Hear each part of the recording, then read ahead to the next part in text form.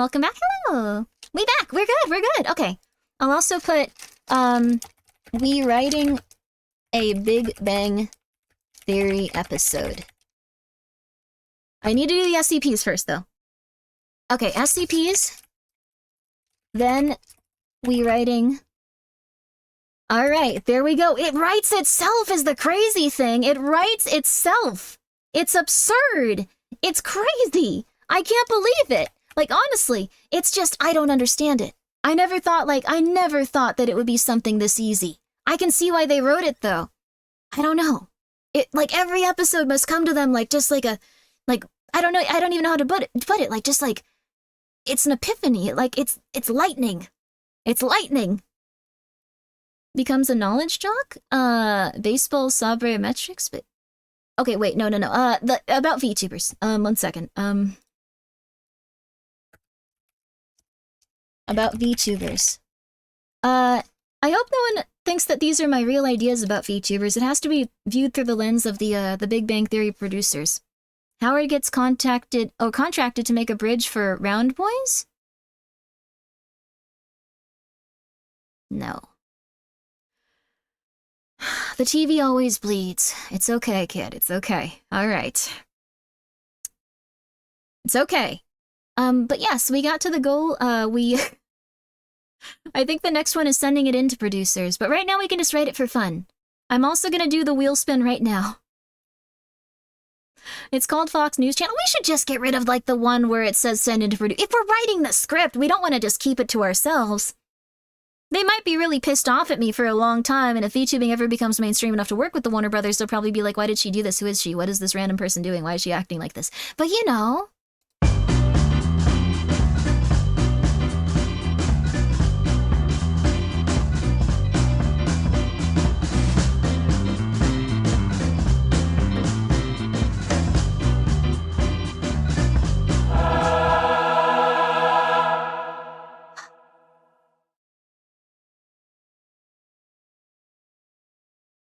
Who's donated 10 subs recently and wants a eulogy?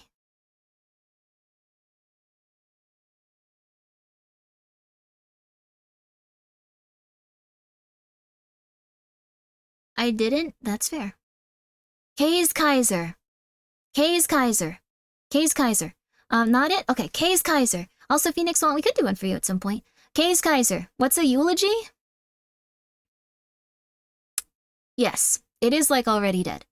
I just wanted to get in there preemptively and make sure they felt special before they passed away. What would you replace Send Script 1 with sub goal for 4,000?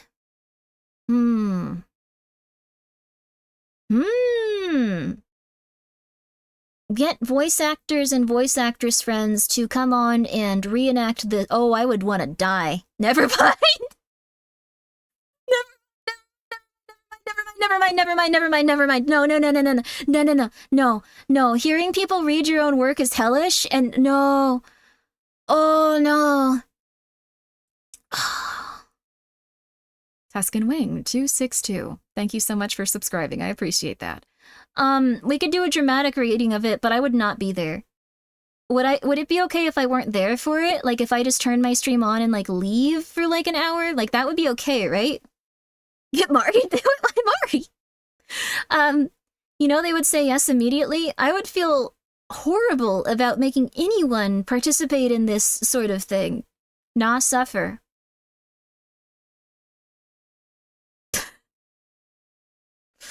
Let me think. If we can find a cast of people that's willing to come on and read for the Big Bang Theory cast... Does anyone even have a Sheldon impression? I feel like he's very one of a kind on purpose. We can deal with that later?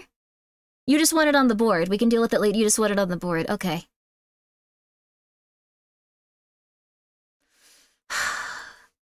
Let me think. Who do I know that might be able to do it? I do torture myself a lot, but okay. Impressions don't need to be good. Heavenly would hate this so much. Let's get it on the board. All right. Okay. We gotta get this on the board for 4K. Okay. All I'll ask Heavenly and a few other people if they'd be down to. Maybe, I think Octo does impressions and, like, does voiceover. Heavenly, Octo. That's two characters. I don't know who they would want to play, but, who else is there? Let's see. Papa Mutt? I don't know if Papa Mutt would be capable of doing this. I feel like he'd be super pissed. Sawa? Who's Sawa? Joel would be a good one, too. Joel would be very good. Lena? Cabal? Siu? I think I might know Siu. Siu is, like, the cyborg guy, right? Froggy? Oh, Vivi! Vivi would be really fun. Froggy and Vivi would probably be down. Grape Sawa? Oh, Grape? Oh, yeah! I don't know if Grape does too much voiceover, but she's really nice. We could definitely get Grape on here, yeah! Vexoria! Vexoria! Okay, Vexoria. Suko, Vexoria. We'll slowly put together some sort of list. I'll see if they're interested. Alright, okay, cool. Let's see. Maybe we can have Peepee Head on at some point if Grape wants to be involved. Like, they could be in the background, yeah. Giga's good at doing improv. Giga might do really good at it, yeah. Although this is gonna be scripted. Siu does a lot of VA work for gacha games? Which ones? Like Genshin? Holy crap, damn. Since it's more of a joke greeting, just ask any of your friends, regardless if they fit the character. That's a good idea, probably. Okay. Alright. I'll ask some people, regardless of if they fit the character, but I want it to be solid and to make everyone there really angry. Okay. Grape Sawa typically does YouTube streaming? No, Grape usually does, like, Twitch streaming. Grape does Twitch streaming. Like, wait, what? Let me see. I'm pretty sure Grape is streaming right now. Monster Hunter just came out, unless she's doing it offline? Is Grape not online? No, Grape has to be online. I refuse to believe that. 1 second. Grape isn't online? With the Monster Hunter out now? With the Monster Hunter out at this exact moment? Oh, different Grape? Oh, I'm not familiar with them then. But Grape is really lovely if you guys haven't checked her out. Okay, she was a bit ago, but she rated. Okay, gotcha. It's the end time. She probably stayed up all night playing it. Okay. They're suggesting people you don't know. Oh, okay. Let's try to figure out people that we know though. Unless like it's like a friend of a friend that I can maybe reach out to. Otherwise, it would probably be pretty hard to.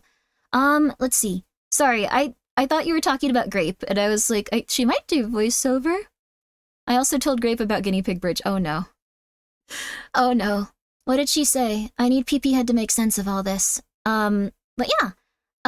Let's see. My follow list was destroyed by Matsurai.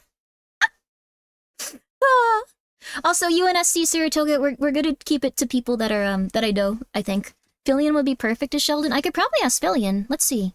You could ask Grape if she wants to anyways. That would actually be really lovely, yeah. Let's see. Lena's on, Coco's on, Nayo's on. I could probably ask all of them.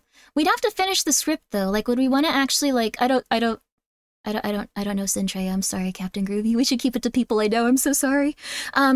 She said it would be, something you do to yourself? Huh? Grape? Yeah, that sounds about right. I mean, I didn't mean to, though. Also, Chibi, Kaiji, thank you so much for gifting 10 subs. Okay. Oh, Save Him's lovely. Save Him's lovely. UNSC Saratoga. No, I've met Grape. Do you mean Grape? Has Grape been in? Okay, wait. If it's Grape and she has been in anime stuff or something, like, and she has not talked about that, we do not talk about that stuff. I'm not really sure what exactly you're saying. I'm so sorry, but we don't talk about Grape if she's been like in something that is not associated with her VTuber. I'm a little confused. I'm so sorry. Ashton would be lovely though. Yeah. But thank you so much. Thank you so much for bringing it to my attention. I'm a little bit confused, but yeah. Okay, lovely. So, okay. For what we're doing here is, I think it's a different Grape. I'm so confused right now. I'm so sorry, you guys. But, Gaze Kaiser. Gaze, you want to be timed out too? Absolutely. If it'll help you feel better. Let's see. Is that a good time? Okay, but Gaze Kaiser. Thank you so much for coming today to hear about our good friend, Gaze Kaiser. You know, wait, there's another grape. Wait, how... Hayes Kaiser, we thank you. We thank you for coming into our beautiful church today to honor this man. Choked to death on a grape. Choked to death on a grape. A man that loved fruit. What type of grape I do not know. There are many. I am very confused, but he went the way that he wanted to. Eating a small piece of fruit, or perhaps a piece of a full-grown woman, I am unsure what's happening. We loved him all the same. We loved him all the same. A good man. A good man through and through. A good man. He leaves with us his wife and 4 children. He leaves with us his wife and 4 children. Lovely people.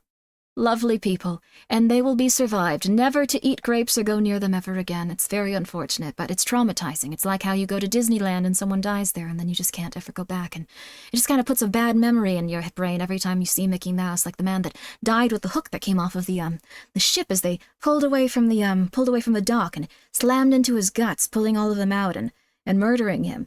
His children and wife will never be the same. But this was unfortunately and fortunately just a grape. So, yes. His family does not need to look at Mickey Mouse and fear the great beyond and fear what they have lost. Yes. They just need to fear small table fruits. There we are. There we are. You zoned out for a minute? Oh. That's fair. Case Kaiser was actually just being put to rest. May he rest in peace. May he rest in peace. The great beyond. May he be in the great beyond. His heart soars ever longer upwards towards the sky. Unfortunately, there was a grape lodged right beside it in his esophagus. Be free, you noble man, you noble man, you noble man, you. Just Kurak, thank you so much for being here for 15 months. I appreciate it. Thank you. That's very nice of you. And Ishonova, thank you so much for gifting a sub. Chibi Kaiji, thank you so much. Chibi Kaji, not Kaiji, I'm sorry. The thing where people gamble. Thank you so much for gifting 10 subs, and please make sure that you take care of yourself in this trying time. Tuscan Wing, thank you for subscribing. Tuscan Wing 262, thank you for subscribing. And Silva Digitalis, thank you for attending today's ceremony. It was very, very, very hard. Very moving, very, very intense, very, very rough. Yes. Thank you, Silva Digitalis. And Brave SJ, thank you for being here for 6 months. I'm sorry, it's 9 months. Hope your Subathon is going well, Grimmi. I can't stay, but I thought I'd drop in to say 9 months up. Oh, thank you! Congratulations! No, Mpreg. No, Mpreg, but thank you. Oh, crap, I meant to remove that one. But thank you, I appreciate it. This is more important than my financial well-being. I will ban you. I will ban you. Do you need to be banned? Do not overdonate or go crazy. Do not overdonate or go crazy. Do not overdonate or go crazy.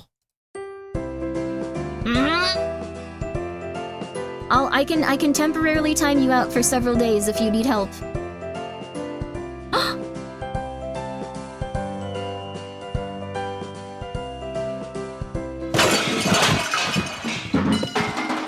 Michael! It's Michael! Oh my goodness! Michael sometimes sits and sinks. It's where he likes to sit. I thought something fell. Michael also usually knocks things over.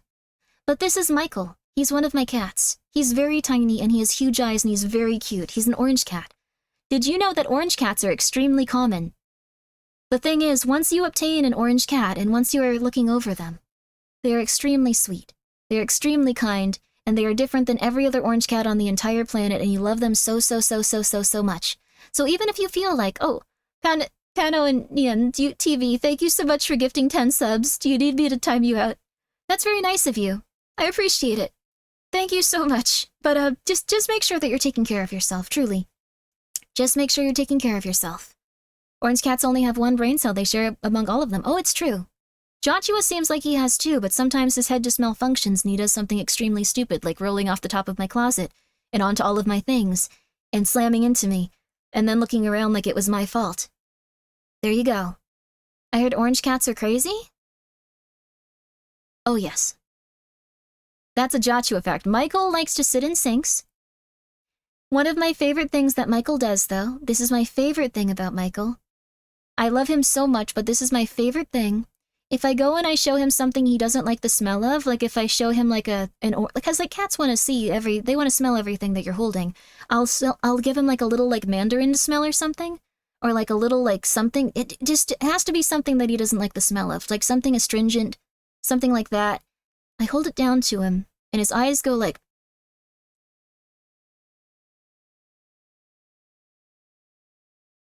And he kind of like looks very offended. And then he'll slowly raise his hand. And he'll just hit it. Like, he'll just hate the smell so much but not want to back away, so he'll just be like, get that away from me, and he'll hit you. Which I think is really funny to do with something that smells. You just reach out and hit it. Like, it's cute. He's like just angry at it, so he just wants to hit it. Ooh. No, he was the one that wants to smell stuff. He always comes up looking expectantly, and like once he smells it, he's like, ew. Why did you do that? Ew! And then he hits it. I think it's quite cute. I love Michael. Put that thing back where it came from, or so help me, absolutely. He's a good kitty. I love my Michael. I love my Michael. He's a good my Michael. God, I love Michael so much. If anything were to ever happen to him, I would go crazy. Thank you so much, Large Winner, for the 100 bits. I appreciate that. Yay! But thank you, guys. Sorry I got so obsessed with the Big Bang Theory stuff for a while. Oh. Ah! Hey, speak of the devil!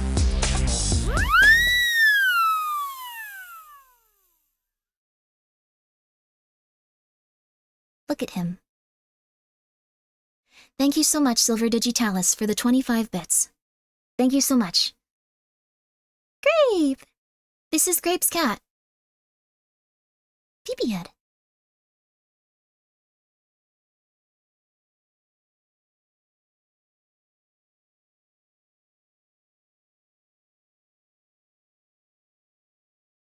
Think about her.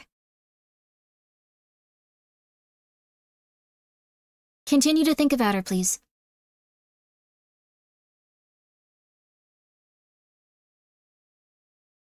She's a dragon. She's like a tomboy dragon that flies around. She's really cute. Her name is Grape.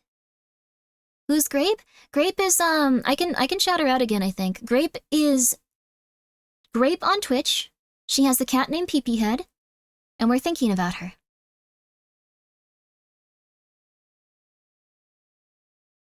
As we look at Peepee Head. Yeah, she has her gigantic tail. It's really cute. She loves Monster Hunter. Thank you so much, Tipsy Slime, for subscribing with your Prime.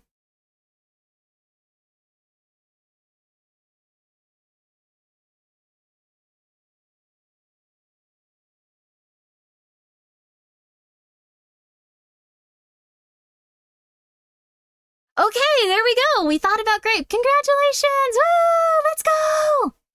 There we go.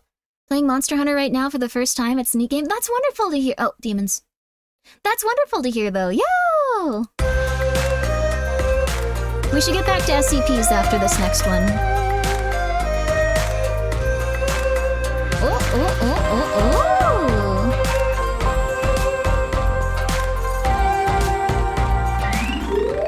That's perfect, actually. Okay. Give me 1 second, you guys. Give me 1 second. That'll actually be perfect. We can totally get on SCPs while we're thinking about this and using this, so... Everyone, please just let me have a moment. Please let me have a moment. I'm going to look a little bit different. My form is going to change somewhat, but it's okay. Please don't worry about it. Please don't worry about it. Okay. All right. Let's go. Let's go. Okay. Oh. Yeah. Oh. Okay. Yay! I hope that you guys are all having a really lovely time. I hope that you're having a really lovely night. Yay! The devil's lettuce? You should not partake of the devil's lettuce. No. Am I supposed to raid Ghosty? Wait, what? Wait, what? Am I supposed to raid Ghosty?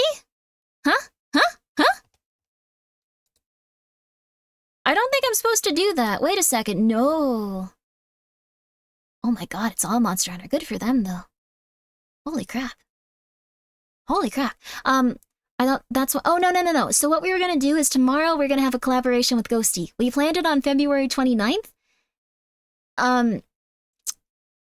That doesn't exist this year. So yeah, we're going to have it tomorrow. We're going to have it tomorrow. Is your mouth moving? It's moving a lot less. It's moving a lot less. So yeah, the collab is in next leap year. Yes. So in 3 years, we will have a collaboration also. But tomorrow we are also going to have a collaboration, I think. So, be ready for that. Let's go. Let's go. Let's go. Okay.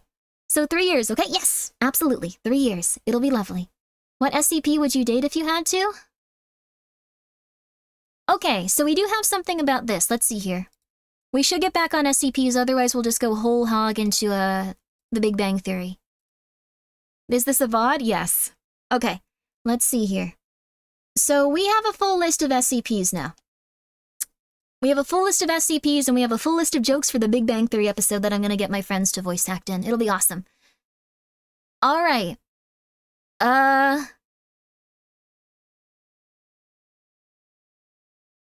Well, SCP-071 appears as the person's strongest, attracted desire. We can read that one and see if it's the case. So, let's see. Okay. Okay, okay. Okay, okay, okay. SCP-071.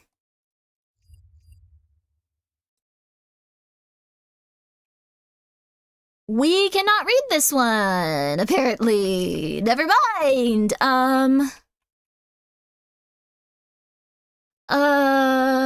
Okay, well, give me 1 second, give me 1 second. Thank you so much, Damavlas, for being here for 8 months. I appreciate that. Thank you. Context. This article contains adult context that may not be suitable for all readers. Features sexual themes or language, but does not depict sexual acts. If you are above the age of 18 and wish to read such content, then you may click continue to said content. I didn't, this is what I always get wrong about stuff. I always assume that there's something that people would never, like, make sexy on purpose, unless it was, like, in a way for, like, to further the narrative of the universe. I think I'm figuring out right now that some people just made things that they want to have intercourse with.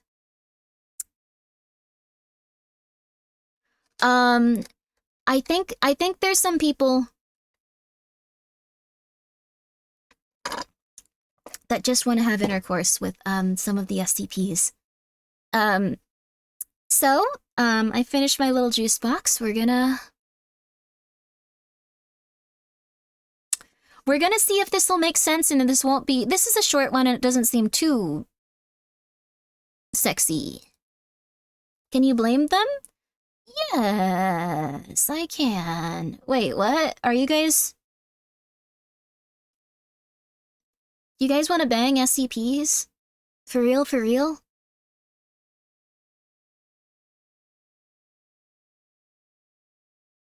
No? Okay, okay, okay. Yeah? I mean, who doesn't? Okay, okay.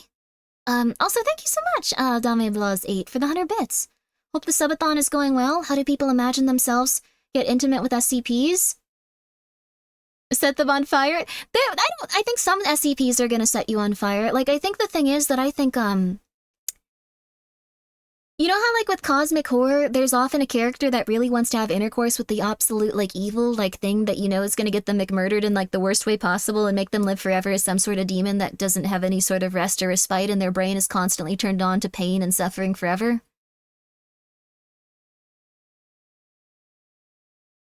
You know. Very specific? No, I mean, the thing is, like, I think about that and I go, oh, no one should have try to have intercourse with anything that looks even a little bit creepy. Like, who knows if that's gonna be the SCP? I don't know, like, right? Like, I'd worry about people. Keenor, thank you so much. Thank you so much for asking that question. It's because it was actually drawn by a specific person who used blue and yellow as the background, or the outline of their emotes. Very nice person, very nice person. I think I can go and find their stuff too, like if you guys would like to commission them as well. Is it like that movie where the woman is attracted to the sea monster? Oh yeah, probably actually. Oh. One moment, one moment, one moment, one moment, one moment, one moment, one moment, one moment, one moment, one moment, one moment, one moment, one moment, one moment, one moment. One moment, one moment, one moment, one moment. One moment, one moment, one moment, one moment, one moment, one moment, one moment, one moment. One moment, one moment, one moment, one moment. One moment, one single moment, one single moment, one single moment, one single moment, one single moment. There you go. Yay! I appreciate you guys waiting so patiently for that. Thank you. It took me a few moments, actually. Bye-bye, Baby Grimmi. Baby Grimmi is lovely, though. Thank you so much for enjoying her. If we didn't want to make... Okay. If they didn't want to make me interested in horrific monsters, they shouldn't have made them so sexy. Well, there's, like, actually this thing, like, where, you know, monsters prey on, like, all of our, like, mental stuff and, like, all of the, like, weird things within our brain. So, like, essentially... Essentially, it's kind of like... I don't know, like, that's an interesting concept, succumbing to madness. But you have to be understanding of the concept of, like, also, like, they could be, like, altering your brain and going, like, oh, look, that one really likes this type of lady. I'm going to eat them, and I'm going to make them suffer for all eternity. Yeah. Pass the Harkness test? What's the Harkness test, huh? Huh? Hellraiser is about horror and pleasure? Yeah.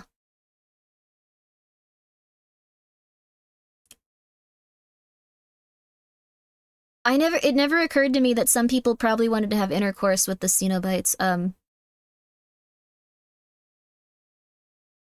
don't like that. I really don't like that. I don't like that. Do you not know? Like, the thing is, they torture you for all eternity and turn you into some sort of demonic thing. Too bad? Yeah. Cenobites torture is an allegory for BDSM. Yeah, that's the thing, but I don't think anyone wants to be tortured on that level for all eternity. It's essentially hell.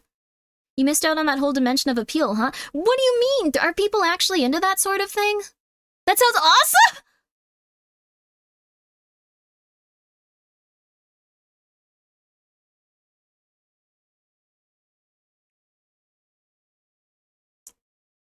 For real? You'd want to be tortured?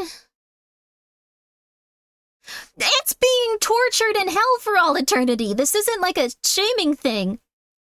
You love BDSM, though? That's how they trap... Oh, hello, little lady. You don't want to hear this type of thing. Cover your ears, cover your ears, cover your ears. Cover your ears, cover your ears. No, no, no, no. Cover your ears, here. There, she'll be okay now. Well... Did you learn nothing from Seiya no Uta? I don't think people want to be in constant pain for all of eternity. What is that? That's a little lady that dances on the table. She's very cute, but I didn't want her to have to hear about all of this terrifying stuff, so you know how it is. A lot of people know what's going on right now, seemingly, not me exactly. Okay. Okay.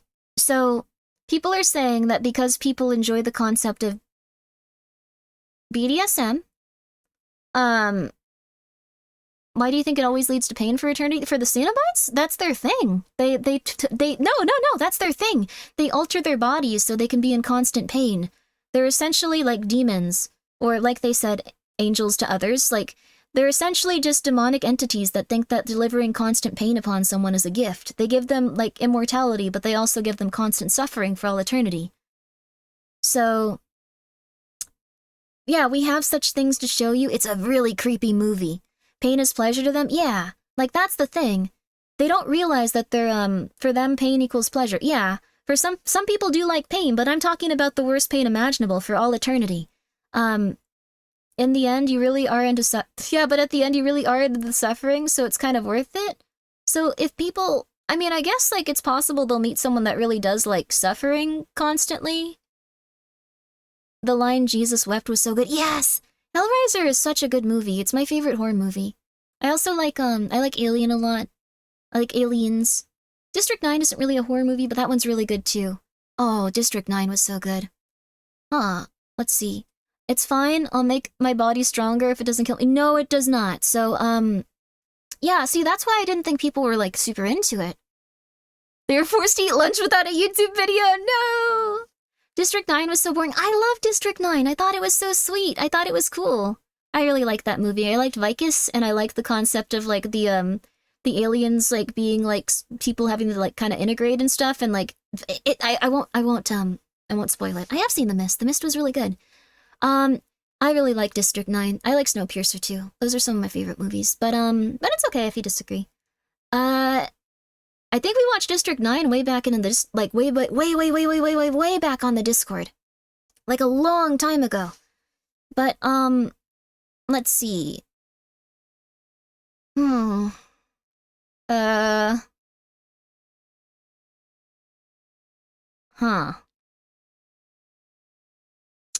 Okay. To put it in perspective, imagine that you accidentally stab yourself in the hand.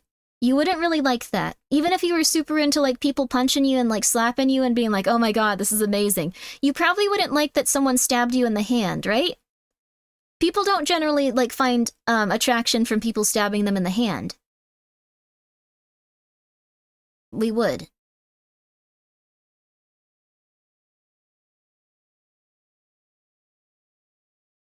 Okay.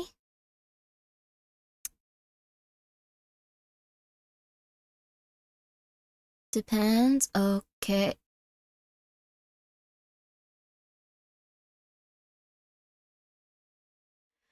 Why would someone want to be stabbed?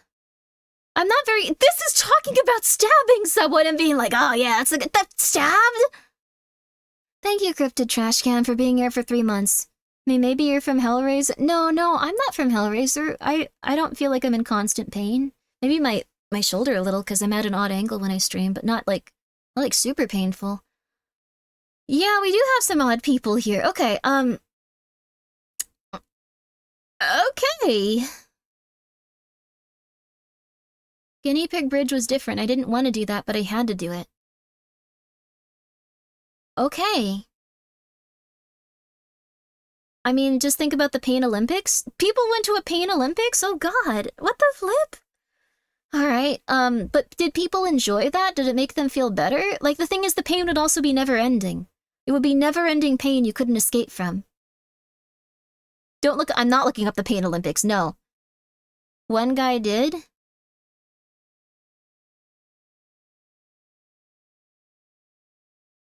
Do not awaken that?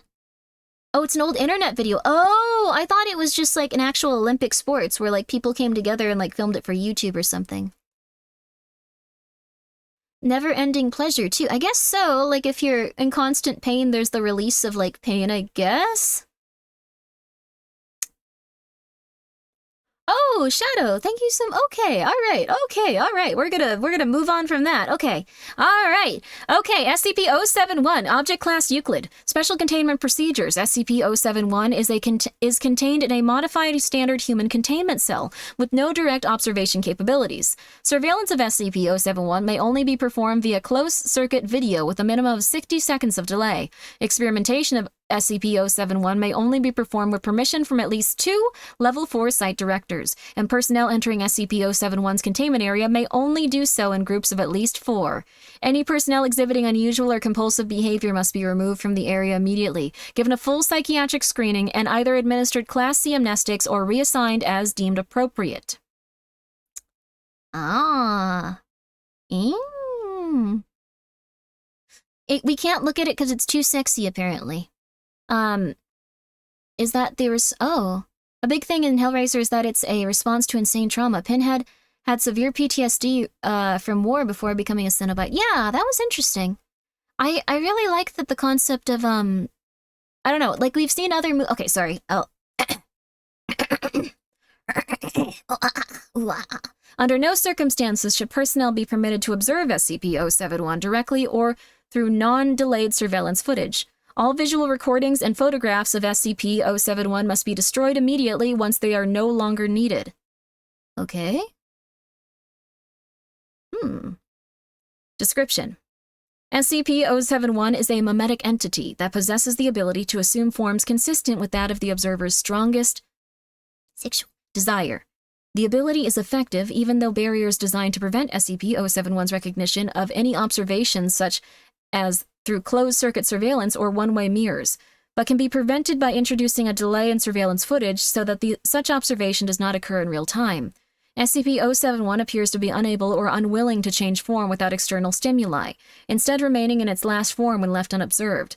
There appears to be little or no limit to the forms SCP-071 is capable of assuming. See Addendum 071-1 for additional information.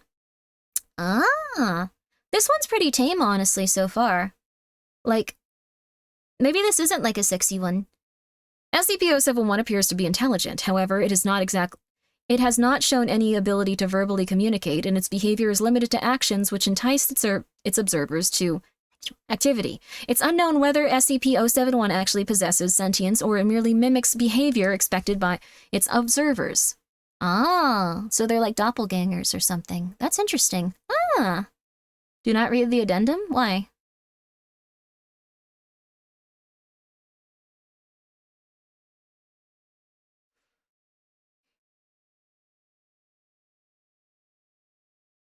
Oh, okay, we're not reading that part. Yep, okay.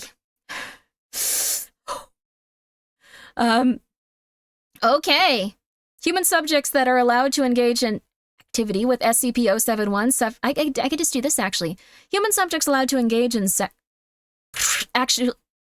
activity with SCP-071 suffered rapid they wouldn't do that, though. Atrophy of muscles, skeletal structure, and brain function, with onset occurring 1 to 2 days after contact. The atrophy persists up to 7 days, dependent on physical therapy administered after onset, though the subject may also suffer permanent decrease in stature, decreased organ function, decreased brain mass, and sterility. Subjects who achieve auto-gratification through via the use of media containing SCP-071, whether delayed or not, suffer the same effects. SCP-071 came to the Foundation's attention on following data expunged. Due to ongoing medical cases consistent with exposure to SCP-071, efforts to remove all visual recordings of SCP-071 from the internet are ongoing. Addendum, researcher's note.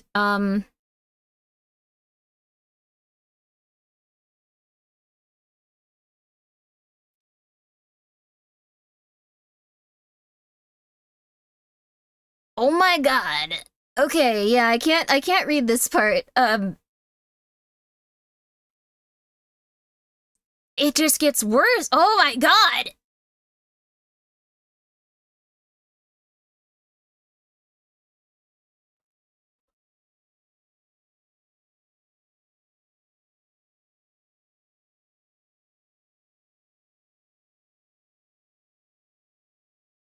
Okay. Oh, oh, wow. Okay,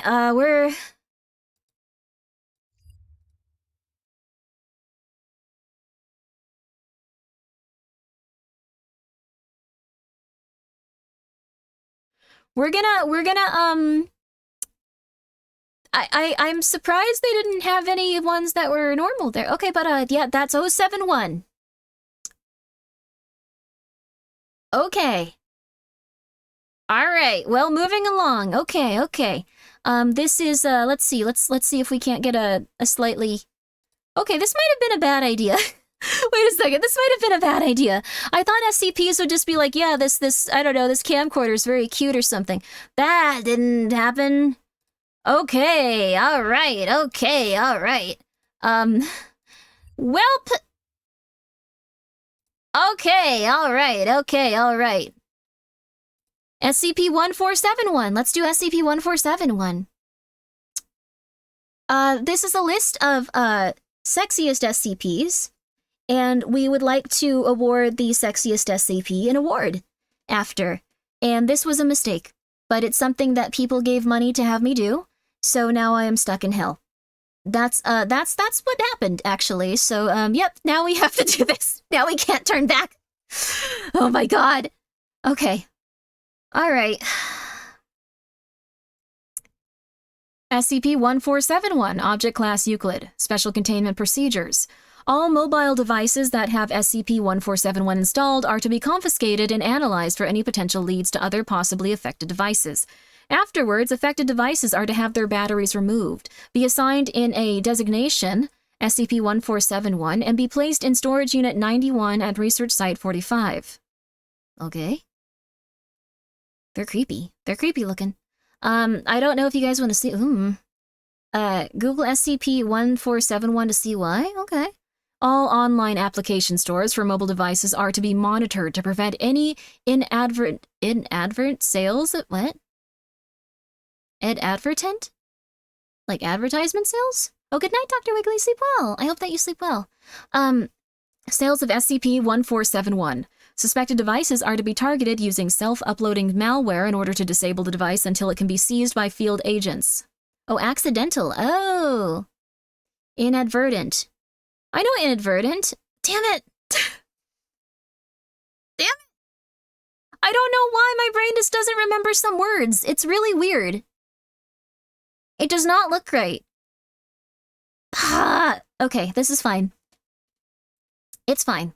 Description: SCP-1471 is a free 9.8 megabyte application for mobile devices named Mal-O version 1.0.100 in online application stores. SCP-1471 has no listed developer, and it is somehow able to bypass the application approval process to go directly to distribution. SCP-1471 is also able to avoid removal by other program manager applications. That sounds like your verbal dyslexia. It's more like I just recognize words like wrong and like sometimes and I go like, what is that? That's impossible. And it can happen with anything. It's really odd. So, when I read it, I didn't think about it twice, never expected the first... Oh! After SCP-1471 is installed, no icons or shortcuts are created from the application. SCP-1471 will then begin to send individual images through text messaging every 3 to 6 hours. All images will contain SCP-1471-A, either within the background or foregoed. SCP-1471-A appears a large humanoid figure with a canine-like skull and black hair. But they have a skeleton face. That's scary. It says foreground. I don't know. It says foreground. During the first 24 hours following the installation of SCP-1471, the mobile device will receive images taken at locations commonly frequented by the individual. After 48 hours... Oh wait, like is it a selfie? So the foreground, like a selfie. Ah. You have a skeleton face too? I don't like that. Will receive images taken at locations that were recently visited by the individual. After 72 hours, the mobile device will receive images of the individual in real time, with SCP-1471-A appearing within close proximity to the subject. Individuals with 90 hours of or minus 90 hours of exposure to these continuous images will begin to briefly visualize SCP-1471-A within their peripheral vision. Reflective surfaces, or a combination of the two. Continued exposure of SCP-1471 after this point will cause irreversible and sustained visualizations of SCP-1471-A. Individuals at this stage have reported periodic attempts made by SCP-1471-A to visually communicate with them, but fail to understand or comprehend these actions. Currently, the only known treatment to reverse SCP-1471 effect is to eliminate the individual's visual exposure to these images prior to the 90-hour installation. To date, no apparent hostile activity has been reported regarding SCP-1471-A. Ah. What is Grimmi reading? People are attracted to this for some reason. No disrespect, no worries. Rudy the dinosaur, thank you so much for subscribing with your Prime. I greatly appreciate that. For some reason... Huh? Archival document 1471-01. Note: SCP-1471 is posted on an application store. Mal-O version 00. Free reviews 0. Description: never settle for those awkward feelings of being alone ever again. Mal-O is an exciting interactive experience that will keep you engaged and intrigued. The anxiety of social situations can be nerve-wracking, but after just a few hours of Mal-O, you will soon forget about all those painful emotions and disappointment. Be part of the new craze that is quickly becoming the next social substitute. Remember, the more you participate, the more Mal-O will engage. Your experience is completely up to you. Absolutely no ads. Enjoy. What is Capone? It looks like this leads to a story. Capone? Capone. It just leads to a random story. Okay. Make sure to Google image search SCP-1471. I don't want to see people banging it.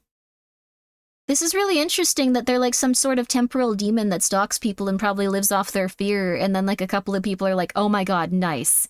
And then like, these is like, oh god. Like, that's how I imagine it going. You can keep safe search off or on. I actually, like, I don't know. I found this out recently, but I have some sort of safe search on, like, my browsers. Like, I don't know what it is, but it took me a really long time to notice people were, like, posting nudie stuff in, like, my tag and ask you guys to use it slightly different. Because I had that on. So I didn't know until people started telling. Capone! I was scared when I first saw him. It happened just as you told me, the messages, the pictures, seeing him around every corner afterwards. I was so young. I wouldn't have lost it. William sighed. By then, he was over the creature following him. It wasn't like it was going to go away, no matter how much he begged or pleaded or attempted to bribe. He knew the best and only solution would be to just get used to Capone being there. At least, he had the solace of knowing he wasn't going insane. Believe me, William, I know many people have reacted the same way. Fear is a more common reaction to the unknown than you'd think. Dr. Laura Brains? Consoled him. These cases weren't exactly common, but they were commonly known. It's not that I'm even afraid of him anymore. I mean, he makes me jump when I see him in the morning. I don't think I'll ever get used to that. It's just, the bad, connotations he has. William rebutted. Huh. Oh no, what happened? What did you do? You got your data expunged too? No! I know that he does, but it happened 2 years ago. I know it's hard for you, especially with your shadow, but you need to carry on. Dr. Brains said. Brains? Kind of funny, it almost sounds like brains. William decided as she continued. God darn, okay. Oh, wait, no, I'm talking. I'm so sorry, I'm really bad at reading this right now. It's been a while. Our session is almost up. We've made some real progress, William. I want you to do something for me when you get home. Do you have any paperwork or anything? I did it all on break. Good.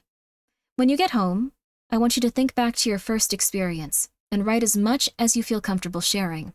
Is that all right? Yeah. Thanks for seeing me. It wasn't too long of a drive from the doctor's office to home. Possibly 5 minutes, if there was a train. He always saw the creature, though, in his rearview mirror when he drove, riding in the back seat. It looked innocent in its own alien way, waving to William as he saw it. Despite everything, William found himself talking to it, like one would talk to a dog or cat about their day when they were alone. It seemed to listen when he talked, and after a while he could swear that it understood. It's hard to tell with a face like that. So all there were to go by were various head tilts and waves, and even then, he had to teach it how to wave. At least I know you're interested.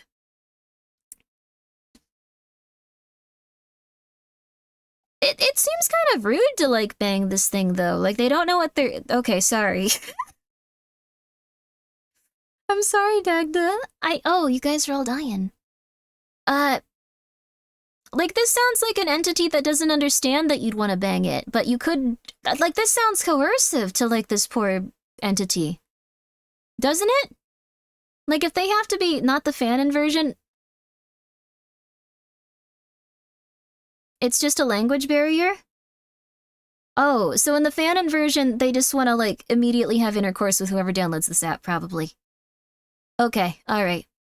Alright, yeah, okay, I get what's happening. It's like a spooky ghost that has intercourse with the person. Okay. Drop the backpack near the door, go to the patio, wave to Capone from the mirror, fridge, drink, chair, crash. William's afternoon routine was more like clockwork than it should be. He thought back to his session with Dr. Brenz. She wanted me to try to recapture the experience when I first saw him, huh? William mumbled as he grabbed a few sheets of paper and a pen. Bit by bit, he pieced together the sequence of events that led up to this point. I've had Capone with me ever since I was 15 years old. I remember that my 20-year-old sister, Sarah, brought up an app that she downloaded earlier at the dinner table one night. She had no idea how it does it, but hazard a guess that it tracks you through your phone's GPS and sends you pictures of places you've been, with a really cute monster placed in the photo to make it look like it's following you. Oh, his sister's a little bit, It didn't seem that weird. I recall that Google Maps could get a decent ground photo at the time, so just add Photoshop to that and you'd have a gimmick. Plus, we knew it couldn't be a virus. The App Store checks every app for things like that before peddling it. The only thing I found legitimately off about it was, at the time, it was both free and adless. Her explanation of it sounded pretty cool to me, so I asked Sarah to help me download it onto my phone. She told me that while my old hand-me-down phone, the flip device, didn't have something like an app store, it was most likely didn't have Malo.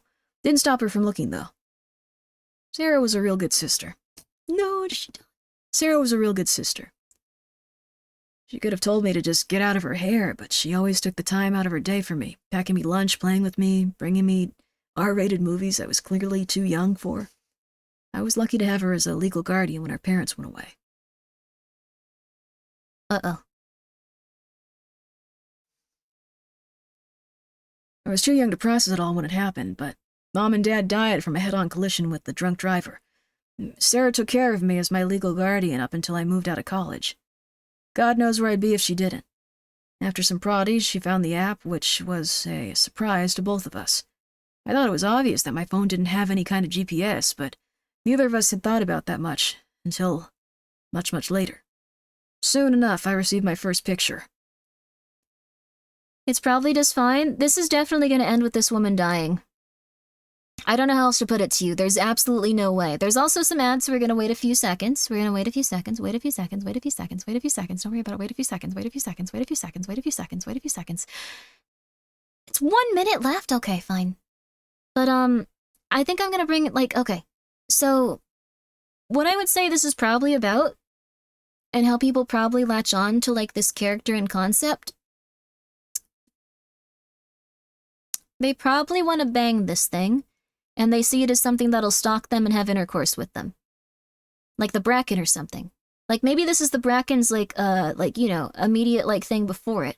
Like, maybe the person that really, liked the Bracken and was, just super obsessed with them and stuff, on Twitter. There's a lot of people that really like the Bracken on Twitter, by the way. It's kind of like that. Like, that sort of thing. Like, monster, flippers that want, something to stalk them and have intercourse with them. So, hit the nail on the head. I see. It's not in the story, though. It's not in the story at all, it looks like. So, what's the Bracken? It's that thing that follows you in Lethal Company.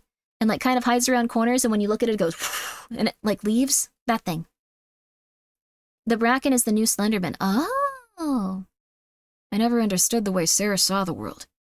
If it was her idea of cute, the photo was taken in my school's courtyard, with the creature I'd soon call Capone sitting on one of the benches.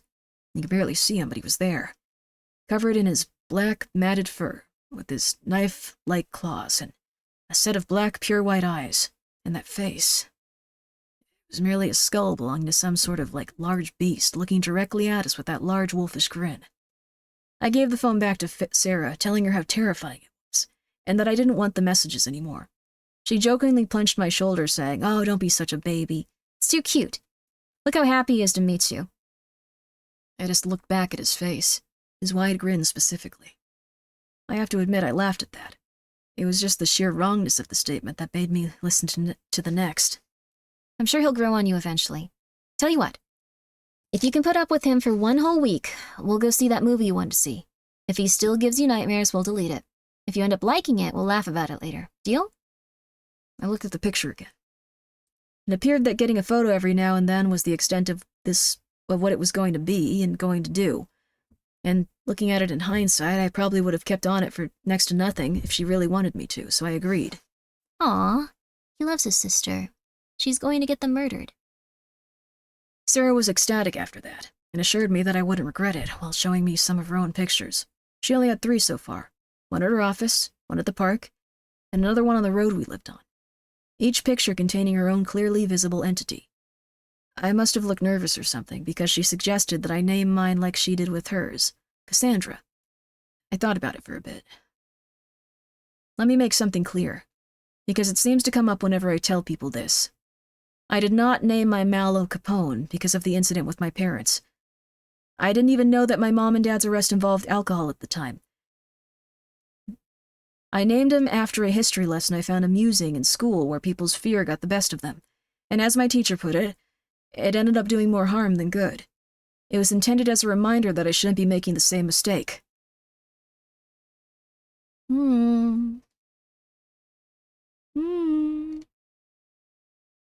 I saw a bit of light in this whole thing after giving it a mock title and thought it wasn't going to be that bad. I went to bed. My normal life went on just a little while longer. I continued to get pictures of Capone for a while, following me at school, the bus, my street, virtually everywhere I went. It wasn't until the third or fourth day when I got called in from class, I was thinking that I was in trouble for something. Even if I didn't know what it was. But as soon as I saw Sarah, that feeling was stifled. She looked very shaken. The instant she saw me, she immediately yanked my arm and brought me into the car. She wasn't looking good at all. She kept asking questions about Capone, things like if I saw him or if I received any photos from him, with me in the images. I haven't checked anything from that day, but when I checked, there were two. I remembered exactly when and where those messages were taken, because during them, I made a mental note that I got some texts from Capone. They'd been sent as soon as they'd been taken. Oh. Sarah knew that we were being pursued by something. She probably had no idea what they were, and I knew she had no idea how they were doing it. She knew that they were where we lived. She couldn't figure out how to delete it. She said she tried everything, but couldn't find a way to get it off. She couldn't even find where the app went. I'm not even sure what we were planning to do, but before we could even fully plan a course of action, I got another text. Sarah froze and stared at me, as if to say, don't look at it. If I didn't, I could still have a semi-normal life right now. It would have been over, the news, within the next week, and we would have known. But I did it. I opened the phone, and there we were, just sitting there, with that fear-stricken look on her face. The photo was clearly taken from the hood of the moving car, giving us a clear view of what was behind us. He took up most of the back seat and towered over me. We both turned around, preparing to scream at the monstrosity behind us, but when we did, the seat was empty. We didn't know what was happening or what to make of it, but we felt that the one and only thing to do that we could was run away, abandoning the car. We hastily ditched the car, ran the rest of the way to the apartment, and locked the door behind us. We locked ourselves in the bathroom and waited. We just stayed there. Even when we got a message from Cassandra or Capone, Sarah would scream at them, asking them why they were following us, and begged for us to be left alone. We felt helpless against them. All we could do was just sit in the bathroom and hope they would go away. The room felt like our only safe haven until we were exposed to them for too long. Sarah started to panic, saying she kept seeing one of them behind her. I wasn't seeing it, though. I was more concerned about trying to calm her down by telling her maybe they weren't really there, and I was about seeing Capone in the mirror, and I convinced Sarah that we needed to leave the room out of necessity. We couldn't stay in the apartment forever. And if they wanted to get us, they would have done so already. We called the police, and here we are. We both got help. But I was the lucky one. Everyone's case was different in terms of interaction, but for me, Capone was always in a mirror, some sort of reflective thing, large enough to show him. He was predictable, and I could find ways to block him out when I needed to. I learned how to expect Capone, and after a while, he kind of grew on me. I used to have a makeshift curtain that I would pull over the mirrors when I didn't want to see him, but I started using that curtain less and less as time went on. Capone seemed to try to interact with me, even if I didn't understand what he was trying to say most of the time. I started to greet Capone with a casual wave as I passed him in front of the living room mirror, and evidently, he started to wave back. He kind of became a constant companion to me, and I adjusted to Capone just as he adjusted to me. My case wasn't as severe as Sarah's. She saw Capone everywhere she looked, around every corner, just out of sight, over her while she slept. Sarah took her own life 2 years ago. I wanted to blame the Mallows for it, but I can't. Following the person who looks at their messages is just what they do. Now every time I see Capone, I'm reminded of what I did in the car that day. I knew I shouldn't have picked up that text. If I didn't, she would still be here.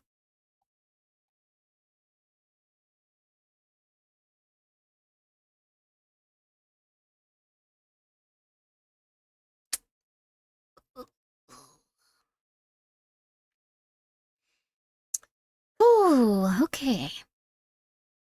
It was almost 4 hours since William started writing, but he almost felt relieved. He never actually told anyone about this in such detail before. The majority of what happened was kept between himself and Capone. He looked up to the creature in the mirror from across the room for a few seconds, and as it gave an old, familiar wave, William was silent for a minute, staring at Capone, then back to his papers. He felt the need to make one last point. But then again, how would I have known? I don't know who made the Mallows or why. I don't even know if anyone actually made the app. Many things like this have been created naturally, or have been given some kind of anatomy, or some kind of anomaly, out of sheer chance. It would make so much sense if the physical thing was to blame, but there's none that I can legitimately find. None on the Mallows, none on me, just on chance.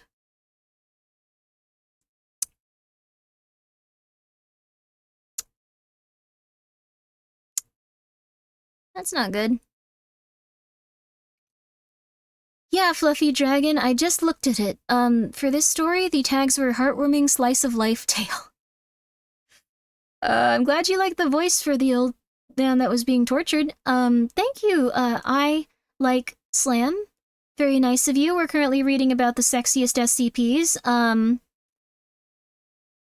Some people found that very arousing.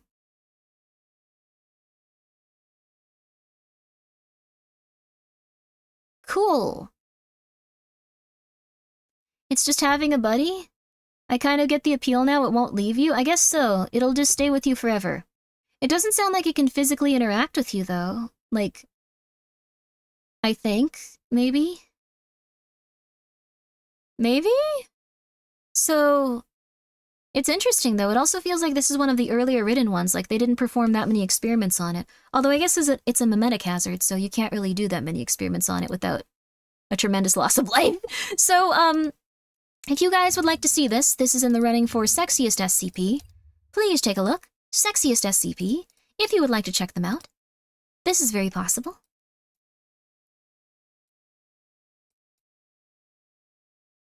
Hello, Robbie Bob. Thank you so much for the raid. How are you?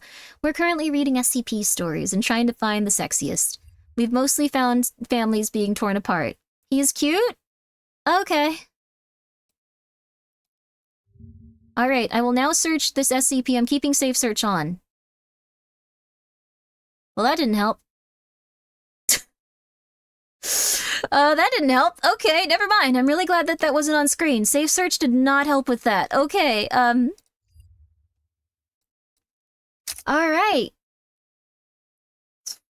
People seem to interpret this as a, beautiful, sexy fellow with a demonic head and skull and stuff. Okay. Or alternatively, they picture this as the largest breasted woman that they will ever see in their lifetime, sending them selfies with the similar head. Yes. Yes, absolutely. Yes. So, if you'd like to check that out, that is SCP-1471. Please go and do so if you'd like to. Huh. Would I join?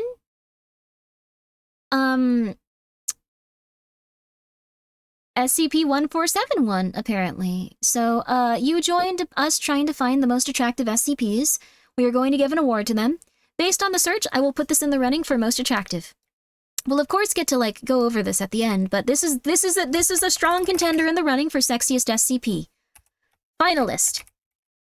Finalist, just because a lot of people want to bang that thing. Okay. Really odd, though. Alright.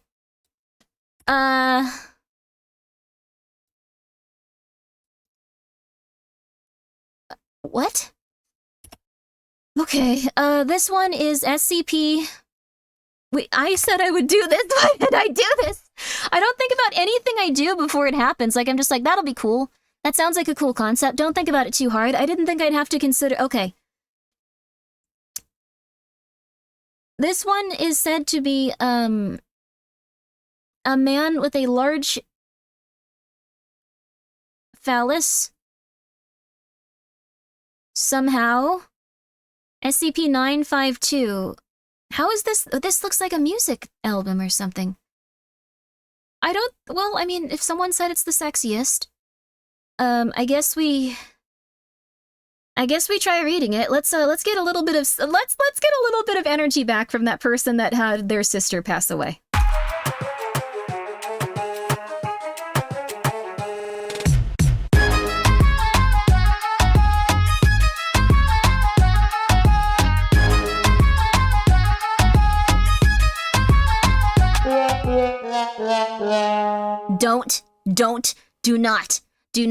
Do not be weird. Do not be weird. Be normal. Be normal. Be normal. Be normal. Be normal. Be normal. Be normal. Be normal. Be normal. Be normal. Be normal. Be normal. Okay. Don't be weird. Don't be weird. Don't be weird. Don't be weird. Don't be weird. Don't be weird.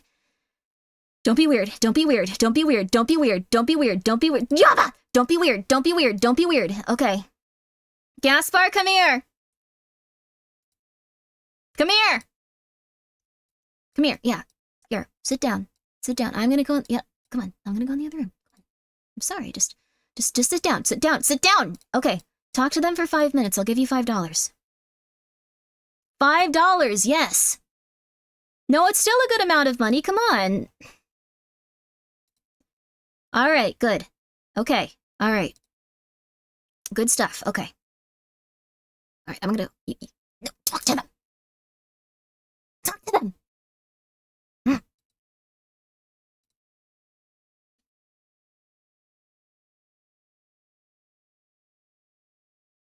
Okay. Ask for 20. I don't want to be here in the first place. I'm not going to interact with you any longer. The next SCP is this guy's monster hog?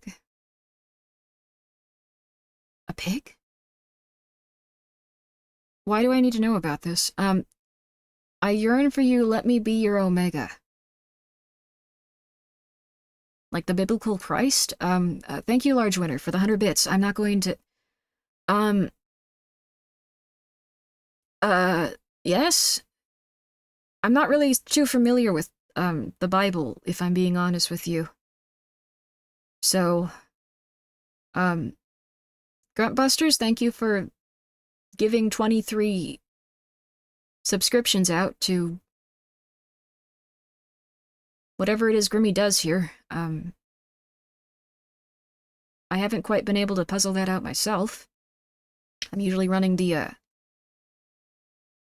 business for paranormal investigations that we have, and she often just ignores to do whatever it is she's doing here. That seems to be working out for her. Thank you for gifting 23 people the ability to do something here with that. I'm not sure what it is. Grimmi sells hot sauces? That's odd. How do you feel about being the sexy twin of the pair? Has it been 5 minutes? Okay, let's see. 5 minutes? 5 minutes? I'm not gonna talk anymore.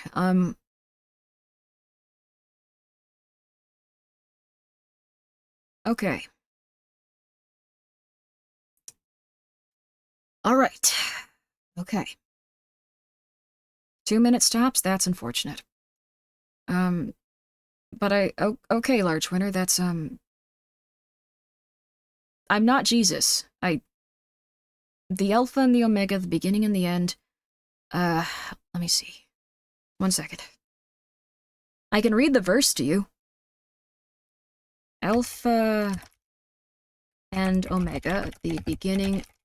Oh, wait, is this that thing Barry told me about? I don't, Okay, let me see. It's lyrics? It's not lyrics, it's revelations. Okay. Alright. This is Revelations 20:13-15. I am the Alpha and the Omega, the first and the last, the beginning and the end. Blessed are those who wash their robes, that they may have the right to the tree of life, and may go through the gates into the city. Outside are the dogs, who practice magic arts, the sexually immoral, the murderers, and the idolaters, and everyone who loves and practices falsehoods. Hello, Salty. I hope you're doing well. Do you still try to draw terrifying women that look like they can eat you? They're unnerving, but I'm happy for you. She's someone that draws terrifying women that look like they can eat you, which is concerning to me, but it makes her happy, I suppose. Toxic Mikkel, thank you for the 100 bits. What are your thoughts on Victorian maid outfits?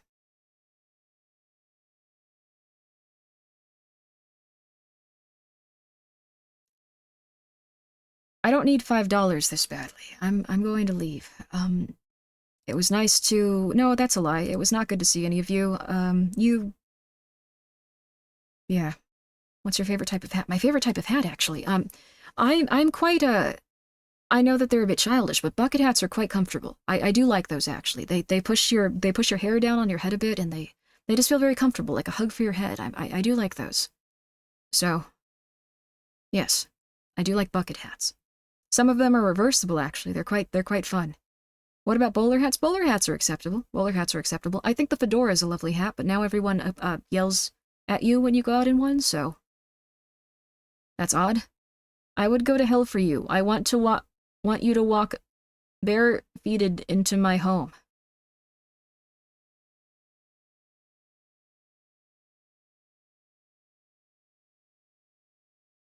No. All right.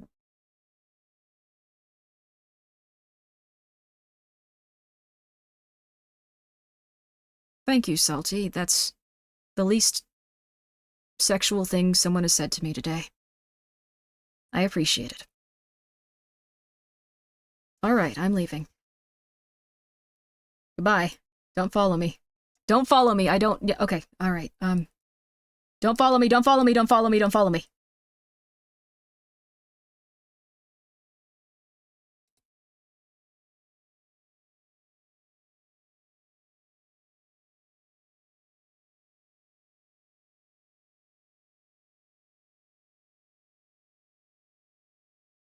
Okay. What'd you guys get up to over here? Was it fun? Did you guys talk about Jesus? I heard a little bit about Jesus. That's cool. I'm really happy for you guys. I thought you were going to be super weird, but you talked about something nice and religious with the young fella. That's very sweet of you guys, honestly. That's very sweet of all of you. I'm very proud of all of you. That's lovely. That's really lovely. Wonderful. He said we needed to find Jesus? Close enough? Oh, that's nice. Gaspar left? Please bring him back? No? No. He was here for 5 minutes. That's $5. I don't want to spend that much on Gaspar. I'm sorry. You asked him about maid outfits. What the hell? No. Okay, wait a second. Gruntbusters, thank you for gifting 23 subs to 23 nice people. That's very nice of you. Make sure you're taking care of yourself. Or to Gaspar. I'll make sure that he has his cut of those subscriptions. He You don't have to worry about that. You don't have to worry about it. I'll make sure. I'm a fair person. I'll make sure. So yeah, that was Gaspar. Guys, thank you so much for making sure that he had a lovely time with all of you. That was lovely, wasn't it? There we go. And okay, I think we're ready. He went on a trip to Mexico. I don't think he has enough money to get to Mexico.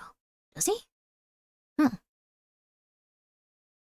Lazy that I said that he should be nice and that if anyone talks to him, he should never say anything rude to them. He's not going to say any curse words. So yes, we do call him Large Winner in this home. He must refer to them as such. If he does not, that is unfortunate. Unless Large Winner would prefer if he called them another thing. I guess I can ask. I don't really want to do that.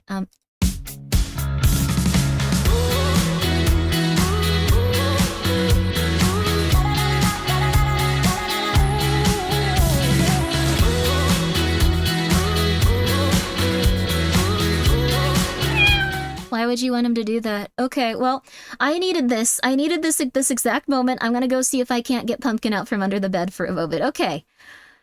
All right, that's a lot to think about. I'll consider telling him. Also, no, he will curse if you just ask him to. He just doesn't really do it naturally, so,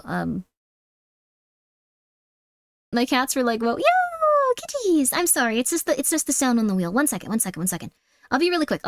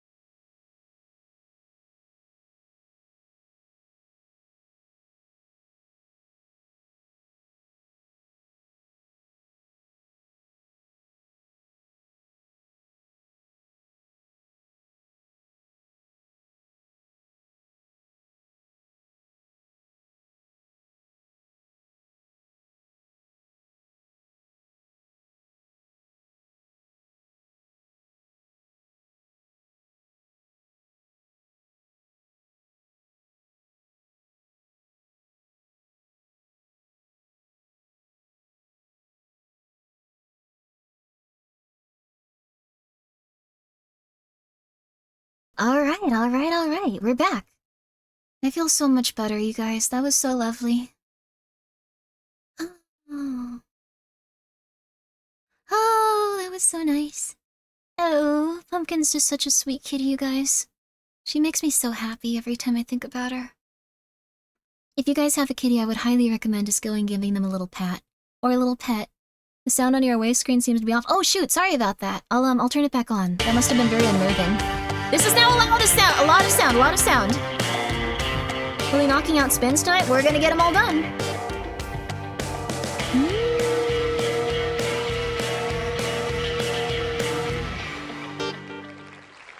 I don't know whose choice this is. I miss having cats very much. I hope you can have another kitty someday. I really hope you do. Cats make my life so much better. If I don't have a cat in my life, I go completely insane, like, extremely quickly.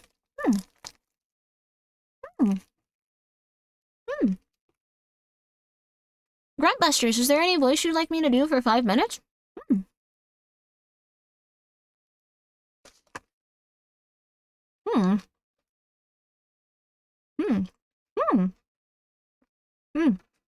It's all Gruntbusters, though. It's their decision. Thank you so much. All right, that's so nice, you Gruntbusters. I really appreciate that. Sorry, I was just having a little bite of my sandwich. I haven't eaten anything today, my God. I feel like when I do this whole streaming thing, I just get way too excited. End up eating way too much, like way too little, actually. I don't eat hardly anything when I stream. It's unfortunate. Hard to get out of the habit, though. And then you start to feel real sick after a couple of hours. Oh my God, you have to make sure you're keeping up with that. Whenever you eat something, you sound like it's your first time experiencing flavor. It's awesome. It's exciting. Getting to eat something. Getting to have, you feel the cucumbers in it. This sandwich has cucumbers in it. It's real fancy. It's real fancy here. Going in for another. Here I go. Dipping in again. All right, one more. I'm gonna have a bit of that cucumber this time. Oh my God.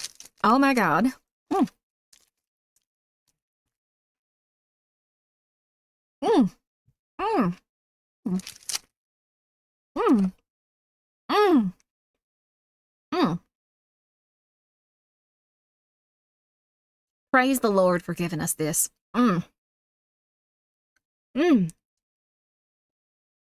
Hill Foxtail, I don't know what you're up to, but I know what I'm up to. I'm having a delicious sandwich. Oh my gosh. Is my accent a joke to you people? No, not at all, sweetie. No, not at all. I wish I had this accent. It's just so sweet. Oh, it sounds like a rattlesnake because I have like that little paper wrap around it. Sorry. It's okay. It's okay. It's just, if you ever make sandwiches and you'd like them to not fall apart if they have very messy ingredients, you got to get yourself some paper to wrap them in.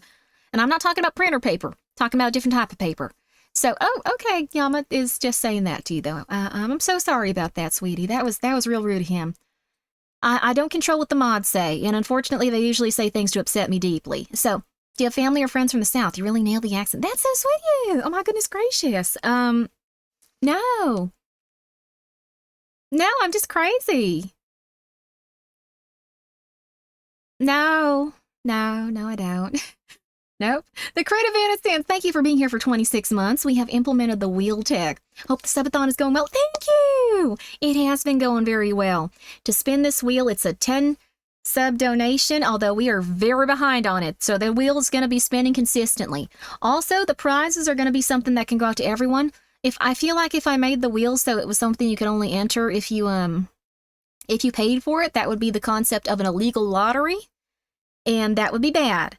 So, I did not know that until a few months ago. So, yeah. Actually, yes, I do have a Valley Girl accent usually. No one can really tell. But I say like and I get confused a lot and I cut off really easily. It's just there and no one's going to ever notice it because I have a squeaky voice. But if you were to hear my voice a little bit lower, a little bit more natural, you'd be like, oh, that's concerning. Yeah, she's just a little Valley Girl. That's fun. But let's get going here. Okay. We're gonna see what we're doing next for these SCPs. Why do we have Bible quotes up here? That's very strange. Oh, I also see that there's been a few more Uwu Market orders. Uwu Market. Uwu Market. I'm so sorry. Is that how you say Uwu Market? Uwu Market. Oh, I don't know. I don't know. But, let's see here. I gotta check up on that afterwards. If I can do that afterward, that would be perfect. Okay, that would be wonderful. Okay, let's see here. This is a very interesting website. I can actually see what you guys were saying to me when you gave me a note as you've checked out. That is too fun. Oh my goodness. All right. That's wonderful. That's wonderful. That's wonderful. That's wonderful. Very happy to hear this. Okay. That's so sweet. Thanks for the entertainment from Norway. Bob_DV in chat. Norway? That is so wonderful. It's cold there, right? I think the cold is so wonderful to be around. Just for a little bit. Just for a little bit. Not too much. Not too much, though. But that is so sweet. Can you read the addresses? I actually don't have access to the addresses. Uwu Market is not personally sending me your addresses, nor your credit card numbers, okay? That's something we should probably put on the table right now. They have a system where if you leave a note for the streamer, they can see it. They do not get your address. They do not get your address. Okay. No more XL2 shirts left. Let me see what they said about that. Let me see what they said about that. I don't think they've worked on that yet, but I'm going to see if they can. I'm going to see if they can. Don't you worry. Don't you worry. But in the meantime, let's get on backtrack to look at all these SCPs. Okay. All right. SCPs. Let's see right here. Okay. All right. Also, thank you so much to that person that bought a bottle of saucy sauce. Appreciate that. Just saw that on my email. Okay. That one doesn't have notes, though. That might be good to look into. All right here. This next one we have coming up is, has a content warning for,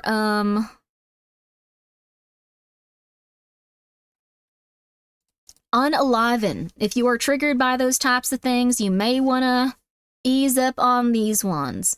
Easy peasy sounds very vegan. Oh, easy peasy is a very nice phrase. You've never heard that one? Oh.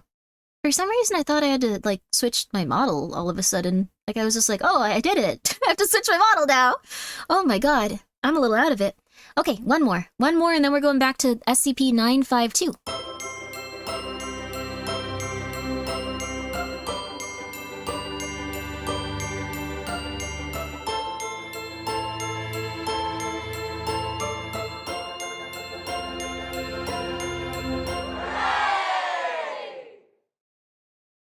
don't speak Spanish. What the hell is this? Okay. I know what to do, though. I know how to do it. So everyone, please remain calm. Things are gonna get a little bit different here, but we're going to be reading the SCP right after they get different.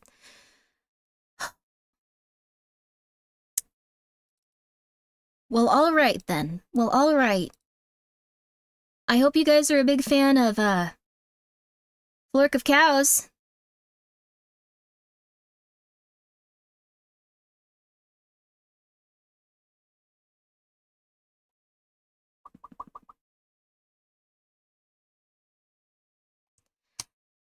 Oh, yeah. Yeah. Yeah. Did you say of cows? It's cows, right? Wait. Was it crow? Wait, Flork of crows? My brain malfunctions sometimes, Flork? Yeah, Flork of cows! Oh, you scared me. You scared me. You scared the absolute crap out of me. I just realized that's a weird thing to say to anyone. No, Flork of Cows is a person that makes, comic books. They make comic books. They actually have their own VTuber agency, too. I think Yomi, the witch, came by here the other day. Snoozy has as well. They're all really lovely ladies, and I'm sure that they would really appreciate it if you wanted to go check them out and support them. There's so many lovely little ladies. Lovely little ladies. So, please do. And then there's also the nice, the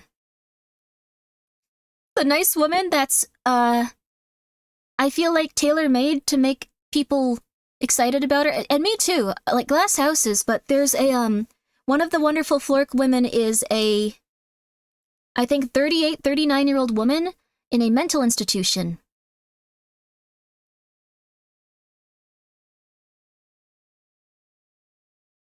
What happened to the original Flork of Cows model? This one was, unfortunately the rigging was too much to handle on my computer. As you all know, like, the rigging on that model was, like, some of the best ever. It was almost too good to see, so... Don't do tax fraud.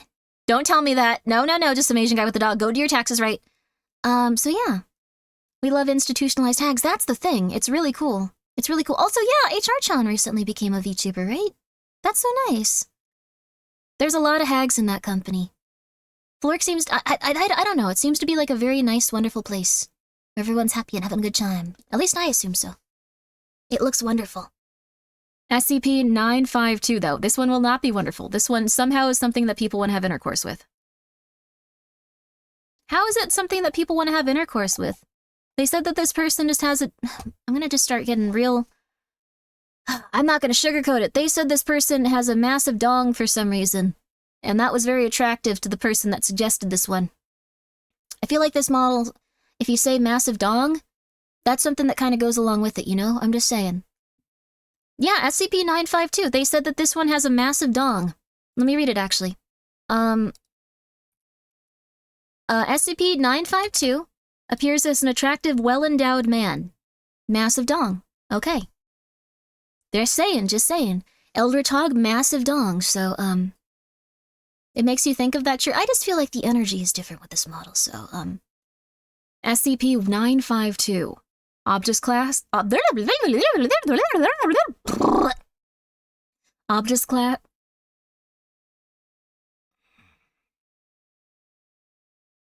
Object class. Keter. Special containment procedures. Musical projects under the effects of SCP-952 are to be terminated as by any means possible. Any physical... How is this one related to... Any means... How is this related?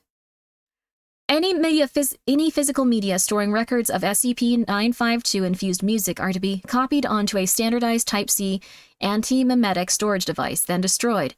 Maybe this person got it confused? Venues that have hosted SCP-952-infused musicians are to be closed until such a point where it can be confirmed that none of the staff are affected.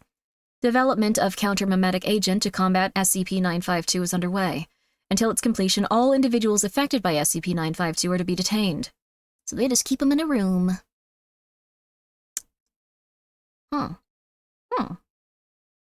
Mice?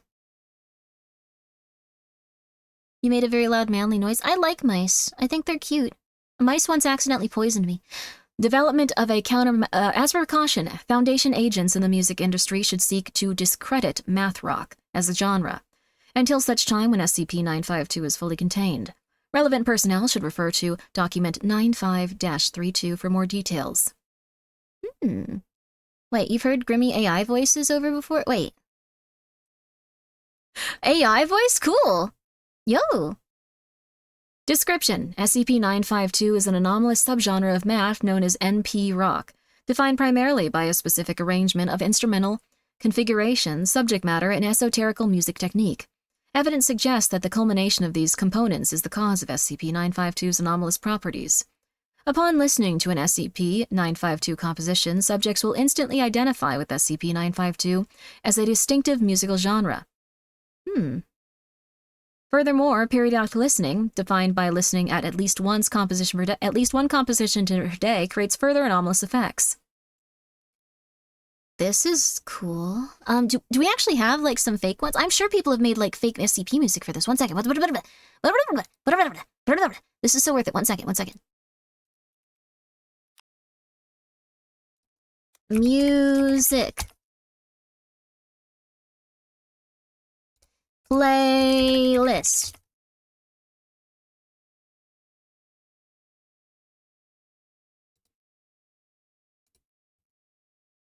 Hey there, I'm Dr. Ethan, and today we're going to check stuff to infected. No, Dr. Ethan, I want the music. I don't want you.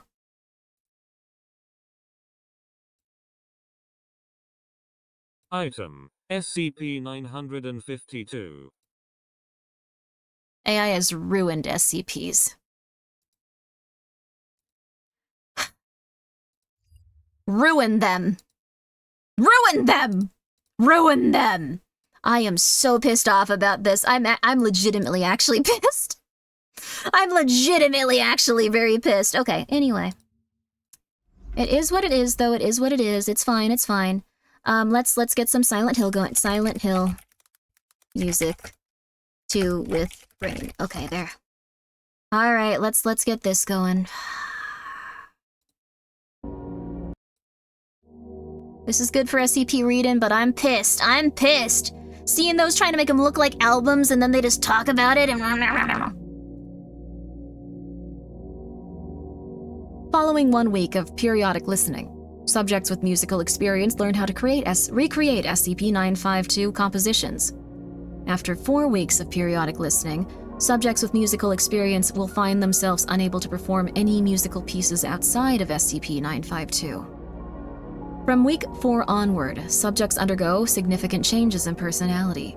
Such changes differ between subjects, however, in all cases, it's been observed that existing romantic relationships become completely untenable. From week 12 onward, listening to any SCP-952 composition produces marked distress in the subjects. The earliest known instance of SCP-952 appears to have been Highway Ash, an album released by a band known as House of Spades in 2000. As of 09/28/2000, it is estimated that at least SCP-952 compositions remained uncontained. Huh. Someone made a song about an SCP? That's interesting. It's interesting. It's a useful tool, but people decided they wouldn't have to. I'm just a little bit pissed because I wanna hear the music.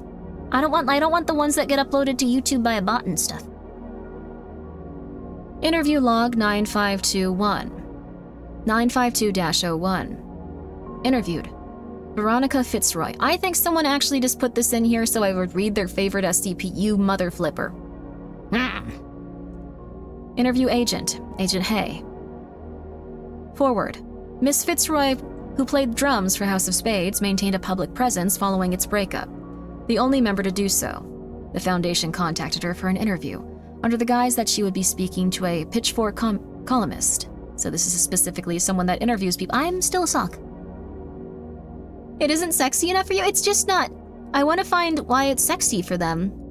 Like, I'd be totally okay if it was just music is sexy, but like, it seems odd that they'd go like, yeah, there's a dude with a massive slong. Yeah, you know, it's not that I like music and not attracted to the music. There's just a dude with a massive slong in here somewhere. Don't worry about it. Like, that's okay, but like, be honest about it. Come on. Like, Just say that you want to bang the music. Good morning, Miss Fitzroy. Please, Margaret, call me Veronica. Miss Fitzroy was the long-dead historical occult figure whose name I stole. Too wordy? Izzy was the lyricist, but nah, Veronica's good. Very well, Miss... Veronica, apologies. Well, to start off, I actually wanted to talk to you about your work in House of Spades. I listened to it, and I have to say I'm impressed. It's nothing like anything out there, at least from the out there I've heard. Thank you. Yeah, that was probably some of my best work there. Got a favorite? Self-titled? Highway Ash? David Cameron...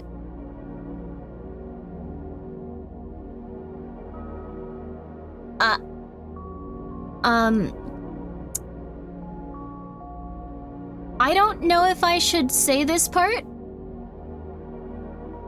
Okay.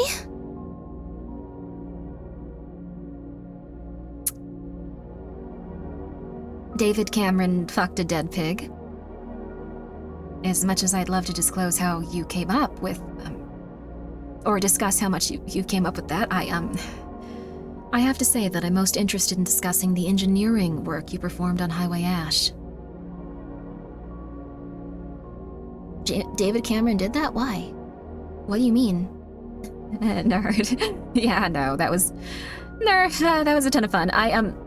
But I can't really be taking all the credit for that. Jack was pretty much the eyes to my hands and vice versa. Izzy helped too, and Sarah, at her moments of useful idiocy.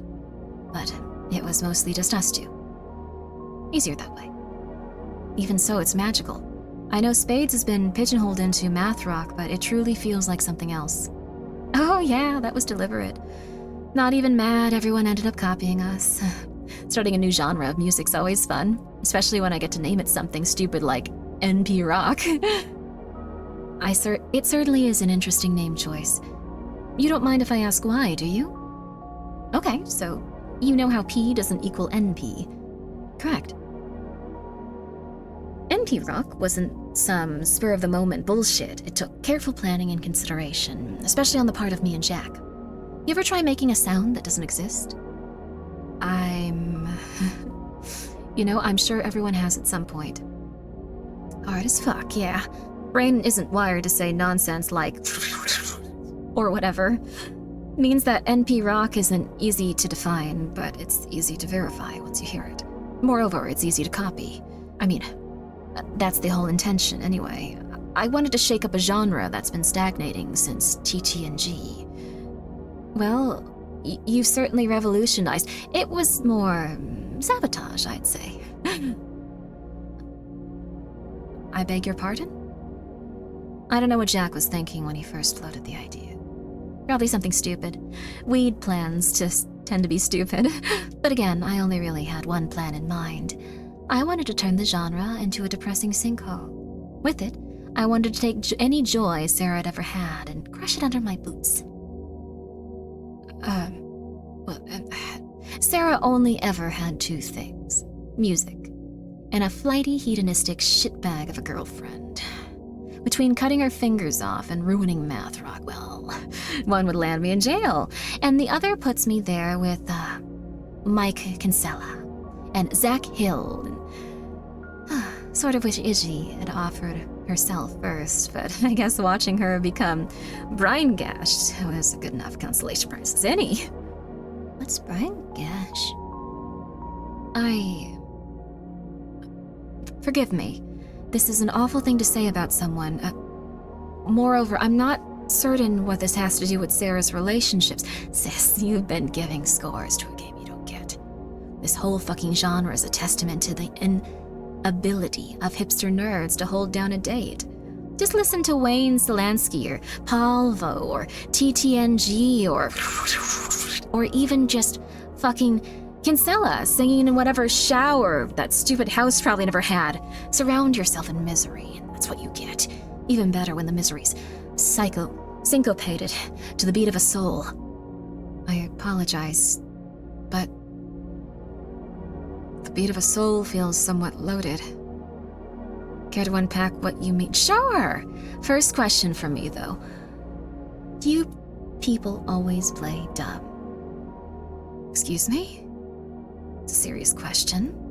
Every soul operates on a similar frequency. The key is reaching out to whatever that frequency is, and right now, you're blaring out narc cycles per second.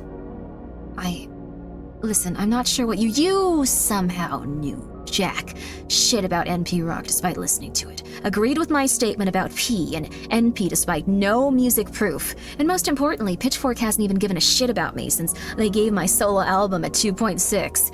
You're either some government occult coalition G-man, in which case, holy fuck, you're bad at this. Or one of the Brian Gash girls, which is fucking rich considering that killing me won't bring back Sarah. And I know, because Ashley's still dead. Ma'am, are you okay? Is that what this is about? You were just checking up on me? Well, tell Izzy she won. She fucking won. After all these years, I'm a miserable hag who threw away her shot at a happy life for the sake of petty revenge. But guess what? Sarah's still dead. And Izzy will never tune a bass outside of again. So how's that? A loud crashing sound can be heard, which Agent Hale reports to have came from Fitzroy flinging a vase at the wall behind her. Several seconds of silence follow before Fitzroy settles back into her chair.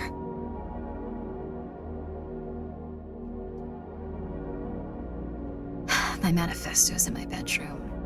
My will's on the kitchen counter. It's been a pleasure, man.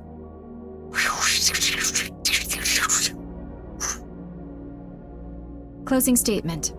Immediately following the conclusion of the interview, Fitzroy pulled a revolver from under her cushion and shot herself through the temple. As of 2000, Miss Fitzroy's will has been declassified.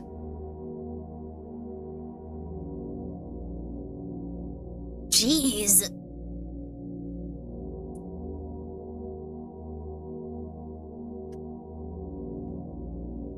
This feels like a self-insert. I guess they made themselves crazy, though. Document 95202. I, Veronica Catherine Fitzroy, being of sound mind and body, enough to execute my own damn will, as witnessed by Brad Cameron and the man in bandages, both of whom can deal with the legal bullshit later, declared a division of my estate as follows. To Jack of Spades, who knows who he is, and to Madame Brinegash, who also knows who she is, I bequeath the soul of Sarah. Have fun fighting that out. Bottom-feeding parasites. Also to Jack of Spades, who once again knows who he is. I bequeath ownership of my share of House of Spades royalties for all associated albums and EPs, except self-titled, which was a hack guitar work and you absolutely know it. A considerate thanks for helping me program the logistics of Highway Ash, knowing full well you'd never get your disgusting squid dick wet again. To Anna. I bequeath you a copy of Confronting Drunk Driving by H. Lawrence Ross. If you're anything like your sister, I'd read it page to page. To the goddess of Cinder, who holds my beloved Ashy, I bequeath my soul, knowing full well it won't make the journey. And finally, to Brad Cameron, I bequeath everything else. You were truly the best among us, and I'm sorry for booting you from engineering for the sake of a 3-year suicide.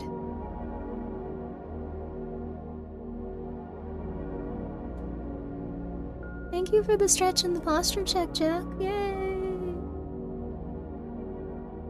Oh, bequeath. I should have said bequeath. I'm sorry. Bequeath. Bequeath.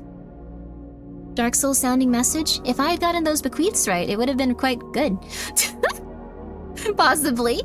Unfortunately, no. The man in bandages? Oh, I did? Oh, you mother flipper! The man in bandages. The identity of either witnesses has yet to be verified. Huh? This person just wanted me to read their favorite SCP, I think. Well, good for you. You tricked me. Tape 1?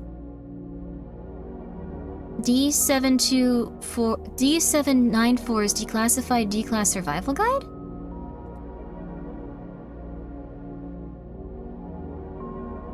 What is this? Oh, this goes over everything. SCP original character Torment? Torment? Another tale? This is kind of like one that goes into like a different story and stuff. Like it's not just the SCP records, it's like someone transcribing like some sort of book or something. What is the SCP number? SCP-7294. This is quite interesting. If you like weren't the type to like look through everything in the margins, you might even completely miss this. The whole rabbit hole there? Yeah, so I guess this is the person that this person was talking about. This is interesting though, this is interesting. This is gonna take us quite some time to figure out which SCP is the sexiest though. I think we're going down another rabbit hole, of which we will never know until we completely figure things out. It's a whole rabbit hole. Yeah. SCP-983? Okay, we can narrow it down SCP-983 too if it's sexy. And 952 if it's sexy. One second.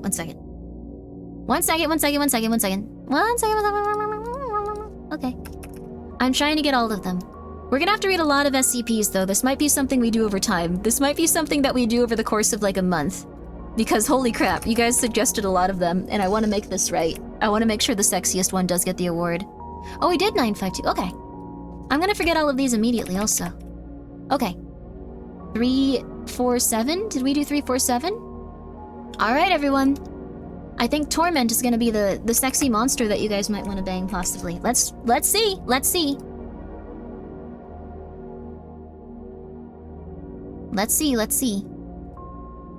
Alright. Also, let me just throw this in here. Let me just throw something in my mouth.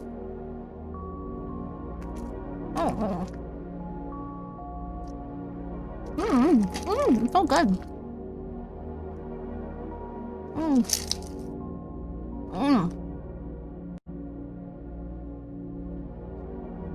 I don't know how you guys aren't excited to eat food.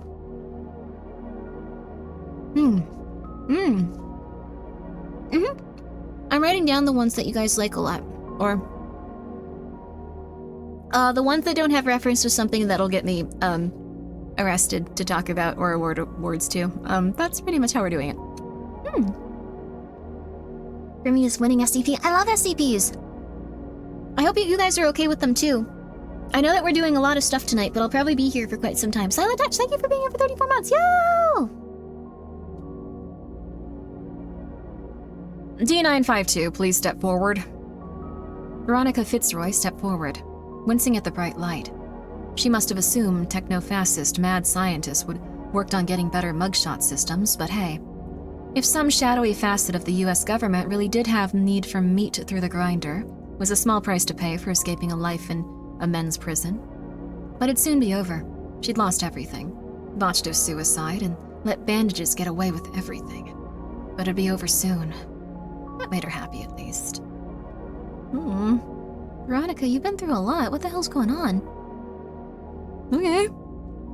Thanks for reading my bedtime stories tonight. Oh, get some good rest.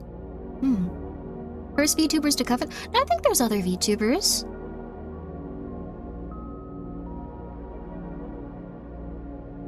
Wait a second. Do other VTubers not read SCPs? There's gotta be at least a few. But thank you so much, Silent Touch, for being here for 34 months. That's a long period of time, and I'm glad you've been enjoying it. Not many at all?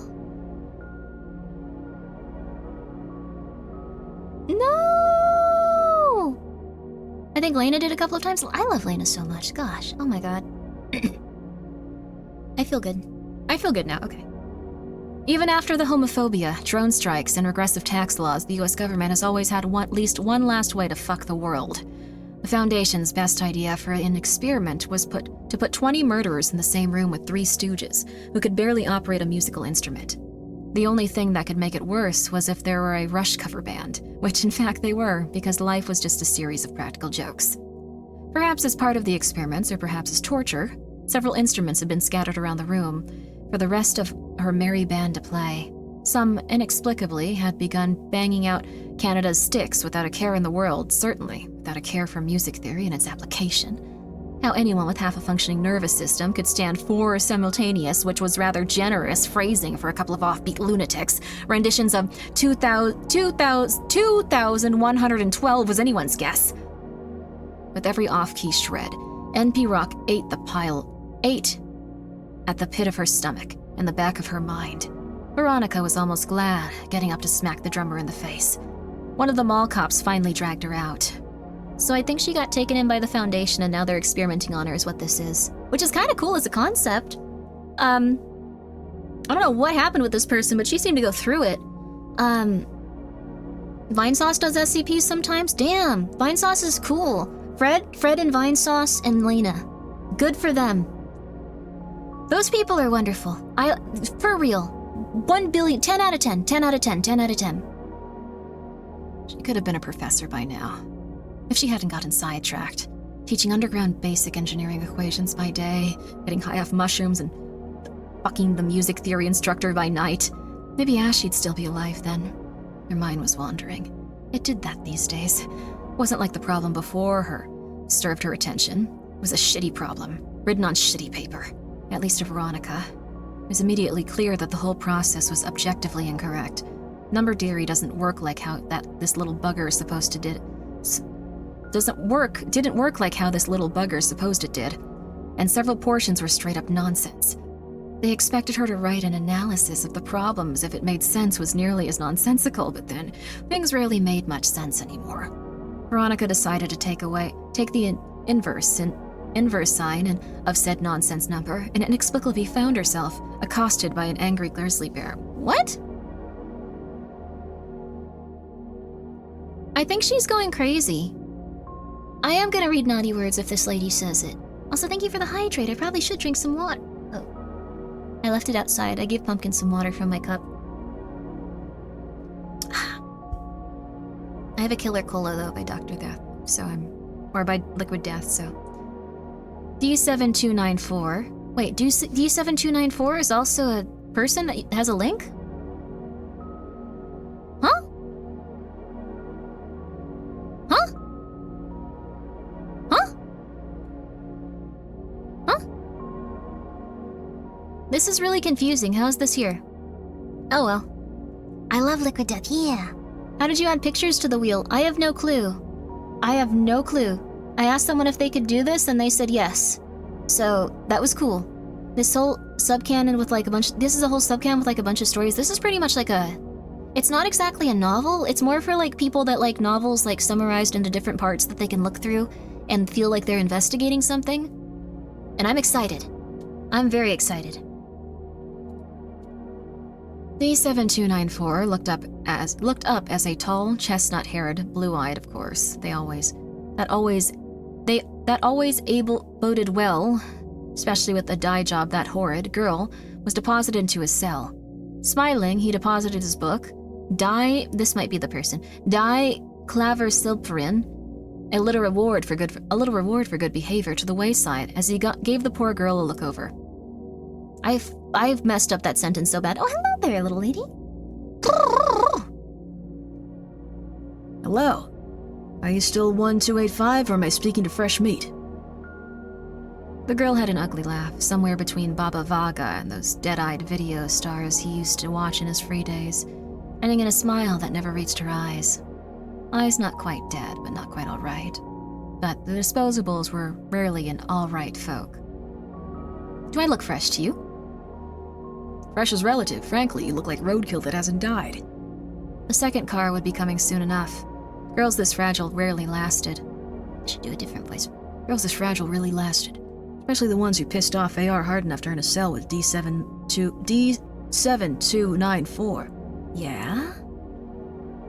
7294 swore he could spot the slightest bit of amusement on the wretch's face. Dead on. The amusement quickly faded from the girl's face as she collapsed into a slump on the corner. Just waiting for the right thing to do me in. Ain't taking them long enough. 7294 almost felt something. A vestige from a dozen lifetimes past, perhaps. The memory drugs rarely erase the imprinted memories left. What a dumb animal. Huh? This one has another one. Wriggle like an effing eel? How are you supposed to read this? This is confusing. Oh. Okay. I think we have to read the person that's speaking to her now, and then we have to read wriggle like an effing eel to understand this? Okay. Alright, we're reading some more SCPs. SCP-847. SCP-847, Object Class Euclid. Special containment procedures. SCP-847 is to be kept in a reinforced, modified human containment chamber. For the purpose of ongoing behavioral studies, the room is to be fully furnished with a bed, dresser, couch, table, chair, full-length mirror, sink, shower, toilet. The floor of the chamber is to be constructed with 1 centimeter exposed beams of copper, which can be electrified remotely to a minimum of 50 kilowatts, kilovolts, potential. A 50 centimeter squared safe zone at the rear right corner of the containment center chamber is to remain free of copper beams in the case of a personal inside containment during disabling of SCP-847. No meals are to be provided. They don't feed him? What the flip? What? Who wrote this? It's interesting, though. I feel like it's not something what I expected, but it's interesting. All personnel posted to SCP-847 must be armed with a shock baton, rated at 30 kilovolts or greater. Only men, crossed out, only XY males identifying as such are to be assigned to or permitted within a 50-meter radius of SCP-847. What?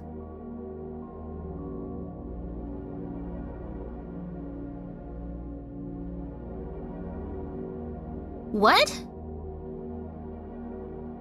Huh? Alright.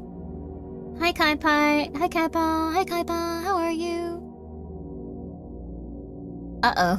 Okay, well, I have no idea what this next stuff coming up means, but, After the results of experiments 847G, upon order of the Ethics Committee, intersex, transgender, and non-binary personnel are prohibited from working with, handling, or approaching SCP-847 for their own safety and well-being.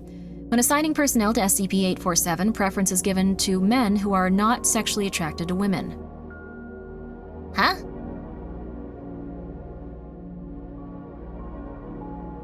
SCP-847 is a human female mannequin, 156 centimeters tall and 27 kilograms in mass, constructed of human hair and an unknown composite fibrous polymer that abrades and shatters similarly to porcelain.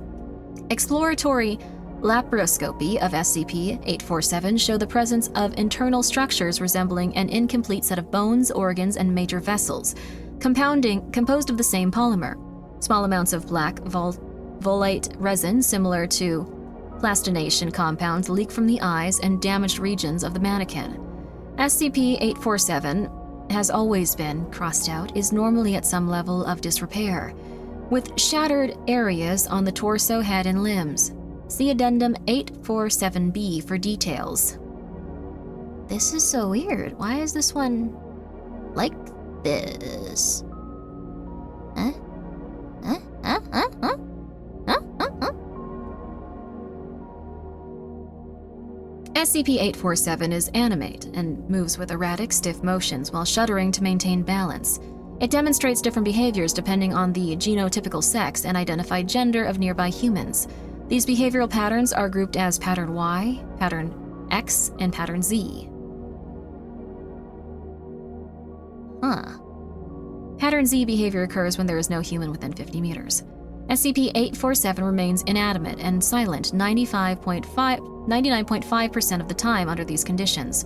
When animate, SCP-847 will dress in any available clothing, stand in front of any available full-length mirror, and return to an inanimate state, adopting a pose that showcases the outfit worn.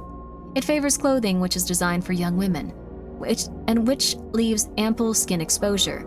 On rare occasions, SCP-847 will scratch short messages on nearby surfaces with a finger, or depending on the state of repair, with an available appendage. Messages written since entering Foundation custody are found in Addendum 847C. Why is this one tragic? What the flip? This is a really old mannequin. Old man diabetes, I hope you feel better. Thank you for being here for 33 months.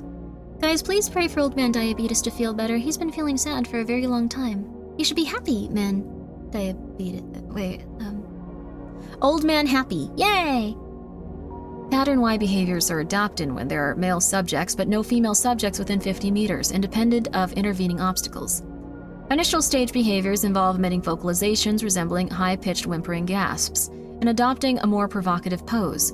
Occasional shudders can be observed during this time.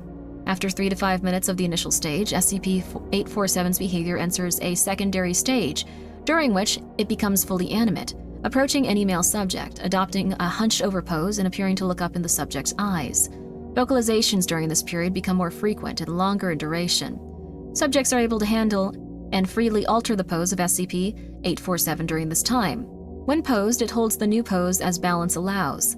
The final stage of Pattern Y behavior occurs approximately 5 minutes after all subjects have left the 50-meter perimeter of SCP-847. It will then shatter select portions of the body and/or extract internal structures.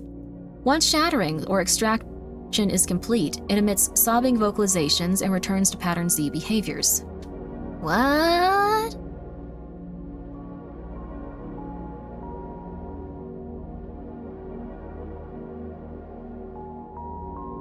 Odd? Pattern X behavior occurs when any female subject approaches within 50 meters, independent of intervening obstacles, whether male subjects are present or not. SCP-847 will emit vocalizations resembling distressed grunts and screeches, immediately animate and physically attack the woman. During Pattern X behaviors, SCP-847's strength and speed are greatly increased, with sprints up to 45 kilometers and exertion of 40 knots of force have been measured. During an attack, SCP-847 will occasionally shatter an appendage, usually a finger or toe, in order to produce a sharp edge. Furthermore, Plastination resin is released from its eyes, mouth, and shattered section of its body. Resin falling in open wounds results in a quickly hardening of soft tissues that spread until the victim's body reaches a composition of similar polymer of SCP-847. Following plastinization, SCP-847 will harvest selected body parts from the victim corresponding to damaged sections of own body. It will fuse these parts to its body via resin. Not all damaged sections will be repaired this way. Upon completion of harvesting, SCP-847 will return to Pattern Y, Pattern X behaviors. Who the hell made this? Why is this? Is this sexy? I guess maybe this is sexy. Okay. Wait, this was a different one. Wait. Okay, well, people can find this sexy, I suppose. The resin produced by SCP-847 has been shown to have its anomalous plastation effects occur only when applied to soft tissues of women. The resin has no effect on cadaverous, non-human, or male tissue. Application of high-voltage electricity in excess 10 kilovolts will cause temporary solidification of the resin, resulting in SCP-847 becoming inanimate for approximately 5 minutes, regardless of the behavior pattern expressed at the time.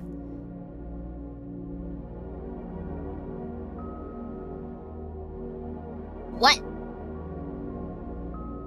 Also, yeah, you wouldn't be able to join the mannequin. You'd be a fellow, so they'd just walk up to you and go, "Rah, rah," which is kind of fun, actually. Thank you for the hydrate, Pelos. Addendum A. Recovery Log. A federal human trafficking investigation led to the discovery of SCP-847 in the basement of an abandoned department store in Las Vegas, Nevada, on 8/23/1983, surrounded by partially disassembled and broken non-anomalous female mannequins wrapped in plastic sheets. FBI agents on the scene witnessed SCP-847 exhibit Pattern Y behaviors. Initially thinking that it was a trafficking victim, agents moved in to assist. SCP-847 then switched to Pattern X and attacked one of the agents. The agent subdued SCP-847 with her stun gun, leading to the discovery of high-voltage electricity as a tool for containment, and was evacuated from the basement. The UIU was informed of the situation. Foundation agents were contacted through regular channels, and SCP-847 was secured. Despite signs of human habitation, the trafficking victims were never found. So they brought in an evil mannequin that killed all of them. Okay, that's quite sad. Addendum 847B, Shattering Event Log. Notable shattering events are listed below. Due to the shattering and harvesting behaviors of SCP-847, it has significantly altered appearance since entering Foundation custody. See photos and log for different stages of completion. Date 08/27/1983. Description of events. SCP-847 shatters chest after researchers leave containment. Researcher's notes. Researcher was heard to verbally note unrealistic proportions in the containment chamber during initial placement. Researchers are advised to avoid any verbal commentary regarding SCP-847 while in the containment chamber. Replacement harvested 8/12/1983.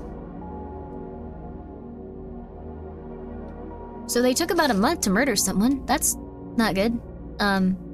This one's kind of spooky, honestly. Date 05/14/1984. Description of events. SCP-847 shatters nose after experiment 847E with D8334. Was that the person? Nope. Researcher's note. As part of a regular testing protocol, subjects are not informed of SCP-847's shattering behavior after subject leaves the containment chamber. Seeing partial debriefing interview below. Oh, I see. It's finally starting to make sense to me. Okay. I think what happened is they put that other lady into the chamber to see what would happen as an experiment. But this thing can't talk, so I'm really confused.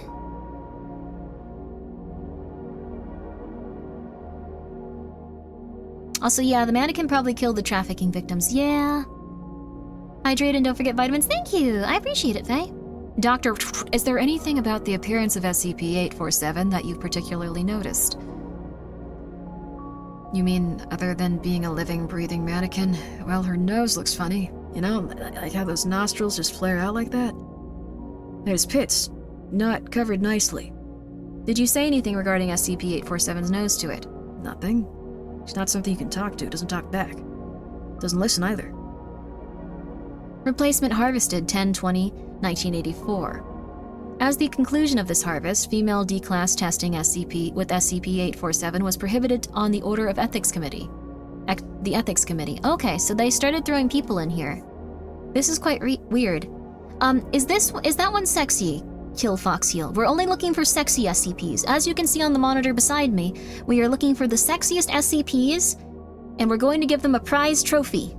If we can find the author. If they'd like that. Because I think that would be interesting. And I didn't think anyone would care about this enough to do that. So anyway, alright, yay! It is very to you. Okay, perfect. Perfect. 953, okay. SCP-085, okay. We'll do that one too. As long as that one's sexy, Moonstorm 3D. Are you sure it's sexy? Alright. Although this one's a bit strange. Date 04/21/1995. Wow, a long period of time, almost more than 10 years. Description of event. SCP-847's tears out all head of hair and extracts liver after experiment 847J with D13928. Researcher's notes. See partial debriefing interview below.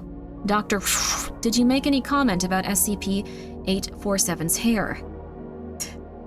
I know, right? The 80s are over. That was almost 70s. Please answer the question. You got it all on film? Nah, I didn't say much of anything. I was just hella impressed with an actual living doll. Real fine piece of ass, too. I suppose I can't take her drinking, though, being plastic and all. Me still being locked up, of course. Well, thank you, D1928. We're done here. You're welcome. You think we can run this experiment again sometime? Hair replaced 7/13/2003. Liver replaced 8/12/2013. What do you consider sexy, Grimmi? Not having dolls rip you apart and becoming one with them. That's cool, though. There was one that you guys sent in that I thought looked attractive. We'll see them in a moment. After we get through these ones. Date 03/31/2005. Description of event. SCP-847 tears out all pubic hair during a period of pattern Z behavior. Researcher's notes. Of note that this is the only shattering event that has not been linked to a pattern Y period. SCP-847 has not attempted replacement. Okay. What does that mean? The substance? I like the substance. I thought it was interesting. Date 9/23/2013. Description of events. SCP-847 extracts brain, eyes, clavicle, and shatters hands. Researcher's notes. SCP-847 had become fully intact under researcher Tyler Jensen's supervision. In the interest of reducing SCP-847's capabilities, a test was authorized with D7294. D7294. D7294! D7294! Ah! Yo! That's them! Okay, cool. We're back on track. Chosen because he had been convicted of multiple murders of sexual nature.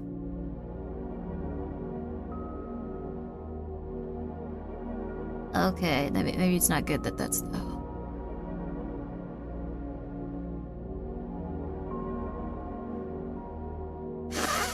Ah. Oh, okay. Well...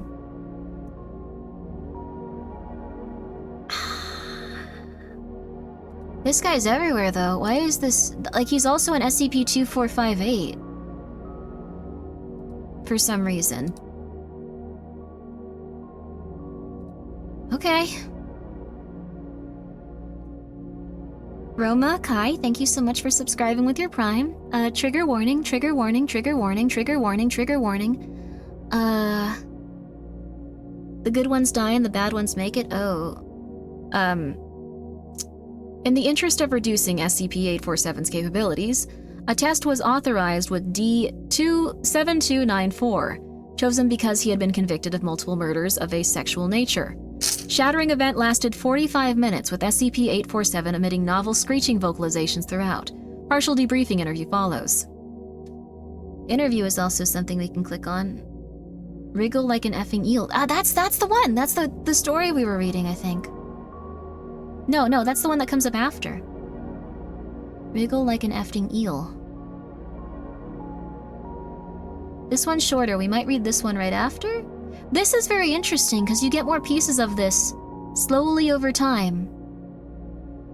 You get more pieces of this slowly over time the more you read it. This is really interesting. Wow. You sounded so happy for like 3 seconds. Well, the thing is, because I thought like, oh, we found the guy that's in the other story, so... D7294, please state your opinion of SCP-847. Cute. It knows its place. Please elaborate. The way it squeals and growls. It knows what it's there for. Idiot does a lousy job. In what way? It doesn't follow orders. Yeah, you can pose it, humiliate it, but it doesn't do much more than mew anyway. I had to break off a finger just to see if it mattered. No! What a horrible person! Oh my god. It didn't. You know, it's ironic. You dream your entire life of finding a woman who's compliant, like that compliant, devoid of thought, that helpless to your every whim. And when you find her, she's just a useless mannequin, can't do anything. Thank you, D7294. We're done here. Guards, please escort 729D back to his cell. That's bad. Okay, that's bad. That's rough. I think we're starting to get to why this one is, insane, though. Also, I will say that this was not one that people recommended as the sexiest. This was one that was a similar note to something that was, involved in one of the sexiest. So this is, we have to read, like, several articles. Don't worry about it. Okay. Addendum 847C, message log. Below is a log of all messages written by SCP-847 to date while in Foundation custody. Attempts to communicate with SCP-847 have met with failure. SCP-847 does not use words when vocalizing and does not respond to questions asked by personnel, whether spoken or written. 8/25/1983. Come back. 10/13/1984. I can do better. 3/9/1986. Where are you? 05/18/1988. Where is my prince? 7/21/1990. I can change. 10/5/1996. You can own me. 2/12/1998. You're my master. 6/8/2001. Don't leave me. 4/25/2004. Whatever you want. 4/15/2009. 1979/2009. 4/16/2009. Too old. 4/17/2009. I can be young for you. 12/3/2011. What's wrong with me? 3/8/2013. I'm sorry I'm worthless. 8/31/2015. Daddy, I'll be good. I don't like this one. This one is insane, yeah. It looks like it's the repressed feelings and anxieties of the doll being involved in the human trafficking stuff. Maybe it was like a collective made from it. You're a chill pill, keep doing what you're doing. Thank you, failed nihilist. Yo, you're not a nihilist, that's lovely. And also thank you, Kidku7, for being here for 3 months. This is a kind of rough one. I'm so sorry that this is, what Daddy just got here. Oh, it's a rough one. You don't need to worry. 70s, 1995. I think these correlate with the times that they talked to random fellows and stuff and did experiments on them, so they were trying to communicate with them. Made you feel bad for the mannequin? We have a lot of scary mannequin SCPs for real, right? But I hope you're good doing what you're doing too. There are SCPs that are actual smut. This one's interesting though. I keep reading it, I'm sorry. So that's the guy that was in there.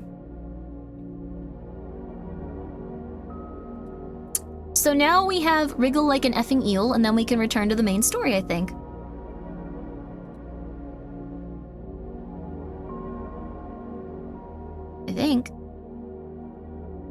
I think this is related to a violin, though, for some reason. This is so interesting. It's like piecing together some sort of, like, story, but you have different documents. It's kind of like how an SCP researcher would be. Like, you'd have to, like, look through several things and try to see why they affected each other and what their stories were and stuff. Like, it's being like one of the people that do that. But don't get close to it, Grimmi. I wouldn't go near it. I'm afraid of mannequins.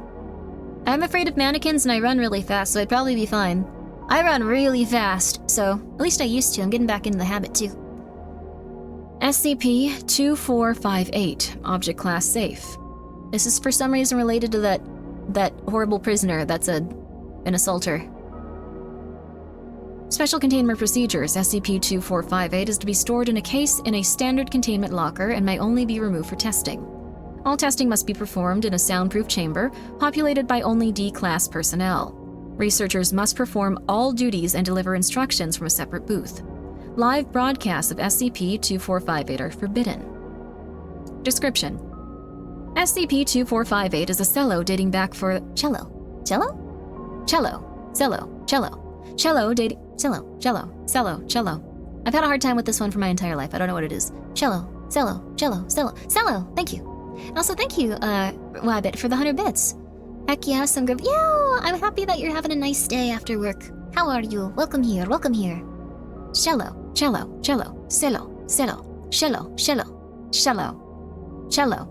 Dating back to early 18th century. Consistent with the works of Luthier Graneri. I don't know who that is. With expected age and wear. The instrument has been restrung within the past 40 years. When played, SCP-2458 causes individuals within earshot to make rhythmic movements and vocalizations in tempo with the music. The movements are specific to the piece played, but typically involve head nodding, arm waving, and incoherent murmuring. The player of SCP-2458 is not affected, nor any ensemble performing with the player. Live broadcasts carry the effect, but playbacks do not. Prolonged or repeated exposure to the effect of SCP-2458 causes extreme distress in listeners, who develop melophobia and stereotypic movement disorders, so they can't stop dancing. It's like that one thing where a bunch of people died because they couldn't stop dancing for days. That was cool. Well, not for them, or for us. Anyway. Experiment 2458A. We have to keep the stupid D class's name in mind. 7294. 7294. Remember 7294. That's the mother flipper we're looking for. We hope he dies. Player D385. Listeners D296, D4883, and D5019. Work Twinkle Twinkle Little Star. Listeners bob their head in time with the music. Regular mistakes by D385 cause listeners to twitch and break the effect of before reestablishment. Listeners report unease at loss of motor control. Experiment 2458D. Player D7294. A trained symphony cellist with psychopathic tendencies. Listeners D296, D385, D4883, and D5019. Work Bach Cello, Suite 1. Listeners demonstrate more complex movements, standing and bowing, followed by kneeling, assuming the stance common to a Catholic prayer. Listeners chant Kyrie eleison 5 times during performance. Listeners afterward express distress at loss of motor controls. Thank you, Sleepy Felix. That's very nice of you. Thank you for the 100 beats. I appreciate it. Thank you so much. Thank you guys so much for your support. Sorry that I'm getting too into trying to figure out who the psychopath is. Experiment 2458G. So that last one was the person playing the cello. Cello. Cello. Cello. Cello. Cello. Cello. Cello. Player D7294. Yeah, that's him again. 7294. Listeners D96, D385, D4883, and D5019. Work Sobolewski's cello concerto. Work, or a result, listeners showed considerable agitation at the start of the test. When the performance began, listeners immediately ceased resistance and tapped their foreheads in unison. At 6:17, D7294 deviated from test protocol and played an impromptu dissonant piece. D385 poked his own eyes out. While D5019 and D4883 strangled each other. D296 removed his coveralls. Data expunged.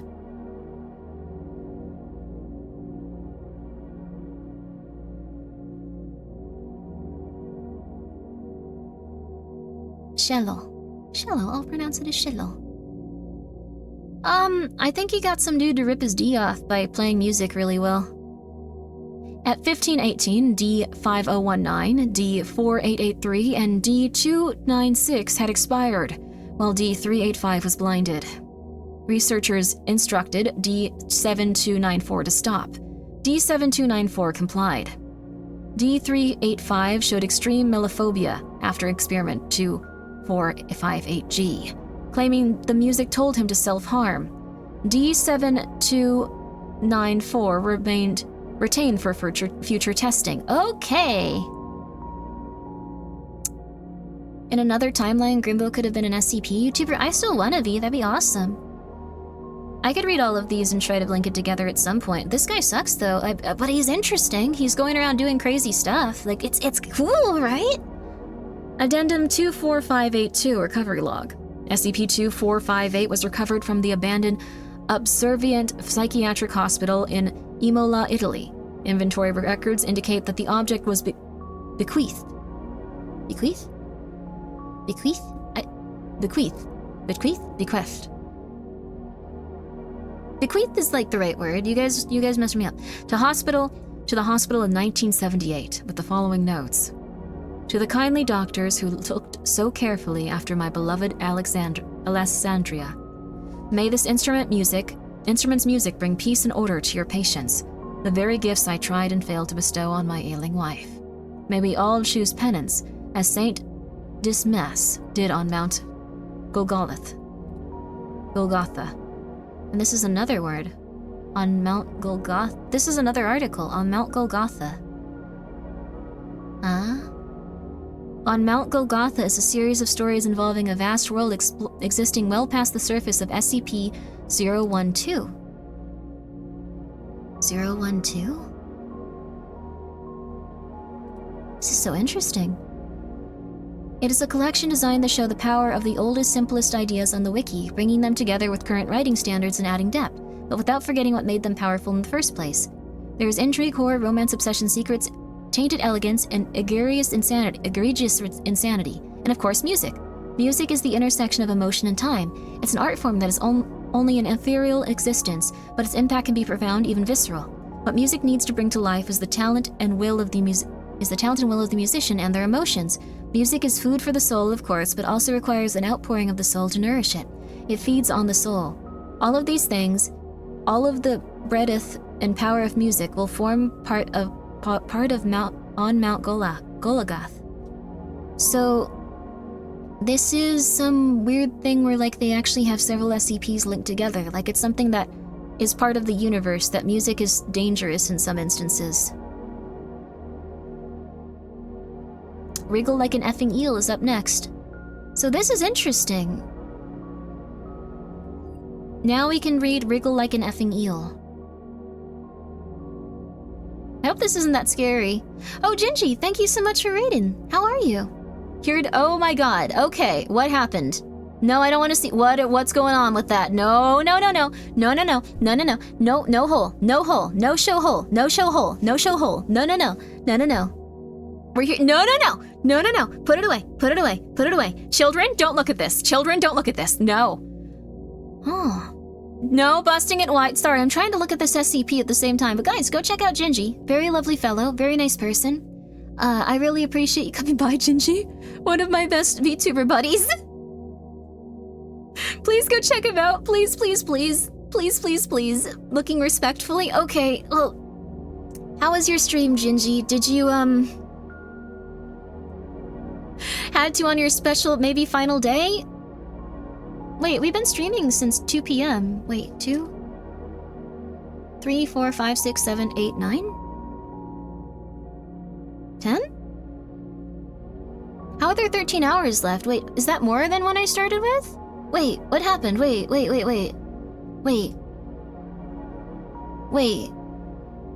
Wait, I'm confused. The timer went up that much? Oh no, well that's good. That's really good. We added a bunch because of the Ooh Market thing. Oh! And it's very nice of you guys. Please just make sure that you are okay. It went up 4 hours, I think. Oh, that makes sense. We're about to pass 13. Oh yeah, 13. Let's go. Gingy, you're here for 13. Blessings upon Gingy and everyone in chat.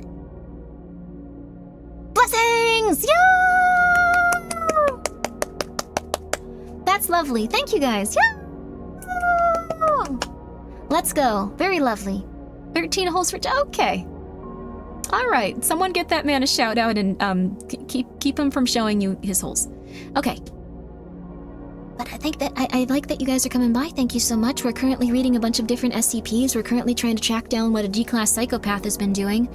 There's also a really lovely lady that seems very sweet. Going through a lot, though.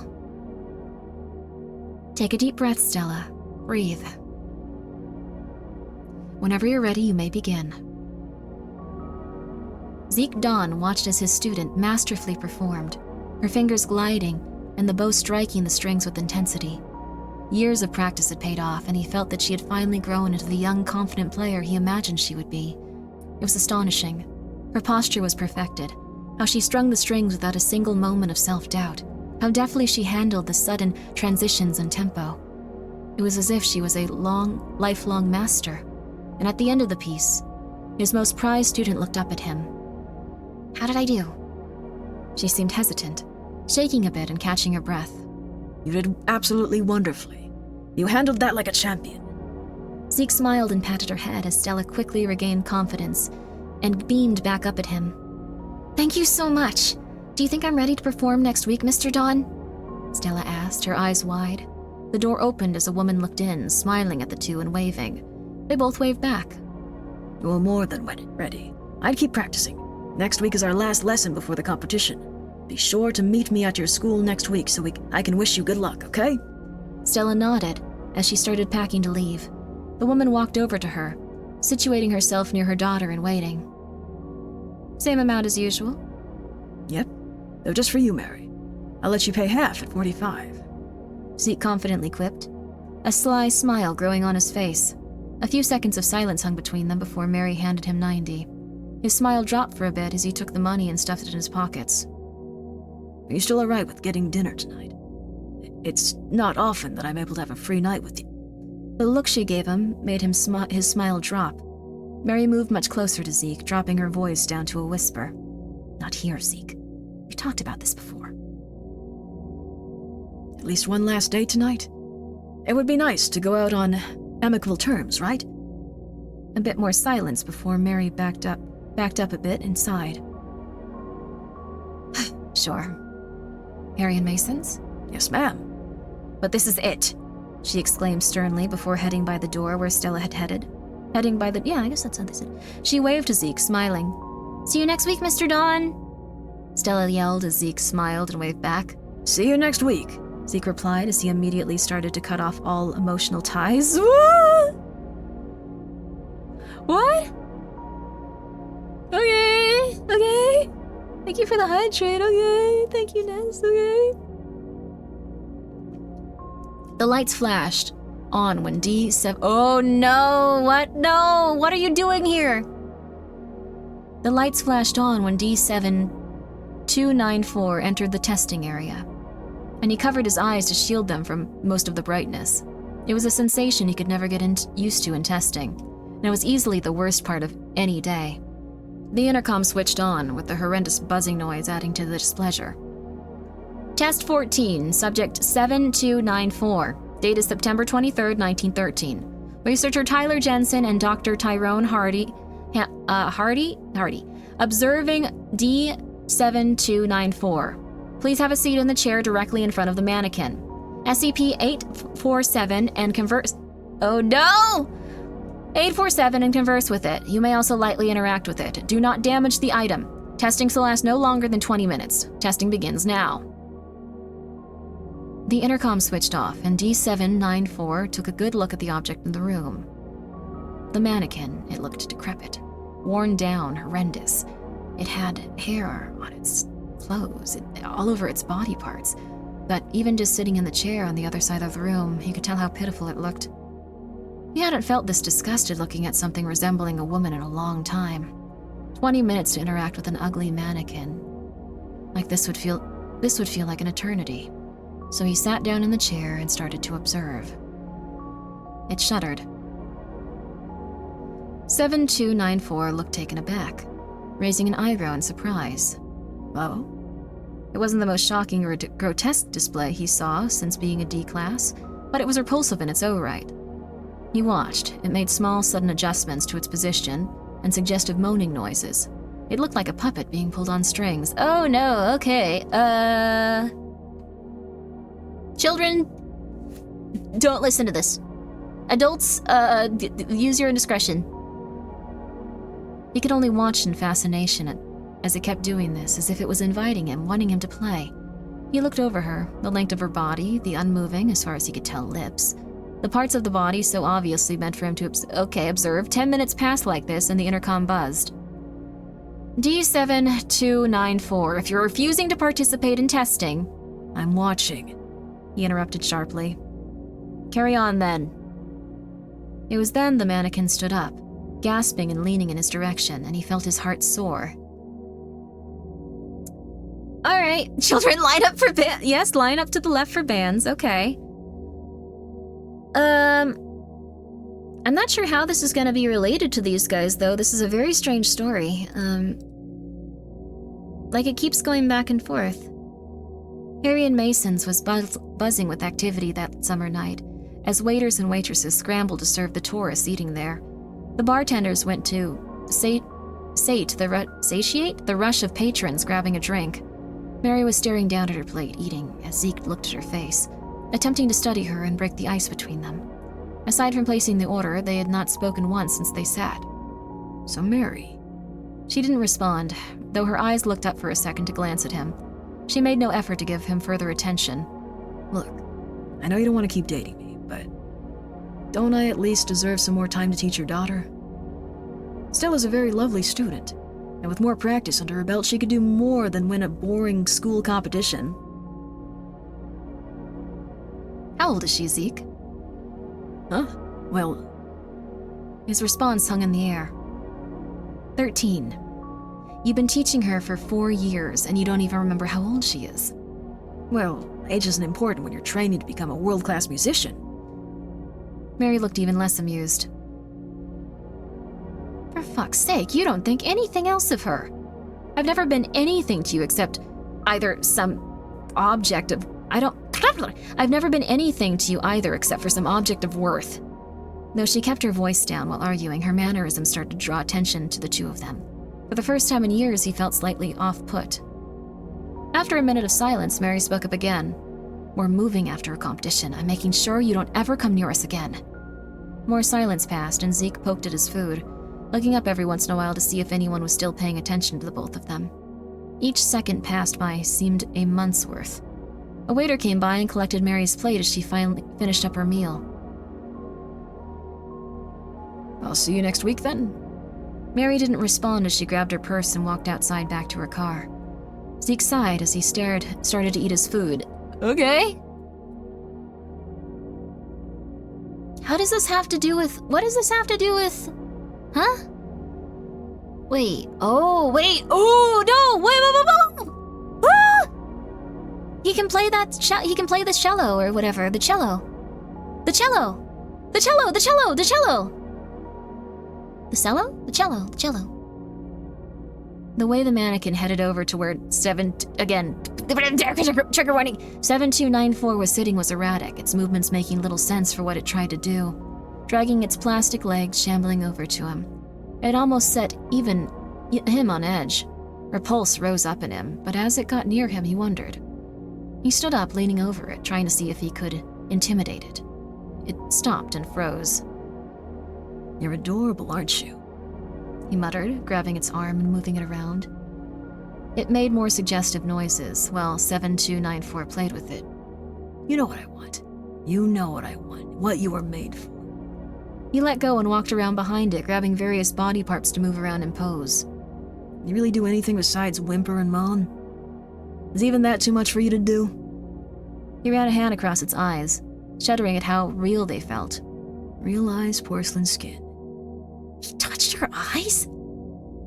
Your hands feel like cheaper than everywhere else. Couldn't even attract a male like this if you could, you dumb animal. It continued making sounds, this time sounding vaguely fearful. 7294 let go and walked back to its front, feeling its hands and fingers. Beg me for it. It continued making some sounds. Make some actual unique sounds for this time. Nothing had changed. You can't even serve the one purpose you were made for, can you? Do you feel anything? No response except for the same sounds. What will change? He broke off a finger. Nothing. Useless. He could immediately faintly hear the sounds of guards rushing towards the testing chamber as he let go and backed away, the mannequin erratically jerking towards his position. The intercom buzzed. D7294, you were instructed not to damage the item. Testing is over. The guards opened the door and started to forcefully drag him out. He didn't resist, continuing to stare at the mannequin until the doors closed. He sighed, feeling slight disappointment mixed with a rush of thrill. 50 meters away from the area, heading towards an interview room, he could hear screaming and the sound of something breaking. He grinned and felt warmth in his head. Psychopath, psychopath, psychopath, psychopath.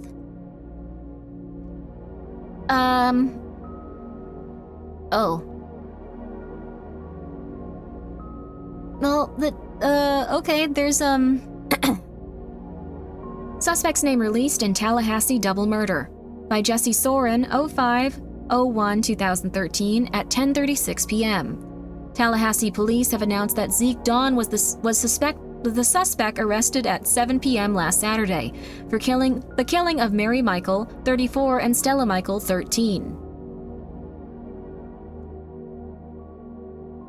Police were called to investigate a disturbance at a Tallahassee residence where they found Dawn, 37, covered in blood as he dug holes outside.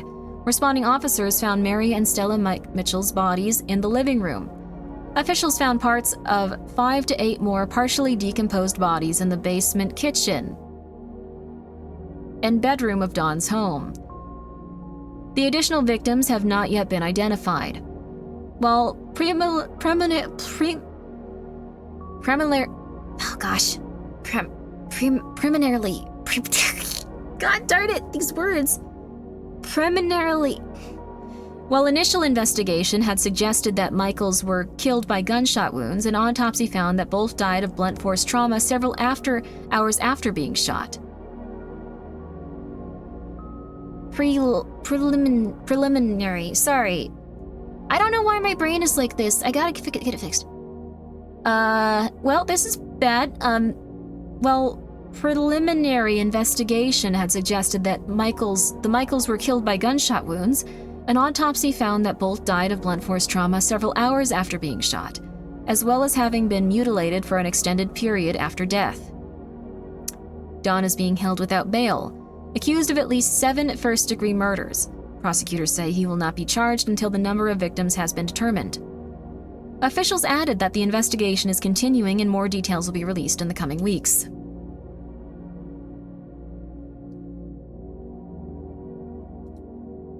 Related articles. Locals remember the Mitchells, I don't know. Their charity will never be forgotten. Protests surrounding the death penalty, ellipses. Yeah, this is Wriggle Like an Effing Eel. This is related to a D-class that's involved in a different story. This is very strange. Yo, Colt, what's up? Hope you're enjoying Monhan. Hope you're doing good. Guys, go check out Colt. 7294 laid in his bed that night, absent-mindedly thinking of the encounter earlier with the mannequin. It was the first real sense of enjoyment he had gotten in months. Although from how the researchers had talked to him, he had a distinct feeling he wouldn't be returning to see it again.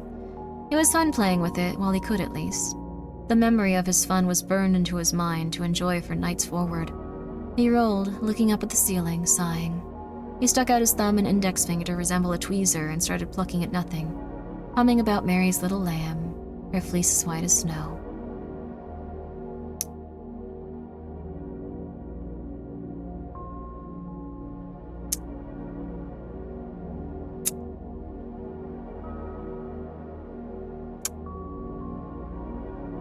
Well, okay. That was rough. This was related to the, what is the trash fire? Trash fire primarily follows the fallout caused by old gods. There's a lot of strange stuff in the SCP universe I never realized. Holy heck. Holy heck. Huh, interesting. But I guess this is somehow related to it, these guys? Well, whatever. Oh, maybe the music. Maybe the music. Let's do one spin just to get this a little bit less, weird. I don't think this is the sexiest SCP, but we'll finish it.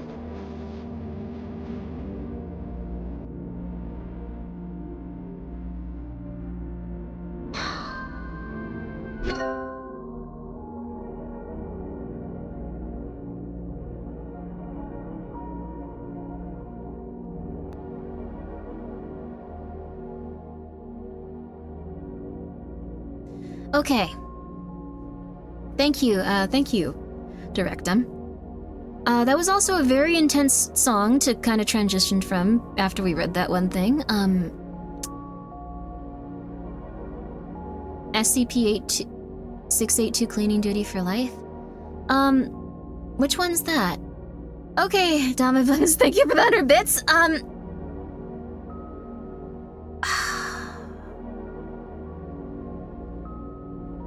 Okay. I don't know, I'm trying to think of one. There's Snake and Otacon, but I don't like those guys at all, like, together. Alright, Metal Gear Solid... wait, alright, there's really big spoilers for this one, for Metal Gear Solid 5. Good night, Nugget, sleep well. Are you guys okay with Metal Gear Solid 5 spoilers? I don't like how Otacon treated Snake. Are you guys okay with Metal Gear Solid 5 spoilers? Are you? Revolver Ocelot in that? Yes, okay. No, we can do another? Okay, we're not gonna do that. People are still playing 5. Alright. I'm on 3, spoilers are fine. No, they're not. Okay, let's see. Let me look at my shirts from various places. I'm honestly really struggling. I know I could tell you about Shield Hero and, Spear Hero. Do you guys want to know about Spear Hero and Shield Hero? If you've seen Shield Hero, you may be thinking, what's wrong with you? You suck. That guy sucks. Spear Hero should be killed. Spear Hero should have his G-Tals obliterated for being the horrible man that he is to Shield Hero. Which is fair. I don't really know that much about Scott Pilgrim, I'm sorry. I don't know that much about Mario and Toad either. I don't know if they've been... But, Grunkle Stan and Bill Cipher? Grunkle Stan and, Bill Cipher aren't as big as the other guy. I don't remember his name. Ford, I think? Ford and Bill Cipher? I don't know that much about that one, though. Shield Hero and Spear Hero, though. So, Shield Hero is a story about a man that goes to another world and everyone hates him and everyone wants him to die because there's a, super, weird thing where they're just like, we hate Shield Heroes, they should all die. And so they treat him like crap. And Spear Hero is one of the people that treats him like crap. He believes that Shield Hero is a, bad person that, assaulted a woman, and he treats him as such and is really horrible to him and is just a very negative person. Can we read those? I really like Shield Hero and Spear Hero. I do like the ship a lot, actually. So, what happens is, Spear Hero and Shield Hero develop a rivalry, and Shield Hero is forced to be an immoral person in order to survive with the limited resources he has. He can't really fight that well, but he's more of a protective type person, and he's able to develop his skills well enough to be powerful. But, yeah, going to bed, good night. The thing is, Spear Hero spends the majority of the time hating Shield Hero, causing him several issues, being absolutely horrible to him, destroying his life bit by bit,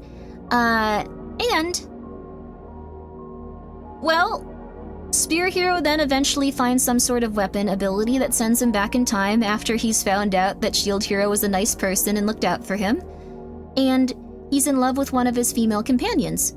So, he goes back in time, and he feels as though Shield Hero is the nicest person in the entire world, and instead of destroying his life and working against him the entire time, he instead goes absolutely insane and spends all of his time trying to make sure he survives and trying to get him things and trying to make sure that he's okay.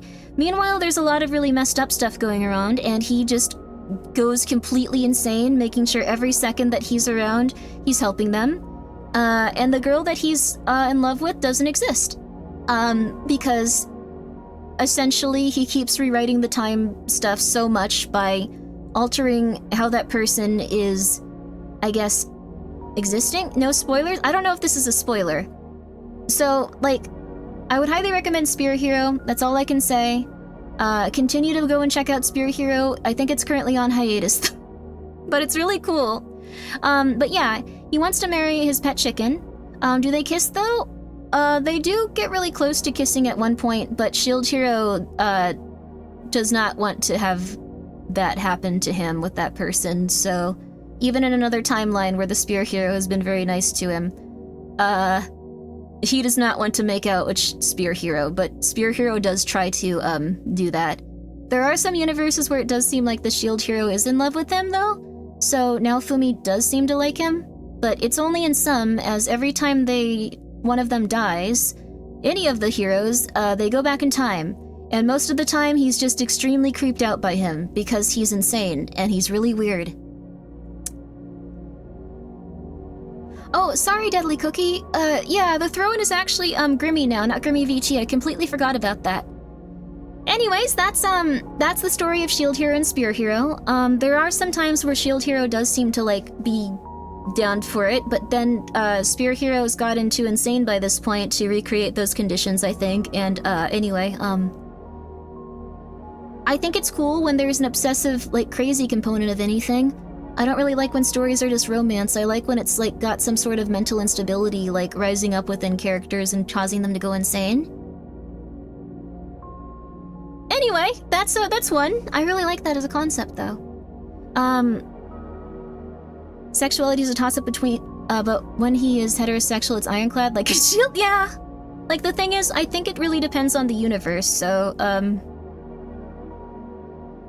I wish Shield Hero would have had a healthy relationship with an age-appropriate individual. Well, he almost does with Spear Hero. He just seems to actually be in love with him in some universes before the time resets, and Spear Hero is crazy. I don't know if it's toxic yaoi, it's just absurd mental instability. Like, I think I would like that if it were a lady or a fella. So, yeah. Spear Hero might be too insane for a healthy relationship. I think so.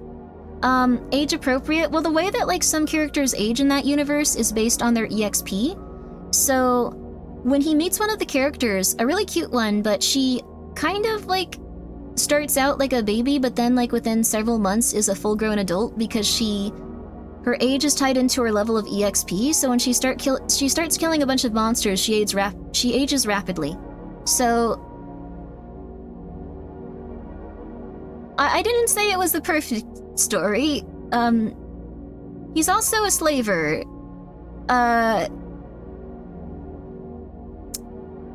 So, the thing is, he starts buying slaves because he can't get anyone to help him, and then that makes him more ostracized, and it's an isekai. He's kind of a bad guy. In Spear Hero, he kind of doesn't need to do that stuff. Although Spear Hero's insane and goes like, you need to go find this person so they can be your slave, and he's like, what are you talking about? I'm not gonna do that. Are you insane? You're crazy. This is a crazy person. And he's like, no, you need to do this. And he's like, no. And it kind of just goes from there. So, yeah. There you are. Is filled with red flags for the main character. Oh, absolutely. Though in a different universe, he would have been a very nice person. He was driven crazy from his circumstances, sort of. Yeah, and in a different universe where the Spear Hero, like, really helps him a lot, he usually doesn't have any of those instances of doing that because he's, yeah. Great. Enjoying any current season anime, Grimbo? I'm not actually watching anything, but I'd like to. If you guys have any recommendations, I'd love to know it. Which one is easier to explain to someone? Oh god, Shield Hero by a... I would not watch, Mushoku Tensei with any human being alive if you gave me, like, $1,000.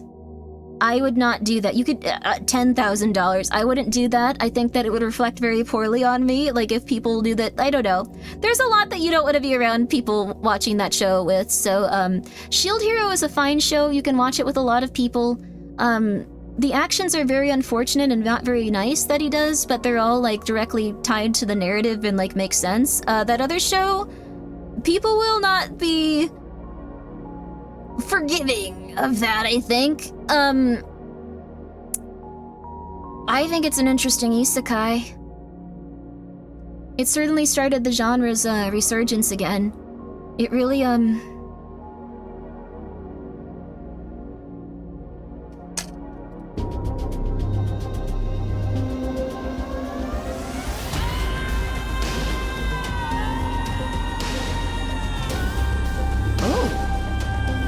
Will it get to it? Will it get to it? Will it get to it? Will it get to it? Oh, it did! Oh. So, alright, is the person that this would be associated with the spin-off here. Also, thank you so much, Silpha, for gifting a sub to Fujoshi Maiden. I do like that it's, I do that, like that the kanji is kind of like Rotten Girl. I like that a lot. Silpha! Silpha, would you like me to draw you a tarot card? Would you? Would you? It's up to you. You don't have to. I don't know if Silpha's here at this exact moment. Silpha might not have liked us reading about a doll that was... Oh wait, no, Silpha's here. You don't have to take this tarot card reading. If you don't, that's okay too. What I find wild about Shield Hero's show is that the other heroes think that this world is just a game. It kind of is in some respects. They just don't have to, like, deal with any of the negatives of it and stuff. Silpha, would you like a tarot card reading? You got one. Thank you for the stretch, Carbon Cross. Ow. Appreciate it. It's up to you if you would like one, though. Thank you so... Oh, my stretch felt really nice. Thank you. Yes. Okay. Let me know what you want to have. Let me know why you want one. Let me know what you want to ask it.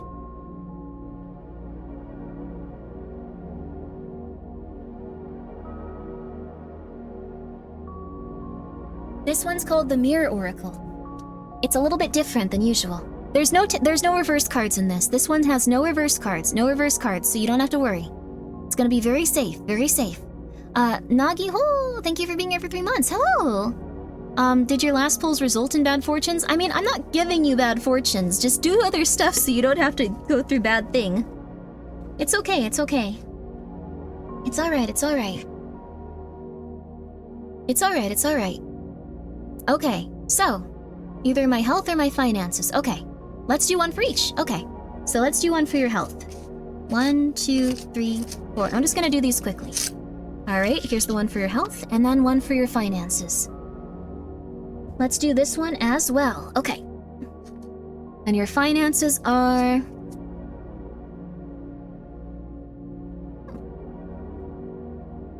Alright, so, for your health. Ooh, the plea. Okay. That one's really cool looking. Should probably show you guys these cards, but the plea is essentially, let me see here. I have to look this up because I've never really, this deck is very different than usual. The plea. Right, the plea, 71, okay. They're not numbered, it's kind of rough. Okay. The plea. The palm, the eye, the halo. Associations, number 34 and 7, seeking help and truth, need. The plea is a card concerned with our relationship to that which we ask of ourselves, others, and the universe. The palm reaches upward, haloed, while the eye suggests we need to be discerning of what one wishes for. What are our desires? What remains just outside of our reach? What are the things that we require above all else to find ourselves at peace? And how are we working towards those things mentally, physically, and spiritually? In times of great pain or struggle, what do we ask for? What do we need? This card can imply a desire to reach out to others and seek help, fulfillment, and support. It can also suggest overreaching, begging, and impairing oneself. Okay. Was that one finances or health? I don't remember. Health or finances? But what I would say is, this one is finances? That was for finances? Oh my goodness. Well, you might be overgiving and you should probably take care. Oh, health? Oh, then that one's this one can be something where you might not be asking for help enough. You might need to actually go and like get more tests done or talk to more doctors. If there's something that's bothering you, it's something that you need to go and do yourself consistently, and you might know some things that are actually going to help you. Perhaps it's eating healthier, perhaps it's exercising more, perhaps it's doing things like that, but you'll need someone else's help in order to get it. You need to come to someone with an actual plea and see if they're going to actually be able to help you, is essentially what it is. Seek a doctor, seek a friend, seek someone. Maybe you even need like a mental health professional or something like that. It really depends on whatever it is you're going through. As for finances, divinity? That's a really weird one for this. Okay, well. Divinity. 99. Okay. Huh. The symbols are candles. It's like a moth and stuff. It's really cool looking, but it's all about death and rebirth. So, I will offer you free terrible advice. That's what I'm doing. Divinity burns righteous. Fire is a life-giving element, but just as capable of taking it away. Divinity asks us questions about what makes this life precious and fragile. The death's head moth is delicate, hovering on the precipice of life and death. What powers operating outside of your control lend meaning to our lives in the universe? What do we exalt? To whom do we pray? The games the universe seems to play with us are confusing at times, and they can feel unavoidable. This card suggests a need for broadcasting one's perspective to see the sacred in all forms of life and around us. It can also suggest larger forces at constant play. No, it's not about that, a small cat. It might mean that you are a little bit too... I don't know, it's hard to put, but like... Maybe you have too much, like... Maybe you depend too much on, like, money? Maybe, like, not in a way that, like, you need it, just, like... I don't know how to put it other than, like, maybe there's something else outside of life and, like, just, like, the things that you can spend money on?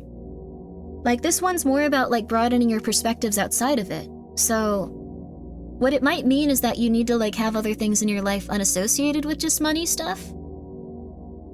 So, there might be more in the world than that? Mom, the cartoon woman told me to abandon capitalism again. I know. But, like, that might not make sense, but it's... Like, I don't get that this is a card about struggling with money too much. Like, maybe a tiny bit, but it's more like... It's more about how, like, you might see the world too much associated with finance, and, like, it might be good to get outside of that and see what you can do without it, specifically. Because there might be too heavy of a focus on it, and there's a lot of other things in the world that might be positive for you? But, seems weird, so... It's not necessarily touching grass, it's more like just thinking about the things that are unassociated with it that are good in life. Like finding things that are different about it. So maybe instead of like, you look like my- Oh, that's so nice of you! Oh my gosh, no one thinks I'm cool enough to sell drugs. Sorry. No, Sylpha, that's not what it means. No. That means, it means that you may want to go out and experience things that you don't necessarily need money for. Like, you may not want to, like, just continue on the route that you are, but just find things that are different, like an outlet that's different for you in life. Just little things like that. You don't need to do it 100%. You don't need to, like, stress yourself out and completely reinvent your life, but maybe just small things like that here and there. Yeah. Rely on money to live, but not to solve your stressful times. That might be it. That's actually a very, succinct way of putting it. Maybe there's deeper stresses in your life besides money, and the heavy focus on it is causing some issues, but I don't know. I could be completely wrong. I don't know what I'm doing. These are just tarot cards. There you go. That was the Mirror Oracle. Yeah. If you guys want to see that one, I got it from the same place as the other deck. It's very lovely. There you go. No, not an outlet like that. What will make you happy will require no money, is essentially what it is. I think. Maybe?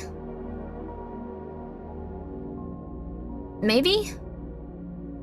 I'm not sure. So, the person that made this really wanted to bang this guy. Sorry, I just saw another SCP. Like, it's a creepy one, but you can tell, like, the entire time they were like, oh yeah, he is so attractive. Oh my god, yeah. Oh, thank you, Bad Data, for gifting 10 subs. It's very nice of you. Make sure that you are A-okay. Like, what do you mean, like? Oh, like, you mean, like, what does it mean further? SCP name? 049. The person that made 049 definitely wanted to bang that guy. That's a horrible typo? What was it? Wait, what was the typo? What happened? Well, I really hope that you're okay, Sylpha. It'll all be okay, and I hope that you can find a lot of really wonderful things out there. Enjoying the tarot card stream? Thank you, Bad Data! Thank you so much for gifting 10 subs then, thank you. Oh, actually, would you like to spin the wheel, or would you want me to do a tarot card reading for you? I can do one more, just because I also want to break up the super psychopath, sexual assaulter storyline a bit, and we can go back to the start of the, declassified, declass survival. Okay, anyway, sure, let's do that. Since you did that, we'll do a quick one for you. If you have any specific question, let me know. What do you mean, huh? Have we been reading the same stories? This next one is called D7294's Declassified Declass Survival Guide. It's all about him surviving, committing, like, horrifying crimes beyond all humanity. Anyways, no worries. Indubitably, yeah. I just showed up. Hello, how are you? Oh, yeah, that makes sense then. You had no idea what was going on. That is very fair. Yeah. So I guess, Bad Data, like, if you have a question, I'll do that really quick. And then we're gonna read about this declass, because that's what goes on with this, and apparently someone's really attracted to this psychopath, possibly. It's mostly about his roommate? Interesting. Then what was the person talking about? The person had a gigantic D. It's very strange. Oh, a card fell out.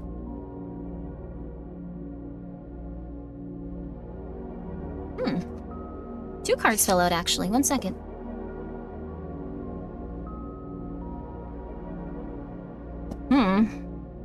This is quite strange. Cards fell out, it's fate? Yeah, if cards fall out, you're supposed to, like, look at them and stuff, so... That's what people told me, at least. We need to know what they mean. The cards that fell out were visions and offerings. They're very strange looking compared to, like, I don't know, visions is just like a giant eye. It's very different than the rest of the cards in this set. So, good night, offline pasta. Sleep well, sleep well. Visions. Visions. Huh. Which one is this? I think it's near the end.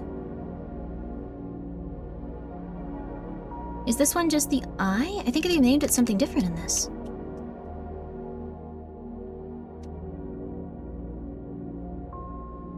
Where is this? Visions, visions, I found it, visions. Visions and offerings. Okay, one sec. This is interesting.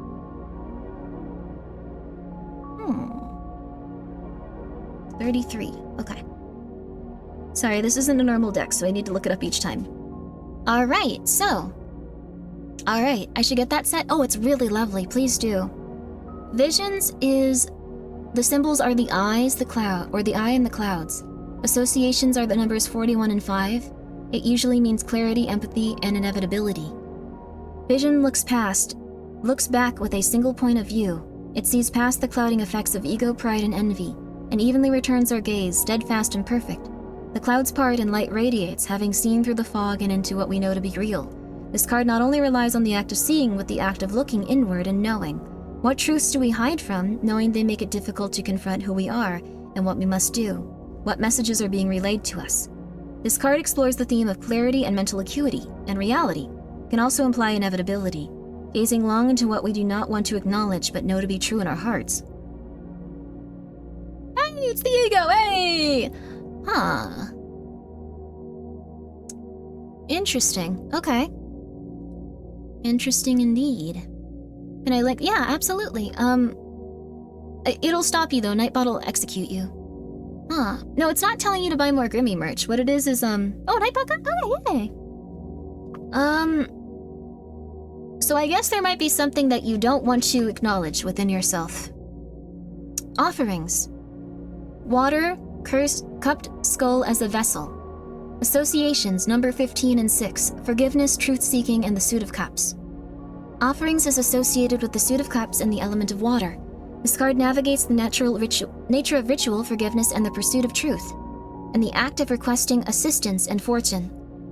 What are the many trades and exchanges that we offer to ourselves, the universe, and others in pursuit of what we desire? What must be given or relinquished in order to change our circumstances? It is important to humble oneself before requesting anything of the universe. This card suggests the need to release habits, items, ego, or individuals. It can also suggest a need to pay homage and express gratitude for all that one has, and ensure that we do not take our good for granted. Oh, Nyanya, what's up? We are looking for the sexiest SCP, and we are also just doing a quick tarot card reading. If you want one, actually let me know. From what I'm getting about this, but guys, please go check out Nyana. She's very lovely. She's very cute. She's very sweet. Bad data? I think you're hiding something from yourself, is what this means, essentially. You're trying to get away from something you know to be true in your heart and might even be something you think about constantly, but you don't want to acknowledge it because your life would maybe have a bit of change related to it. You may have even been giving yourself over more than you can. That's what I get from it, and maybe you know that, possibly. You might also want to be a little bit more grateful for the things that you have, but only, once you can let go of all the things in your life that are bad, that you know are really bad, that you don't want to admit because it might be really rough. If it's a friend, that's hard to let go. If it's a partner, that's even worse. Oh man.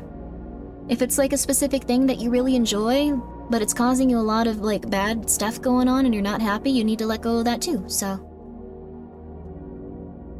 Yeah, it might also be something good that you don't want to acknowledge, but it's interesting. It's an interesting card, and I hope that you can figure it out and feel better. But yeah, guys, please go check out Nyana. It was very nice of you to come by. Nyana, do you want me to pull a little card for you? You were playing Monster Hunter Wilds. Let's go! Let's go! This is gonna be a very different vibe. Oh, ignore the ghosts behind me. They show up sometimes, but they're not me or Gaspar. They try to lure people or something. I don't know. Ignore them. They love to lure. They love to lure. But I hope it is helpful for you, Bad Data. I hope everything can be better for you. Yee? Okay. Let me get a card for Nyana too. This will be something maybe that overall help you. So what does Nyana need to hear right now? What does little Lady Banana need to hear?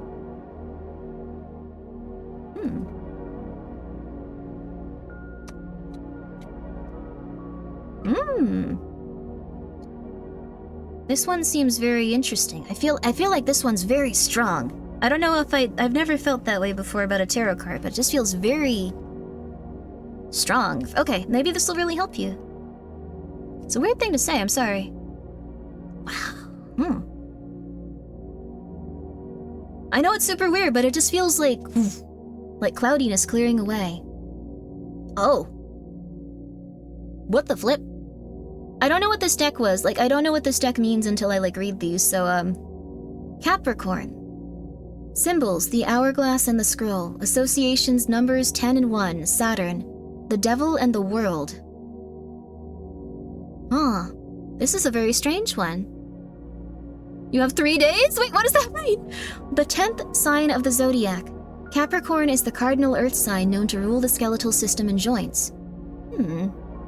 Capricorn is also commonly associated with the planet Saturn, the devil, and the world in tarot. Much like the skeletal system, Capricorn prides itself on being the foundation of a strong and capable form. Being the 10th of the sign of the zodiac, Capricorn finds itself toward the ends of the astrological cycle, and the sand within the hourglass falls upon Capricorn. It remains undeterred. This card is studious, rigorous, and almost severe. It's like a goat, not a corn, not a corn. Also, yes, these are from the, these aren't the Marigold Tarot. This is from 13th Press, though, yeah. Capricorn requests we dig our heels in and do the hard work of acknowledging that while we may not have all the time in the world, we must make the most of what we have. I'm gonna get another one, because that one's quite dour and quite weird. But, I mean, it's really good, though, maybe. Okay. Alright. Okay, let's think. Okay.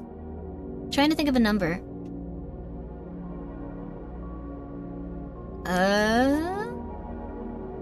Sacrifice? Oh. What does this mean? This is a weird one. I'm so sorry, little Lady Banana. I hope this helps you. If you ever need help, let me know. You've been very kind to me. 79, the sacrifice. The Hanged Man. How long do I have left to live? This isn't like that. This isn't bad like that. No worries. Sacrifice, symbols. Black naped hair, intestines, blood. Associations number 38, 11, and 2, the Hanged Man. So this is like a bad version of the Hanged Man, huh? The black nape hair looks sightlessly into the distance. The end of life affords us visions no others can experience, and these visions are endured by the individual alone.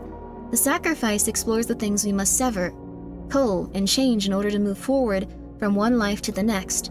As we distance ourselves from the previous state of being, we are able to see what once was with new eyes and clarity. This card requests that we reprioritize, take stock of what is present and what will remain, and what must be removed in order to move forward. This isn't a curse, this is just interesting. This card implies a need to grow, transform, and submit. It can also imply martyrdom, mutiny, and a disregard for oneself and others.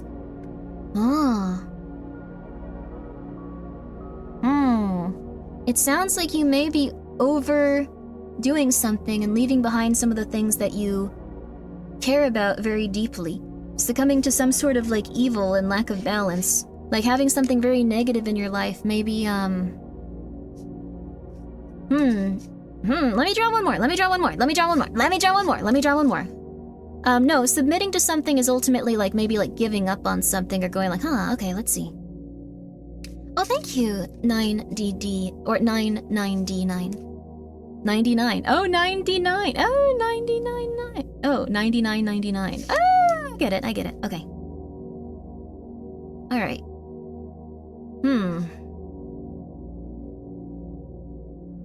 1, 2, 3, 4, 5, 6, 7, 8. 9, 10, 11, 12, 13, 14, 15, 16, 17, 18, 19, 20, 21, 22, 23, 24, 25, 26, 27, 28, 29, 30, 31, 32, 33, 34, 35, 36, 37, 38, 39, 40, 41, 42, 43, 44, 45, 46, 47, 48. Huh.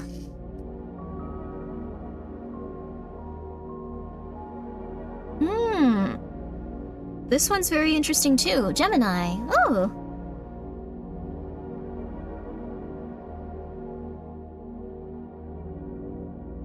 Okay. So essentially,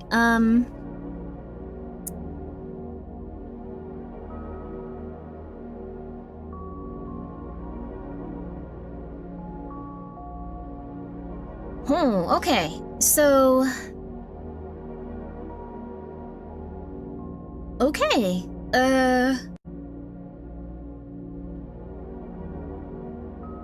let me think about this, let me think about this, let me think about this. Okay, so this one also represents the devil a bit. It's okay. This is fine. This is already... I feel like this... No. This is something that might help to hear. Like, it was a specific one to help to hear. So if anything bad is going on, you can avoid it and, like, start to, like, work on it. So... the twins, the arms, the clouds, association, the number 3, Mercury, air, duality. Okay, the devil. The third sign of the zodiac, Gemini, is a mutable air sign ruled by the planet Mercury. It is associated with communication, duality of thought, and the pursuit of knowledge. Gemini rules the arms, hands, and nervous system. It seeks to reach out, touch, and understand the world on its own merits, through its own experiences and means. Gemini is associated with the Lovers and the Devil in tarot, both of which feature the same 2 fingers, entwined whether through devotion or vice. What is this? Okay.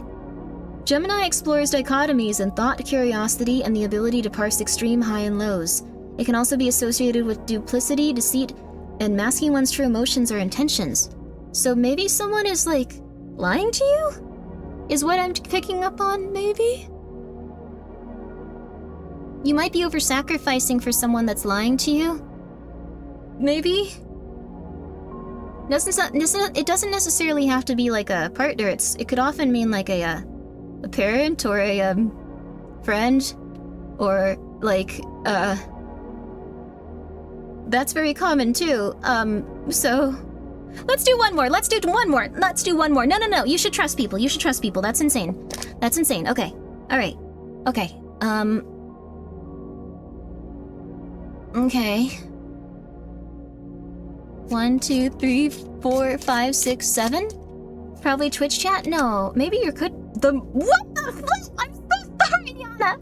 What is this? I'm so sorry! These all been so not the great, but, this one I got afterwards is the Mourners. Maybe you're, like, over-sacrificing? You're over-sacrificing, perhaps? It has a lot to do with...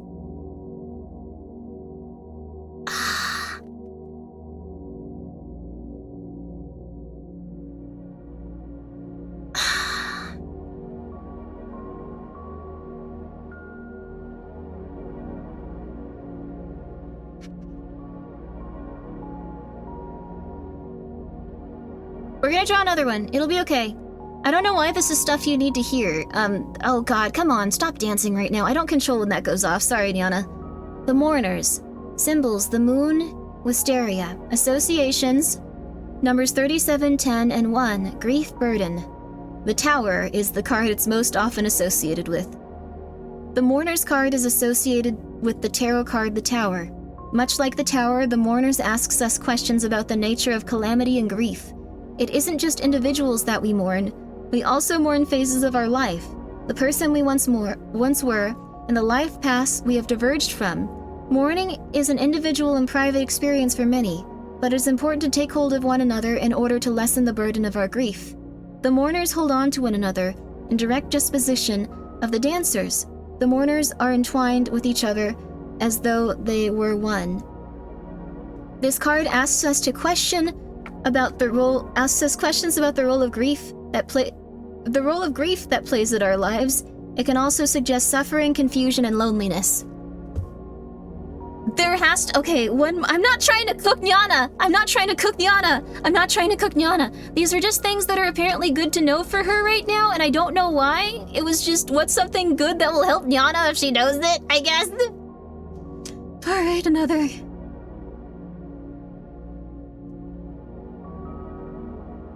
They're accurate? Oh, ah! Oh, maybe this one's better. It's not being cursed, it's just something already occurring. Scorpio. This one might be better somehow. 19.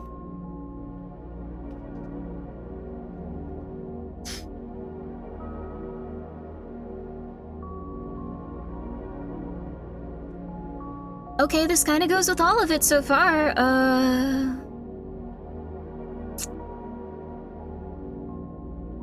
It's not so much that. Scorpio.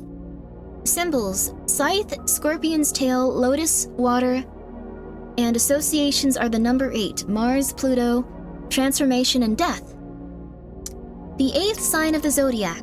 Scorpio is a fixed water sign and rules the pelvis, hips, and reproductive system. It's not necessarily related to that, it's more just like the... It is governed by the planets of Mars and Pluto and is most closely associated with the Death card in Tarot. While Scorpio and Death are both formidable and intimidating at times, this card is truly most concerned with the art of transformation.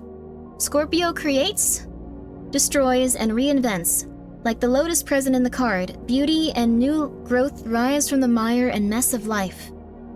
Scorpio seeks to take inventory of what is present in its life, what must be retained, and what must be culled. Being a card of transformation, Scorpio sternly acknowledges that what we must change. So it sounds like there's something very rough in your life. I'm not sure what it is, and that's okay, that's okay. You don't need to tell me, you don't need to tell anyone, it's your private business. I'm sorry if this is insane. And what it's essentially saying is that you need to allow this next part of your life to go forward and let go of all of the badness associated with it. I'm gonna ask for one more card to help guide you with that. If you... Okay.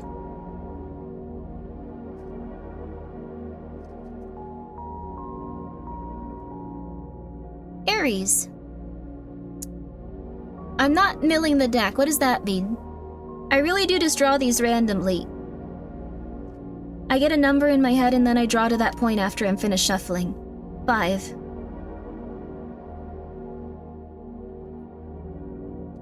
The flame, the head. Those are the symbols. Associations are the number 1, Mars, fire, the ram, vitality, beginning, power, and the magician. The first sign of the zodiac, Aries, is the cardinal fire sign, associated with fortitude and manifestation of new ideas. Aries brings with it the ability to take on new tasks zealously, and with great ambition. In this deck, Aries is most closely associated with the magician tarot card. Aries is ruled by the planet Mars and governs the head, while it burns bright, and its energy can be temperamental if not honed and directed carefully. It can be prone to fizzling out before seeing things through their completion, much like a candle. Aries symbolizes novelty, creativity, fast-moving projects, drive, and valor. It can also imply short-sightedness, overextending oneself, rash behavior, and fleeting interest.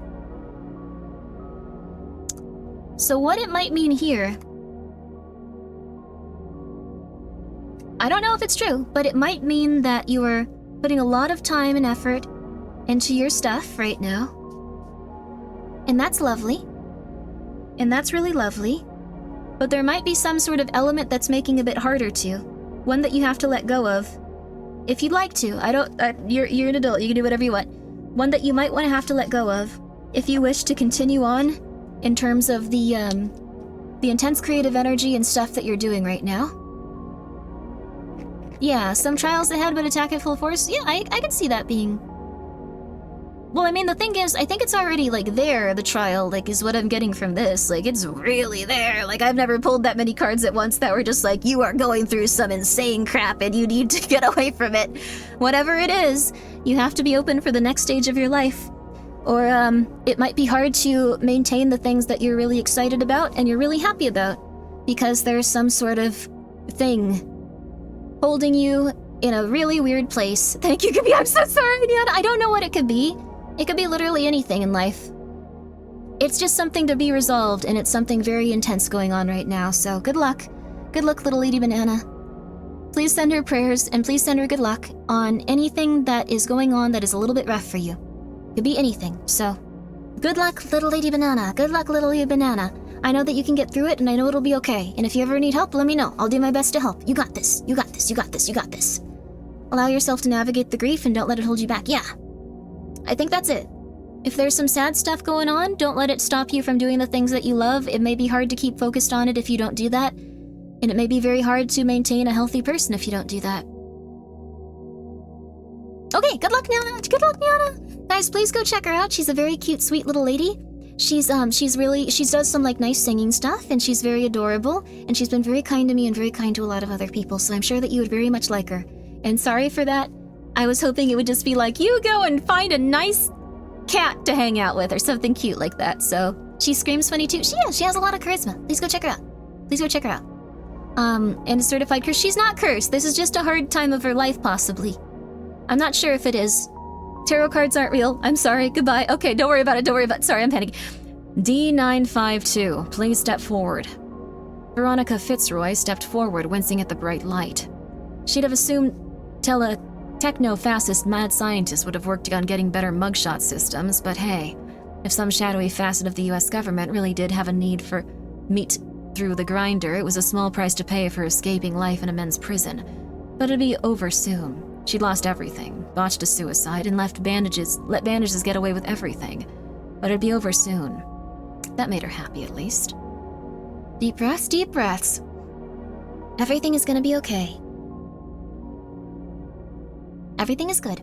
And thank you guys very much for coming by. We're currently reading SCPs. We're in the middle about one about a psychopathic fella. And then we're gonna read one where it's a hooded guy with a long beak that you can tell the person who wrote it really wanted to have intercourse with. We're looking for the sexiest SCP we can find. Even after the homophobia, drone strikes, or aggressive tax laws, the US government always had one last way to fuck the world. Sorry for saying this is in the story. The Foundation's best idea for an experiment was to put 20 murderers in the same room with 3 stooges, who could barely operate a musical instrument. The only thing that could make it worse was if they were a Rush cover band, which in fact they were, because life was just a series of practical jokes. Perhaps as part of the experiment, perhaps as torture, several instruments had been scattered around the room for the rest of her merry band to play. Some, inexplicably, had already begun banging out Canada's sticks without a care in the world. Certainly, without a care for music theory and its application.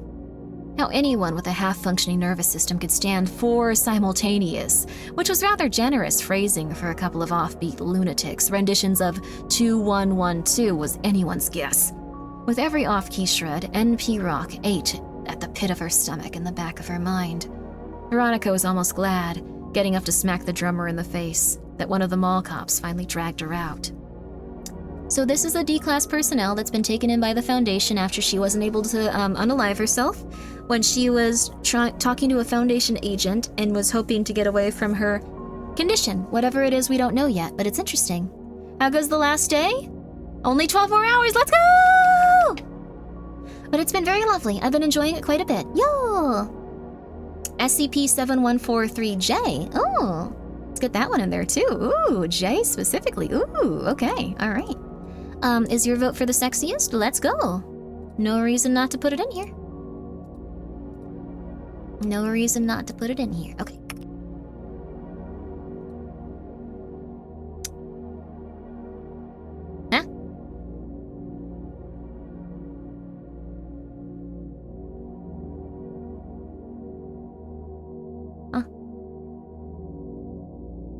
Huh?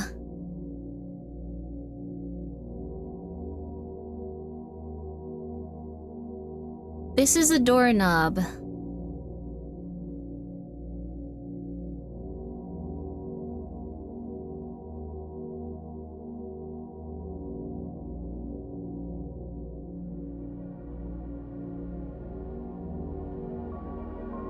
Okay, I got to the part where it's very obvious why you're, okay, that someone really wants to have intercourse with that doorknob.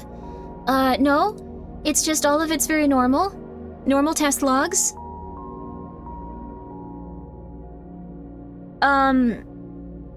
Some people just really want to have intercourse with the doorknob.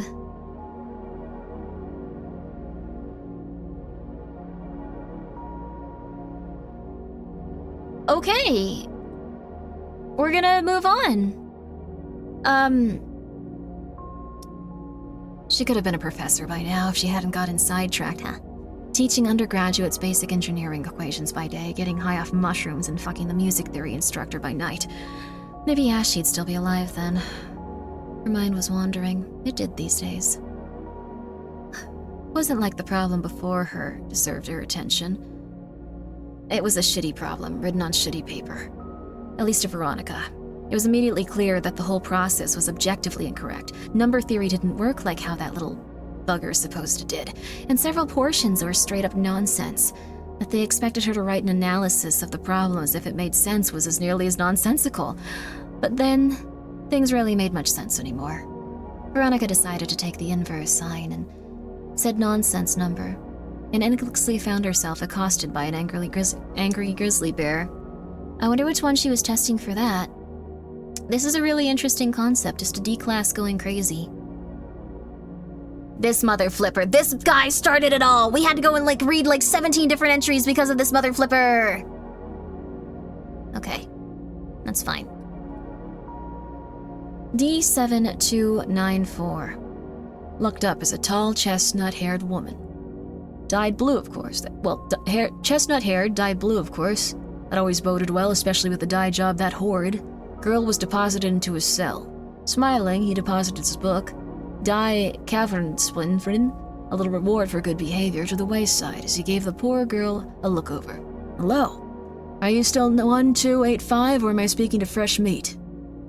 The girl had an ugly laugh. Somewhere between Baba Vaga. Baba Vaga is a cool concept. And those dead-eyed... How does he know what she sounds like? Dead-eyed video stars he used to watch in his free days. Ending in a smile that never reached her eyes.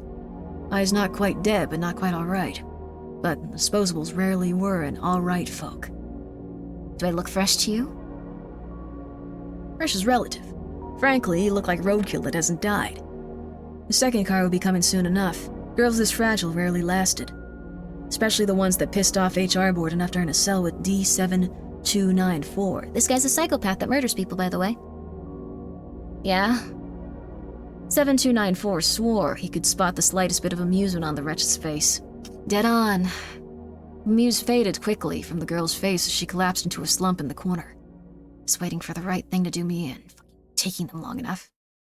So she wants to explode. She's being tortured by the SCP Foundation. Okay. 7294 almost felt something. A vestige of a dozen lifetimes past. Perhaps a drug memory. Rarely erased the imprint. The memory drugs rarely erase the imprinted memories left. What a dumb animal. So he's actually remembering that mannequin that he saw when he looks at her. Because he's an evil, evil, evil, evil person. The mannequin was something that he tortured and stuff and made have a mental breakdown, so it essentially destroyed its own body. Okay. The SCPs are getting a little weird, but it's okay. Let me ruin the surprise then. You don't get out. The girl barely stirred at that. She probably already knew that tidbit. Nothing here just kills you, and if it does, you'll go to hell like everyone else. Somewhere in the diary he kept, 7294 assured himself that hell was an eternity in one's corpse. He still can't remember why. Another ugly chuckle. She could certainly stand to be broken. What the flip? Be nice to her! Oh my god! What the flip? Yeah, maybe, but let a woman dream, alright. 7294 was surprised. The most put-together thing about the girl was her uniform. She may have been a head taller, sure, but the Foundation made her small. Still. Whoa, she was a head taller than him? Cool. Still. Such the price of climbing mountain of sandpaper.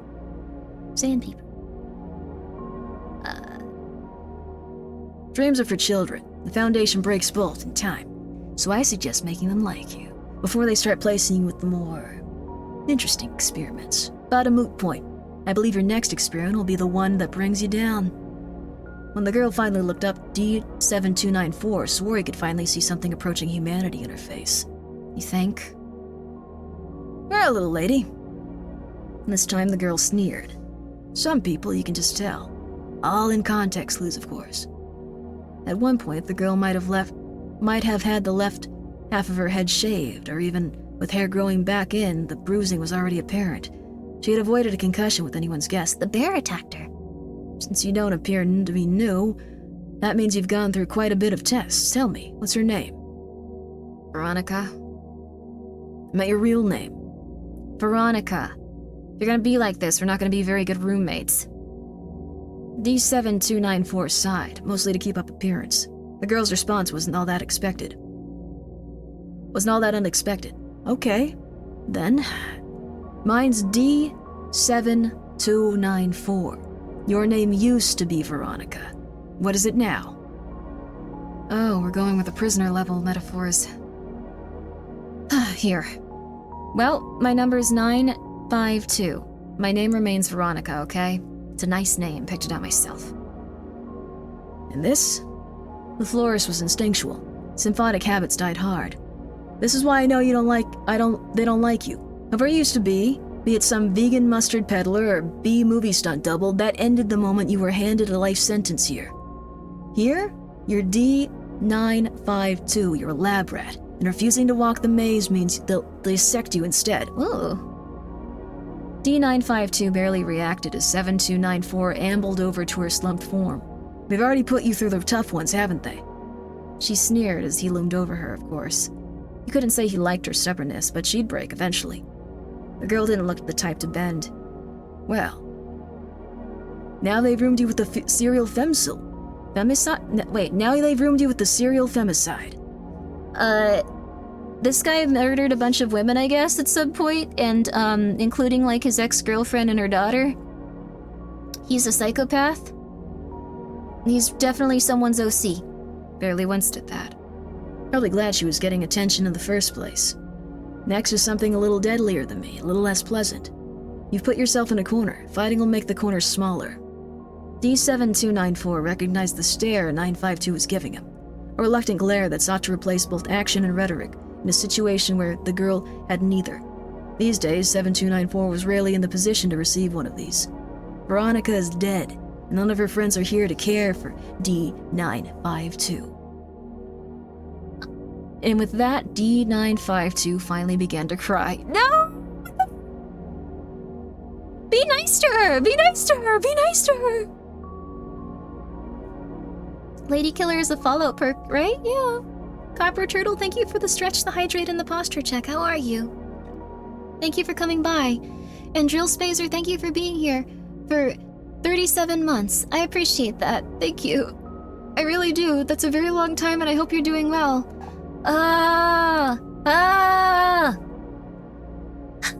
This man is terrible. Maybe he'll be nice to her now? I don't know why I'm saying that. D7294 always dreaded new roommates. More often than not, they interrupted his daily routine with unnecessary talk. Thankfully, D952 stayed quiet. Doing the Porky Pig thing, apparently. Time was hard to count in the Foundation, so one went by events instead. 4 sets of stretches, 200 crouches, a piss break, a few chapters of his favorite book, and 3 lookovers of the diary, updated with every rumor and personal experience since he'd been allowed a pen and paper, of course, in case they needed him for something peculiar. Oh, peculiar. Today wasn't Sunday, so they wouldn't be allowing him to access the cello. The cello. I don't know how I can't say any words right now. This is getting embarrassing. That does help, though. I'm sorry. But it helped to do the standard finger exercise, just to keep the muscle memory there. It was only after he began unconsciously humming a tune that he even remembered he'd had a roommate. Hey, could you be a little quieter? D7294 couldn't help but smirk as he looked back over the disheveled mess on the bed. For all the fight she'd almost certainly spent with the Foundation, right now she couldn't even bear to face her roommate. Am I bothering you? Finally, D952 turned over.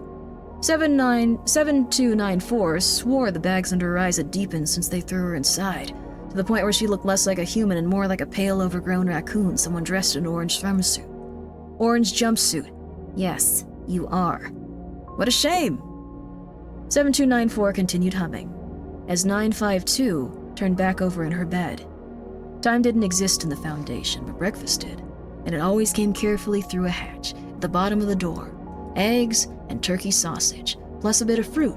Today was a coffee day for both of them, and while 7294 was glad to be getting out of the room, he almost pitied 952. Lizard bait was probably a best-case scenario here. The best case for Time's continued existence, however, was the punctuality of the Foundation. Some unit of time after coffee day breakfast, which 7294 had begun to call a coffee. Café. With a K, I don't know what he's doing. Men in white coats and black armor would come in and to escort either him or his roommate to wherever the men in gray suits decided they could throw disposables at. A café was always the same amount of time, of course. At times, 7294 even swore he could count them. Sexy lizard. Koveth. Kove. This guy seems very, like, lyrical and romantic in, like, the sense of, like, you know... not in, like, romance was... it's hard to... Never mind. Of course, 7294 was bemused to find only one post-coffee transport squad at their door, and even more bemused that they ordered both of them out. He almost felt sorry that for the mall cops that had to drag his half-dead companion out of what he could only assume was a memorable time. D7294 had earned, of course, to stand straight and look forward wherever he was being sent on these excursions. Looking like you were cooperating was, after all, just as important as actual cooperation. Of course, he occasionally side-eyed the containment chambers, get a glimpse of what horrors and wonders lay beyond his peripheral. Maybe look out for that demented half-cat they let wander the halls, just so he doesn't step on it and piss off some bleeding heart orderly. There was little reason to do much else, however, until the two of them were shoved into a large room with a beanbag chair and a box. Typical. In D7294's experience, a combination of random objects was always the worst things they threw at you. Looking over to... D7294 wasn't sure he was looking at the same person anymore. D952's posture had completely changed. Where previously she had adopted the stance of a depressed koala, D952 now stood straight, with a look of almost grim determination on her face. Moreover, she looked... There wasn't a good way to put it, but receptive was one's description. Ah, she wants to die really bad. The intercom crackled to life. D7294, please approach and open the box. Oh, fun. He gets to kill her. Opening the box didn't ring any diary bells, but it was nice not to die instantly. Inside of the box was a new rich sort of plush, heavily padded and drenched in cloyingly sweet fragrance. Most of the fragrance came from a tumbler of some sweet brown... Oh god, no, they expected him to drink this, didn't they? D7294, take a sip of SCP-209 and falsely describe the experience. Falsely? What does falsely mean? Huh? I'm thinking of sloths? Oh, koalas are kind of like little hunched over babies. They're very cute. Sloths are cute. So he just needs to lie about... Yeah, I get lie, but why would they want that? We can also now go to 209, which is gonna be another thing, I guess. So, but we'll read that after. Well, between this and getting fed to an overgrown peanut, it tasted good. Really good, warm. Like a good whiskey from back when he was a free man, if not quite as bold. Smooth with just the right amount of burn all the way down. Moreover, it made him feel good. Fresh as new. And all of that. D7294 found himself unconsciously taking a seat in the beanbag chair. A bit cool. The entire time, 952 had been standing at attention for the next command, unmoving and outwardly stoic. He'd have almost mistook her for part of the room at that point if she hadn't shivered as soon as the words left his mouth. 7294 took another sip, lively but fruity. Huh? And that's when she started getting antsy, fidgeting in place. He hadn't expected much from this half-dead companion, to be sure, but it was nice to finally break her out of that half-rigor mortis. It was only about half a minute later that she finally moved, pacing around the room in hurried steps, nervously stealing glances between 7294 and the observation camera. 7294 had considered saying something else, just to make her squirm further. The spectacle was amusing enough that, as it was right now, especially as 952 suddenly clutched her stomach and fell to her knees.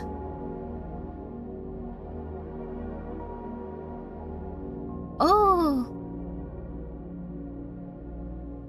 One thing he could say, he'd never seen someone vomit fruit puree before. He could kill her, of course, certainly. That seemed to be the point of this exercise. It had been a while since they let him do that. Just say something like, warm as the sun.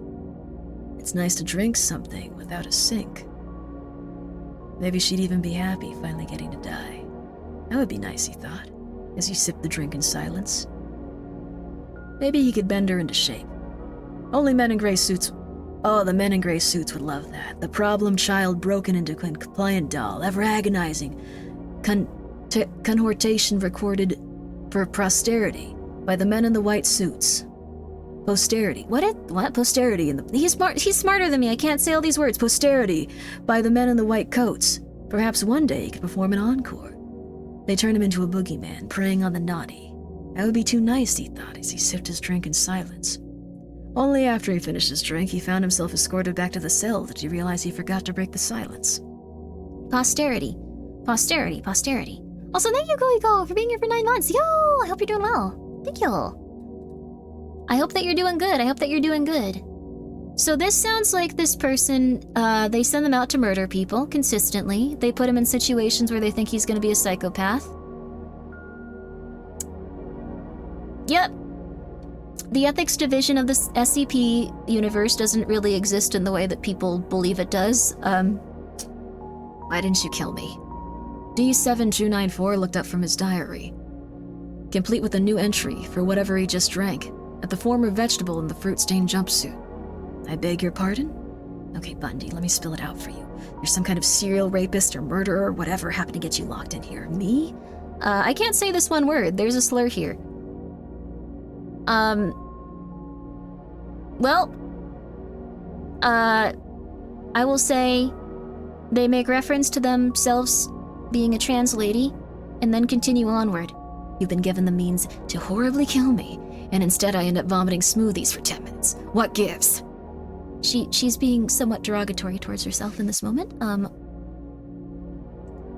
Is that why her voice was so annoyingly scratchy? What the? Be nice to her! I could ask why you look so keen on not dying. A sudden shift from carry-on to rabbit in D952 was off-putting. What? I could ask why you looked so keen on not dying? To say the least, a side effect of the brandy? Look, that's not important. I've been around the fucking block. A creepoid like you would take any fucking chance to flay the skin off my fucking arm, so what gives? D7294 didn't have an answer. Maybe I want to watch you suffer more. 7294 looked up to his diary, but couldn't quite focus on the words. Who knows? Maybe you're the one who miraculously gets me to see the light. This is like Hollywood scripts. I'm sorry about this. Maybe we make love in an amorously ridden sex scene, somehow escape the Foundation and adopt a family of adorable puppies that fix your myriad of issues, all of which conveniently stem from your infertility, or maybe, just maybe, I don't feel like it. 7294 wasn't sure if he liked her better half dead or half mad, but he was sure of one thing: he didn't like her. And for God's sake, what's gotten into you? Just an hour ago, you had to be scraped off your bed with a spatula. Thankfully, that shut her up for a while. This feels like a writer's like the bad writer's self-insert. Yeah, this feels odd, but I mean, it is part of the SCP universe, and we're learning more about how D-classes live. So, I don't know. We're slowly getting through it. I really want to see which person this person is attracted to in this. They said there was like a person with a gigantic schlong in like this specific story, and it was like, that seems like a really weird thing for them to reference about an SCP. I don't know what it is. Lunch came eventually. Fried catfish and green beans, plus a yellowed rice that was probably more salt than grain at this point. One of the guards had slipped a can of cranberry juice into one of the meals, either as a joke or a reward. Still, fruit juice didn't quite appeal to him at the moment. 7294 had learned to appreciate the silence during lunch. Small talk really amounted to much in the Foundation case. much in Foundation case. It helped that 952 was a silent eater. Shame it only took half a post-meal café to ruin the quiet. I saw a desk. Haven't we all? Okay, asshole. I meant a room with only a desk. Sandwiched between 2 rooms with a chair each. 7294 sighed, glancing through his diary. And I'm sure they have a very good reason for that. There were a few desk rumors, of course. But that meant little when their descriptions were as disparate as this. Do you mind telling me what this has to do with anything? Because 952 trailed off. Alright, this is going to sound really stupid, but that desk's got a wish-granting fairy in it. 952 was right, of course. That was stupid. It was several seconds before 7294 stopped laughing. What's so goddamn funny, huh? You got to making fun of me vomit probiotic special, but apparently fairies are too out there now? Be nice to each other. I have to. Should I say schlong? I don't know. It's just, I thought it was really odd, so I don't think it's in here. I think they just wanted me to read this. The conceit wasn't quite as hilarious the second time around. I can believe the supernatural exists. I can believe that, through some means, we were able to shape the world through its usage. 7294 placed his diary to the side. What I do not believe, however, is that you share a history with a quote-unquote wish-granting fairy that inexplicably resides inside of a desk in the exact same prison you are currently trapped in. But, I mean, the girl certainly believed her delusion, at least. That or she could have taken up a career in stage. I know it's there. I've had friends who... There's a gash under it, a crescent-shaped. And my friend Jack, he has a piece of it. Fucking... D952 stopped in her tracks, realizing how ridiculous this whole affair was.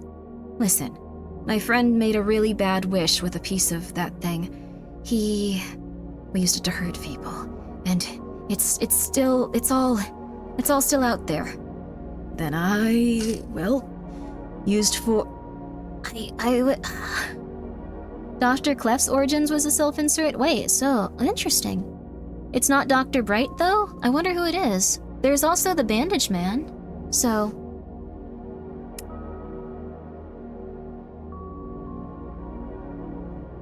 Then I will... Used it for... legalis, and... D952 shivered again. Well, I don't know much about this, or how can I put this into words, but I need to get to that desk so I can... D952 sat back down on her bed. God, I hate that I even have to say this, but I have no illusions that you don't believe anything I just said, so... Still, do you think you could, I don't know, help me? Help her. Of course she needed his help. Here was a flighty moron, unable to do anything on her own, who crumpled like a wet tissue at the first sign of resistance, and yet even still, she apparently felt the need to lash out at anything that struck her fancy. Hell, should have killed her back there, when he had the chance. Where she'd actually be useful for something. She was barely more than a featherless biped with a mood disorder. Of course she needed someone to crush her back into place. Alright, maybe I will. D7294 stood up, under one condition.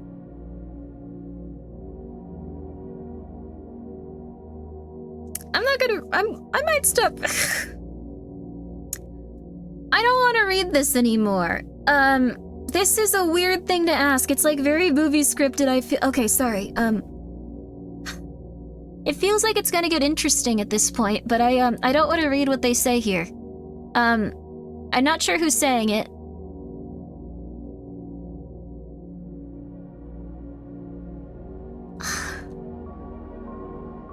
Paraphrase?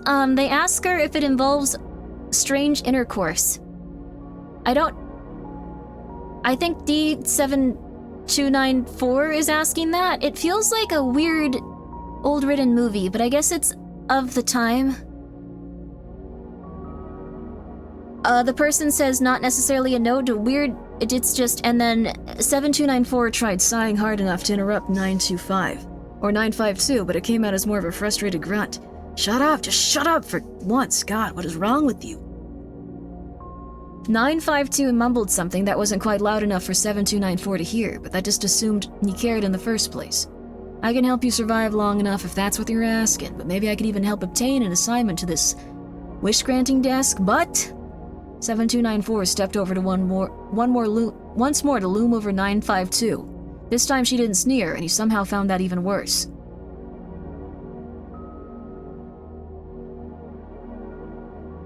Okay, this is okay. Which D class is supposed to be an SCP again? I have no clue, honestly. This is so confusing to me, but this is all about music somehow. I'm glad you're finding it engaging. This guy is just such a creep. I don't like him. Okay. Sorry, I got it out. You will be completely obedient to me. If I'm accosted by some thug during an exercise or recreation, you draw attention from me. If I am in need of extra energy, you are to give me some of your food, but most importantly, to shut the fuck up when we're alone. D952 silently nodded. The sudden stillness was unnerving. But if the alternative was everything else, with this girl, he'd gladly take it. Finally, sitting down, 7294 returned to his diary. I'll give you some advice tomorrow. He'd kindly buy in with a portion of your dinner. Don't worry. They expected you to die today. There's no chance they'll stick you anywhere else. Dinner was 3, Crossed out. 6 slices of overseasoned turkey and mashed yams. He took her turkey. He took her turkey. He took her turkey. That's so rude. It's a really odd sentence. He took her turkey. He took her turkey. He took her turkey. He took her turkey. He took her turkey. He took her turkey. Sorry. There are much more no words I could say in this. He took her turkey. He took her turkey. Sorry, that's not a good time to say that. He's being a psychopath. Hello. Your name is Zeke Dawn, but you go by D7294. This isn't your first time reading this, but it might as well be. Likely you've had your memories erased. Let's get a few things out of the way first. The supernatural exists, yes, quite a shock. You who've had your memory wiped. Fairies are real, there's monsters under your bed, and Al Gore is likely a reptilian. However, physical laws exist alongside them, and they are one thing these demons cannot kill. Every ghost, monster, artifact that exists operates under a set of rules, each entirely unique to one another. That means for every tear that longs to tear your legs off, there's an entire field of study dedicated to combating said tear. Some method may be esoteric, while others may be reminiscent of the stories you heard growing up. The fact remains, however, that through a certain set of behaviors you can ensure with near 100% guarantee that you will not die. Knowledge is power. Therefore, record every rumor you can, underlying every truth and striking through every falsehood. Okay. Al Gore? Why were you so attached to Al Gore? What the flip? So I assume what's happening here is, from what I get, it's, this is just how D-classes live, but I'm wondering why they gave them a journal. I guess he just, like, razzle-dazzled and charmed some of the guards over time, and they were like, yeah, man, you can have one of these, it's fine. Like, so I guess it's realistic in that sense. If anyone found out, that person would probably be shot in the head, though. Veronica assumed this one was meant to kill her. But unless a sheaf of papers from some reject's art collection had the ability to tear a jugular out, she should be fine. D952, please observe the document. Well, it appeared to be a character study of... Oh, fuck no. Veronica may have been stupid enough to associate with Jack, and by extension the man in bandages, but 7294's pictographs were pretty fucking clear on what not to do here. Please describe the contents of the document. Veronica spoke in visual metaphors as she thought of nothing. This is also cool to see people... Whoa! This is a really cool SCP. We have to look at this one right now. Okay. We have to look at this one right now. We have to look at this one right now. We have to look at this one right now. This one is really cool. This one is really cool. It won't take long either. It won't take long either. We don't really have to deviate from that much of it. Okay.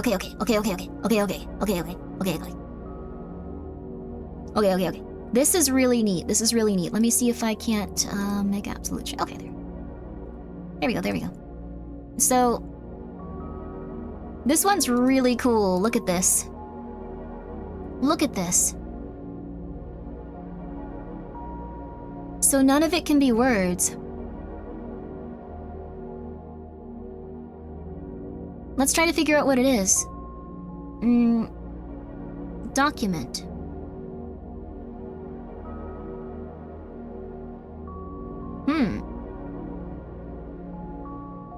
Pencil writing on document, cross out. Save disk data on document, cross out. Person talking to something, crossed out. Document, people, crossed out. Document, people alive. Hmm?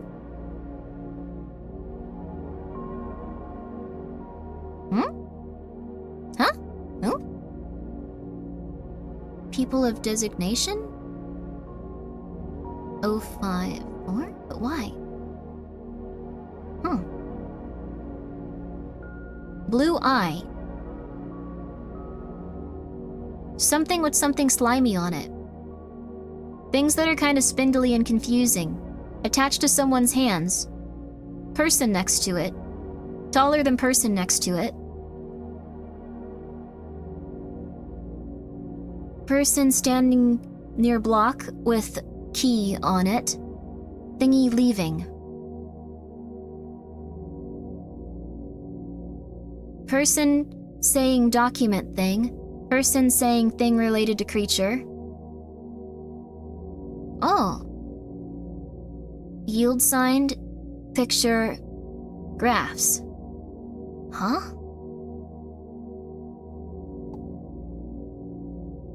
Oh. I see, yeah. Oh, this is all the information. This is how it must be contained. This is how it must be, this is like its designation.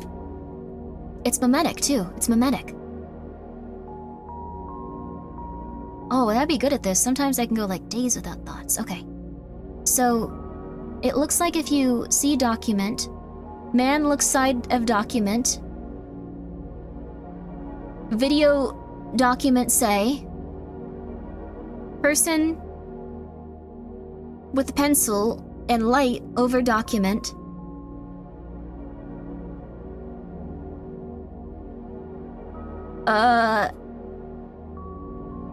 some sort of terrifying weird creature takes document from man standing there, exclamation point overhead.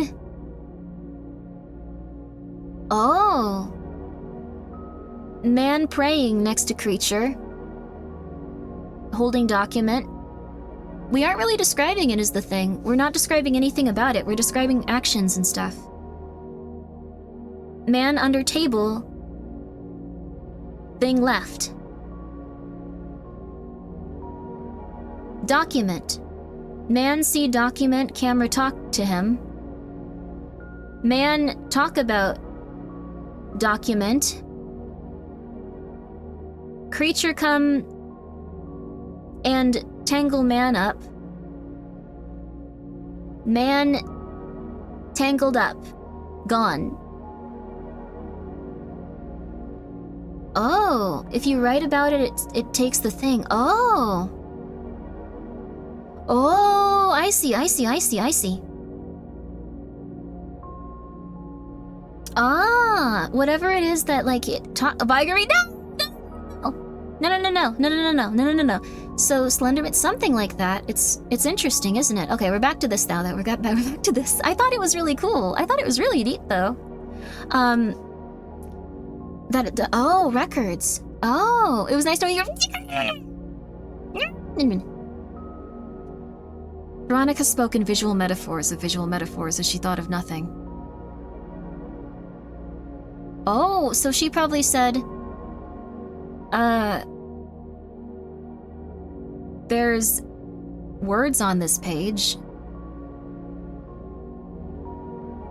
And a pencil here. It looks like there's a lot of words. There were not words on the page? Oh. Oh, okay, so she probably was looking at that document, so she had to say, like, there's a lot of different colors on here. It looks to be something that, I don't fully understand at all. So she was just completely just doing that until she was allowed to leave. Oh. Much to his surprise, D952 was shoved back into their shared room with the nariest scratch. 7294 looked up from his copy of Les Miserable. How did I forget this? Les Miserables. The French thing. Just in time for the door to slam shut. I'm surprised you somehow survived. What'd they throw at you? 952 began wiggling like an eel before putting a finger to her lips and shaking her head. That explains quite a bit. But not about what they put you up against. For God's sake, can't you be normal? Well, excuse me for being thrown in a room with.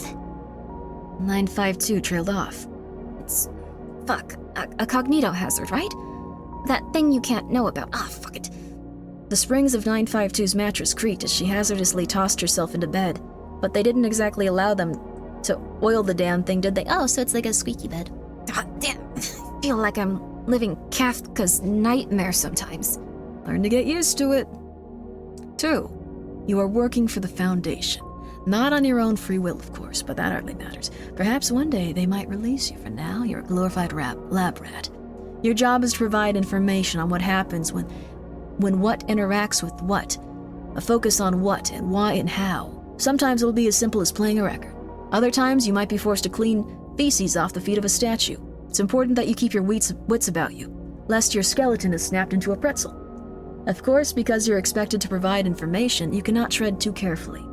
If you cannot provide your captors with the information they require, then you are unfitting for testing. And if you are unfit for testing, they kill you. Therefore, be careful, play the game, and if things move too slow, improvise. Huh?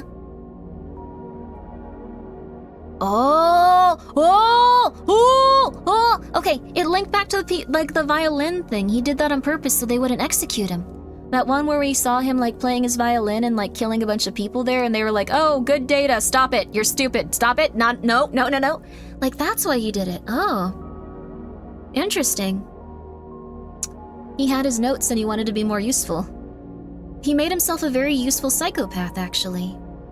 Wow. Old Dog Cranen, thank you so much for being here for 8 months, by the way. I'm sorry if I didn't say let's go. Thank you so much. I really appreciate it. It was 19 minutes ago. I'm so sorry. Yo, let's go.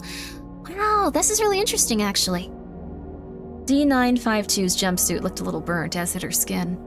Nevertheless, the Foundation had failed to kill her today, which was nice, if only because D7294 could get more information out of a manic depressive than he could a corpse. D7294 readied his pen. What did they throw at you today?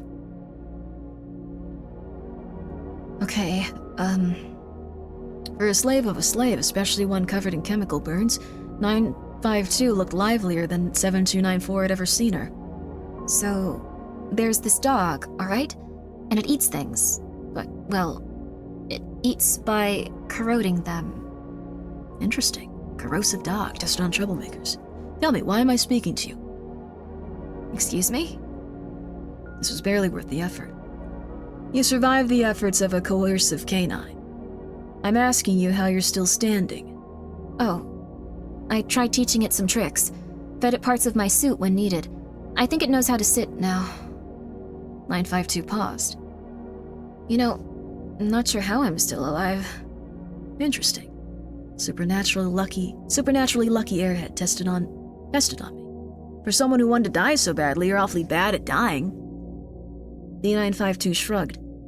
I have hope now. Can't waste it.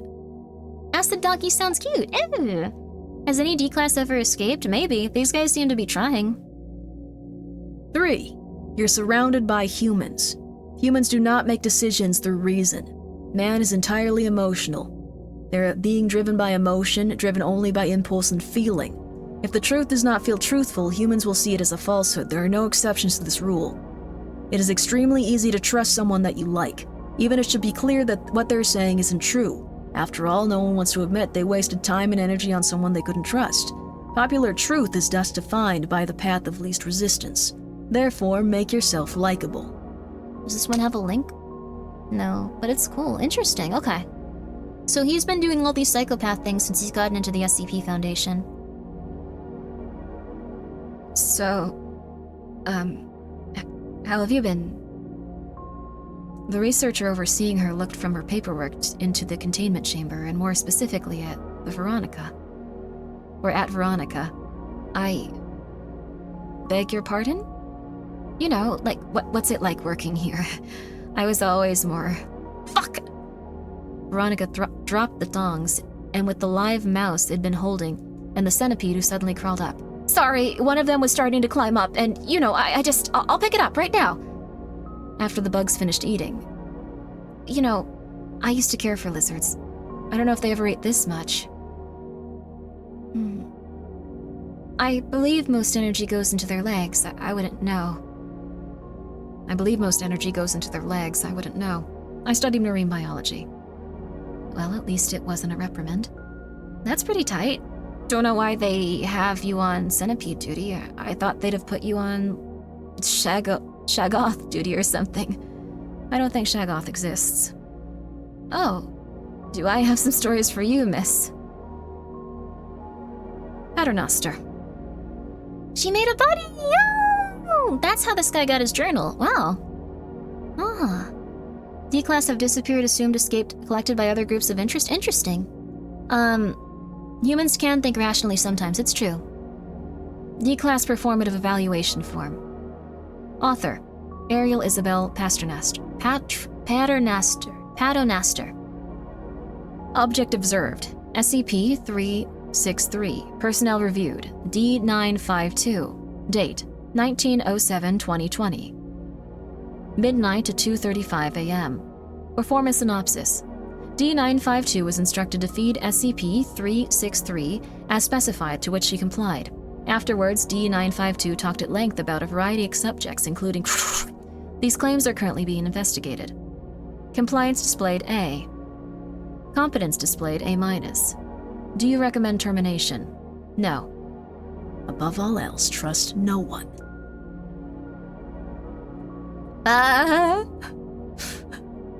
They have a form that they have a little box they check deciding if you live or die.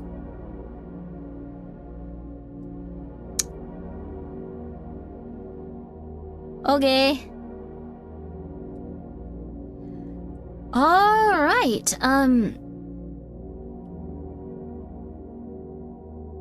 Okay. Yes, it's the SCP Foundation. That sounds about right. That's just very intense lore. This went from creepy to interesting? Yeah.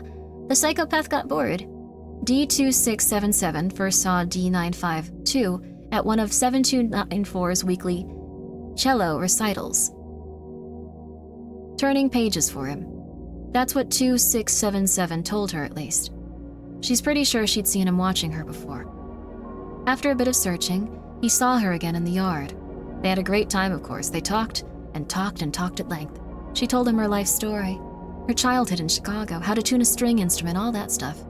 He told her all his time behind bars. What he did to amuse himself, hell, even a bit on how to craft, use, and hide a shiv. Still, she left in a hurry. One day, someone slipped him a picture, and when he tried to compliment it, he suddenly wasn't there. Huh?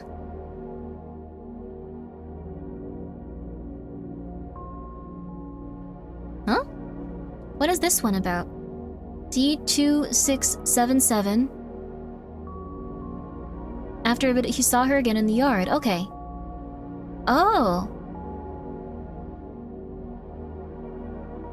Huh? Oh. Oh, no. She might have become something really weird. Days turned into weeks. They stopped trying to kill her, fucking finally. At the very least, crossed out. D952 is crossed out. Veronica rarely felt endangered. Mostly nowadays, she got stuck with sanitation. Sure, she'd occasionally have to clean an ogre's room or transport a glass case full of tar and mask, but she was a big girl and she knew her way around this kind of block. Hell, sometimes they even stuck her with old folks like the dude with the weird teddy bear or some woman with a Bane mask. Sure, she wasn't allowed to talk much, but the sights were better than plain concrete. Plus, you always felt a little safer with a shiv. Too bad they rarely lasted longer than a month. They'd hit her with a few drugs every now and then, and not enough to dumb her down, but enough to make her forget some of the important shit she'd seen. But that's what 7294's journal was for. Plus, the desk wasn't on record anyways, so they didn't know how to block out that little bit. She almost felt like she was getting used to 72D94's music, sure. It was revoltingly dissonant and depressive, but then so was Highway Ash. Besides, he was helping her get to the desk. Weeks turned into months. D95... It's crossed out again. Wasn't a happy woman, of course. Still, she was happier than before. Or felt like it, at least. She had to be happier, right?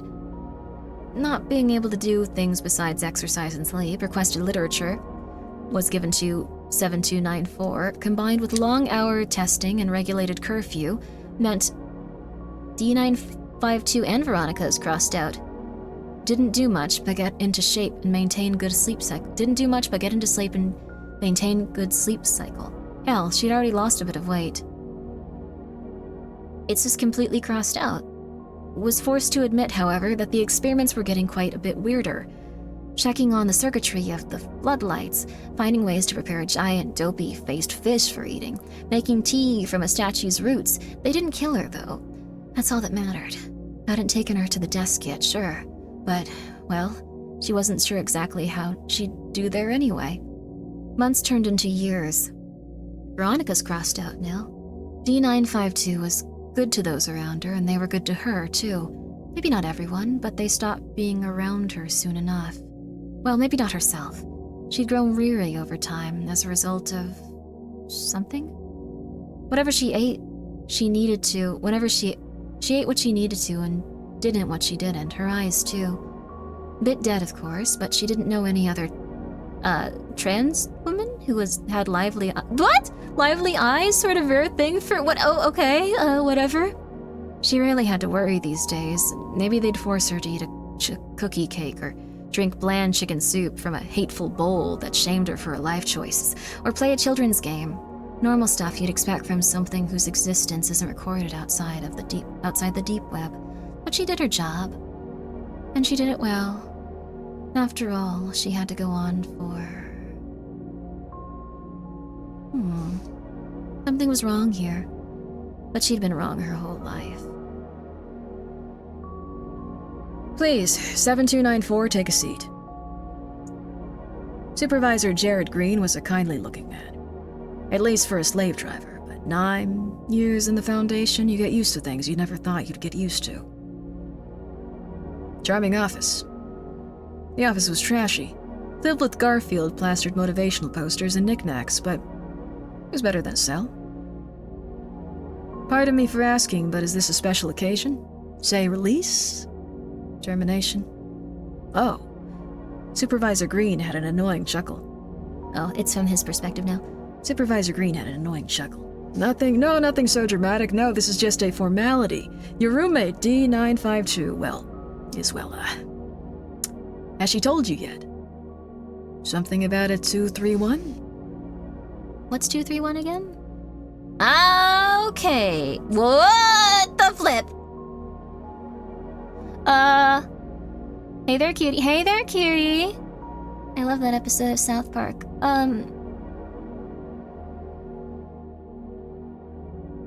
This article contains adult content that may not be suitable for all readers. Depictions of severe mistreatment of children.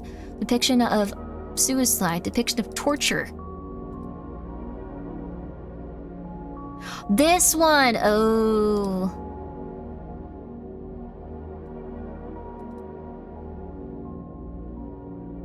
Something about a 231?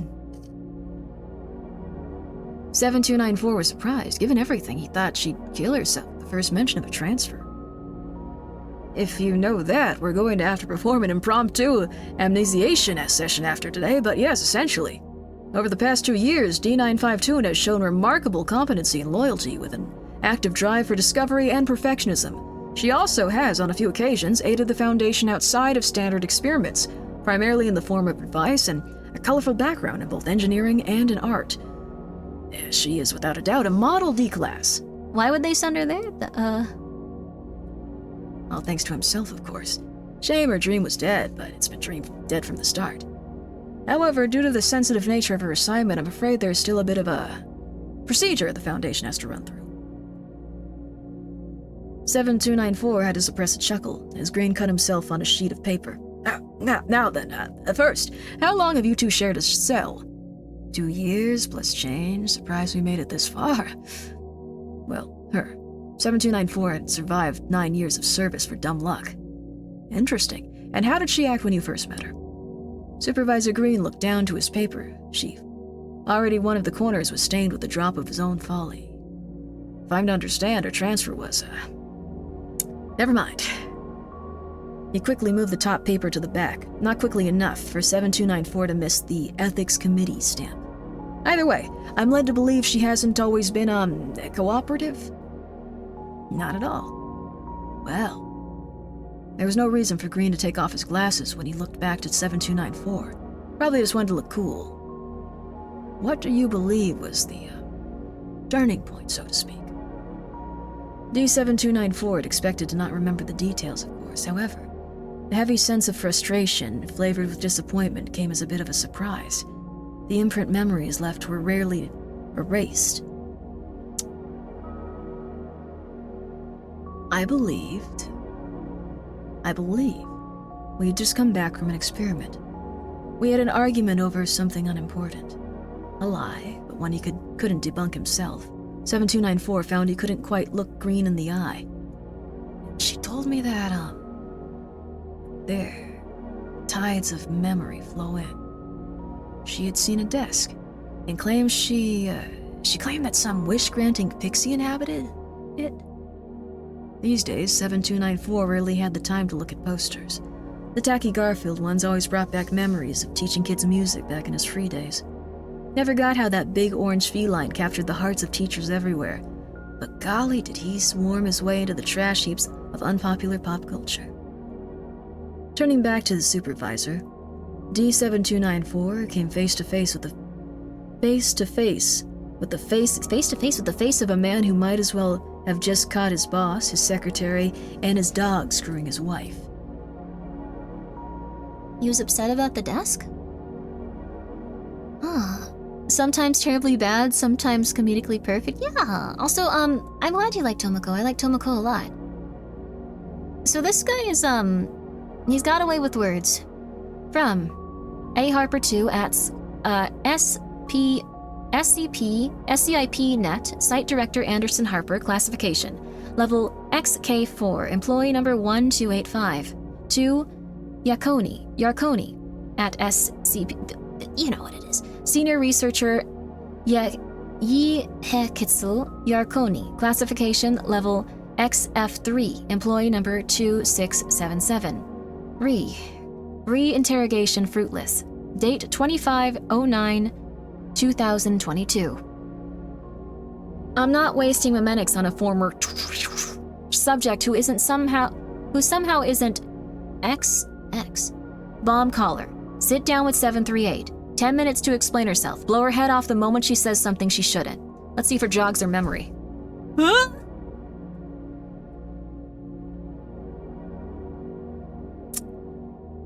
Okay.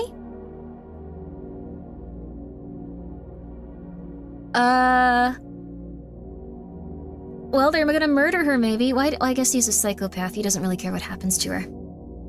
Monestics. Oh, you're right. Monestics. They restore memory. Monestics. They don't want to give her the monastic drugs. You're right. Not memanics. D952 was forced into a chair, wearing a cumbersome collar. Last time this happened was 6 years ago. The collar wasn't beeping, and a machine wasn't assembling a desk? Veronica crossed out. D952 felt she should have been happy, but this didn't feel like a happy moment. It was a very nice desk, to be sure, mahogany lined with velvet, with a fancy but oppressive atmosphere to the whole thing. Not exactly helped by the throne currently being lined up with everything else. If D952 had to guess, this setup was pilfered from some rich asshole CEO's private estate, probably replaced by something equally ostentatious. And very suddenly, the throne was occupied by a beautiful woman in an overcoat. Yarkoni, how are you? It's been 8 years since I've been back in the saddle. How is Katz doing? The intercom buzzed. Irrelevant. D952, do you recognize it is really gonna be like that again? Is it really gonna be like that again? You may not have put a moron on the seat, but I desire to know when I see it. Shame she's an ugly sack of shit, but I ain't no judge, just the lawyer. What the flip? The intercom buzzed. Irrelevant. D952. Do you recognize the figure before you? D952 blinked and shook her head. Of course she doesn't, dear. I'm wearing the skin of your dead wife. For the first time since this began, the figure made eye contact, leaving D952 seemingly warm. Now I know you've got business with me. Come on. O5 promotion? Immunity to SCP-3211? What's SCP-3211?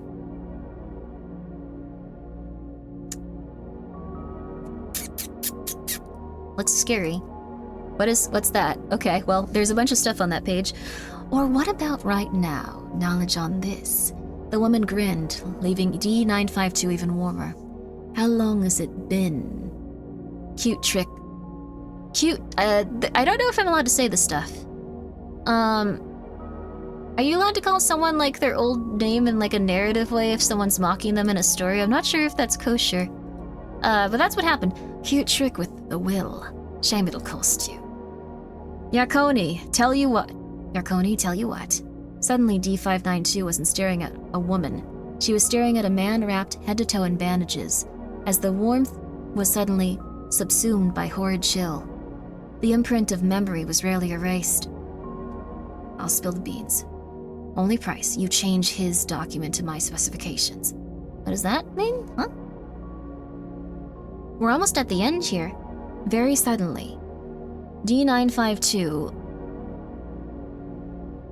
Veronica Catherine Fitzroy remembered why she wanted to see this desk so badly. So Bandages is the person that caused a lot of problems? Huh. I'll spill the beans. Only price, you change his document to my specifications.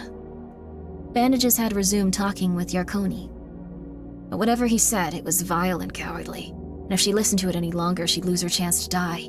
Veronica opened the desk drawer and searched. Veronica thought back to everything, every single goddamn thing that kept her from being normal, a well-adjusted normal person.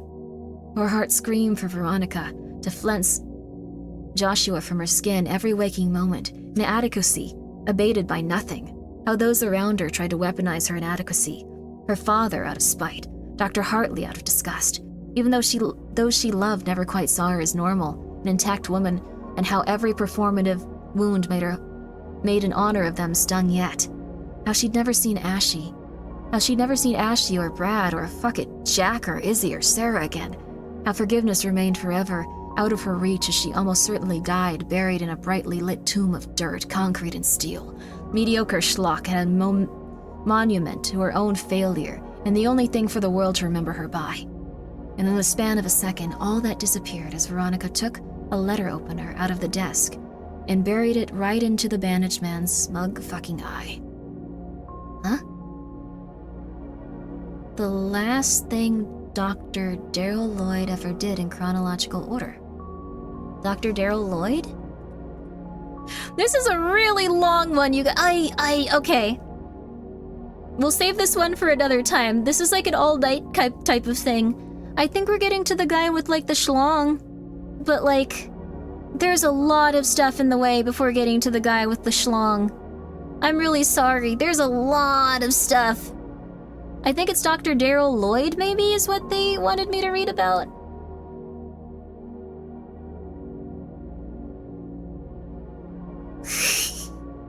I don't know. That sentence is hilarious. I think the dong was just bait. Like, I wanted to read it just because I thought it would be, like, on the, like, little, like, description at the top and it would be really funny.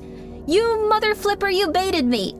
You baited me with the giant schlong. Okay, we're gonna move on from that one now. It was a really cool one, though. Like, I liked the concept of it. Maybe someone just wanted to hear that one, so... The schlong was the one friends you made along the... No! Either typo or baited rabbit hole? I mean, it was a really good one, though. I liked it. The bowl that tells you what your parents think of you? Oh, no. I don't think my parents like me at all. I don't think they're... I don't know if one can comprehend me fully, though. She's kinda... We have not seen anything sexy. Why have we been here so long? That was the least sexy SCP I've ever read. That guy murdered people, the other one. That weird 7-2 whatever guy, he just murdered people all the time. Maybe it was the man with bandages? I like the man with bandages. Maybe he had a giant schlong, I guess? Like, that might have been an interesting character concept. Anyways. Anyway, read it again. I'm not reading it again. I don't know. Interesting? It was a very interesting one. The psychopath guy was an interesting character. It was interesting to see how D-classes can survive and, like, how people still have, a desire to treat people in a certain way based on just how useful they are, even in an SCP place. Like, you can survive for a long time if you're, like, just pleasant, and they'll put you on pleasant duties and stuff. Twisted freaking psychopath? It was a twisted freaking psychopath! Yeah! But, thank you so much, Adam Sandler, for gifting 5 subs. I really hope that someday you can deliver that baby, or whatever it is you're carrying. I assume it's a child, but, you know, it could be anything in this wild world. Oh. I have a Kit Kat.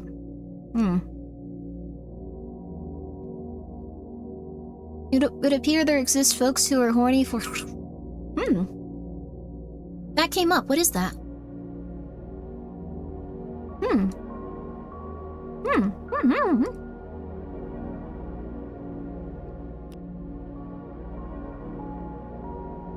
Yeah, Google did not know what I was doing with that one. Okay. 2521? But Grimmi the Schlong? I'm sorry. I don't think any SCPs talk about someone having a giant schlong, but that would have been really funny. There's ones probably that talk about ladies having giant boobs, like the strip club one was really cool. I'll tell my parents to send some love you. Oh, it's okay. Did Grimmi give more insane? I didn't know it at the time, but yeah, I realized that my dad pretended to be a cop all the time. It never occurred to me. But, like, it wasn't like he was saying, like, oh, I'm a cop. It's just that he'd have this badge that wasn't necessarily for, like, coppery. But he'd flash it at people and go, like, hey, you better get it under control. Hey, I'm an officer. Hey. And, like, he never said he was an officer of the law. He'd just say he was an officer. Which he is not. In any way, shape, or form. At all. Yeah, that's super... Yeah, he's crazy. Your family is very interesting. He's being sued by 3 people right now. Well, 3 people that I know of. He eventually just started putting his mail as, like, my address to my house, where I live. Which was stupid of him. For some reason. That's illegal? Yeah, no, the thing is, I sent the stuff back. Like, I told them where he lived eventually, I'm sorry. I don't know. That's not legal? Not harboring anyone. They started writing the address of, like, both places on them eventually, so I know they know where he's at now. Anyway. That's very nice of you, Templar Marks. I'm very grateful for everything I have in life, and I'm very happy. You don't need to worry even a little bit. Don't worry even a little bit. I'm very happy with my life, and, very happy just to, get to do all the stuff in life that I get to do. It's very nice. You don't need to worry, you don't need to be like, oh, Grimmi, you're suffering, so I'm not suffering at all. I get to play a lot of video games. I'm very happy. I'm reading SCPs to everyone right now. Do you have any idea how happy I am reading SCPs all the time? I get to read SCPs all the time. This is my preferred way to live, baby. Anyways, thank you. It's very nice of you guys to be here with me. No one who likes Omegaverse gets to say, don't worry about... I don't like the Omegaverse. I don't like the Omegaverse. I don't like the Omegaverse. No one realizes that. No one believes me. I've never liked the Omegaverse. I thought it was an interesting concept and mentioned it once on stream, and everyone went like, what are you talking about? And it's been a thing since. It was like 3 years ago. Thank you so much, Boonies. For you, for the 100 bits. Still time for submissions? Oh yeah. Is this a sexy one? Let's get that sexy SCP up there. Thank you so much. This next one was someone said this is sexy. Whether you agree with it or not, this is sexy. To some people.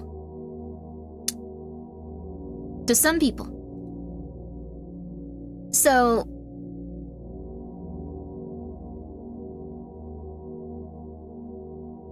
it's up to you. Where can I submit? You can submit right here, and I will take your submissions. If you'd like to. This one might have already been submitted, we'll see. There's so many. This is gonna have to be like a month-long competition. We're gonna be working on this for a while now. Pestilence, man? Someone wants to bang Pestilence? They arrested Pestilence? Look at him. He looks like he's in a courtroom drama. What the flip happened? Sexy grandpa? Sexy grandpa. SCP-144... Oh, I'll try it. I'll try it out. Also, thank you so much. Thank you so much, Trev232, for being here for 6 months. It's very nice of you. He's awaiting his plague lawyer? Hell yeah, okay. Alright. There we go, there we go, there we go. SCP-049, Object Class Euclid, Special Containment Procedures.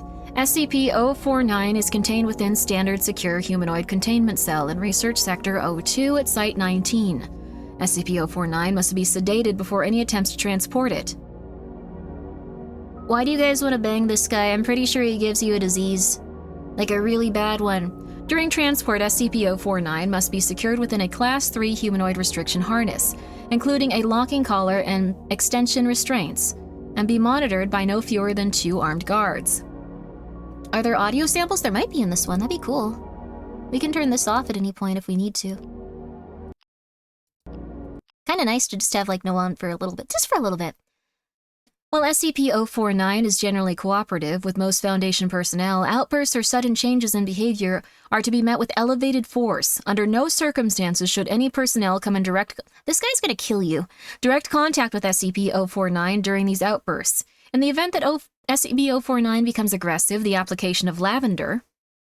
Oh. Interesting. Like lavender smell. Oh.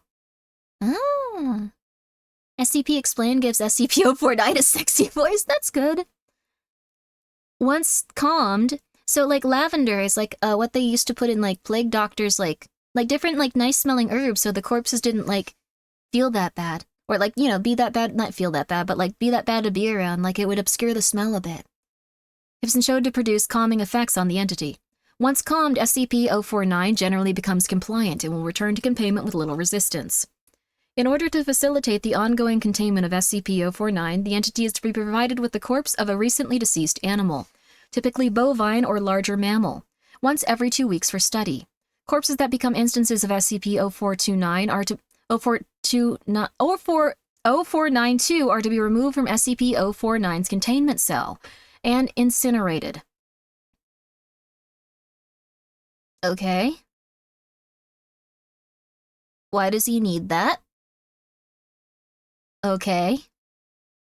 SCP-049 is no longer permitted to interact with human subjects, and requests for human subjects are to be denied.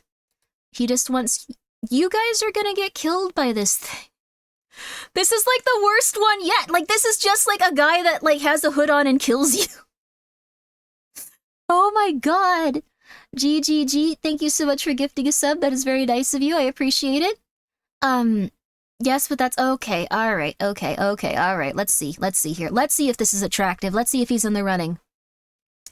Temporary Containment Procedure Update. See Addendum 049.3. Per Containment Committee Order 049.S19.17.1, SCP-094 no longer permitted to interact directly with any members of Foundation staff, nor is it to be provided for... Someone tried to have intercourse with this thing.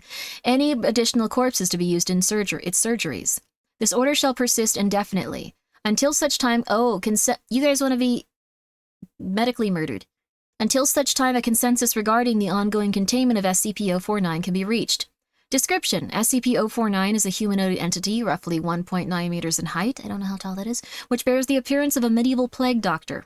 While SCP-049 appears to be wearing thick robes and a ceramic mask indicative of that profession, the garments instead seem to have grown out of SCP-049's body over time. They are now nearly indistinguishable from whatever form is beneath them.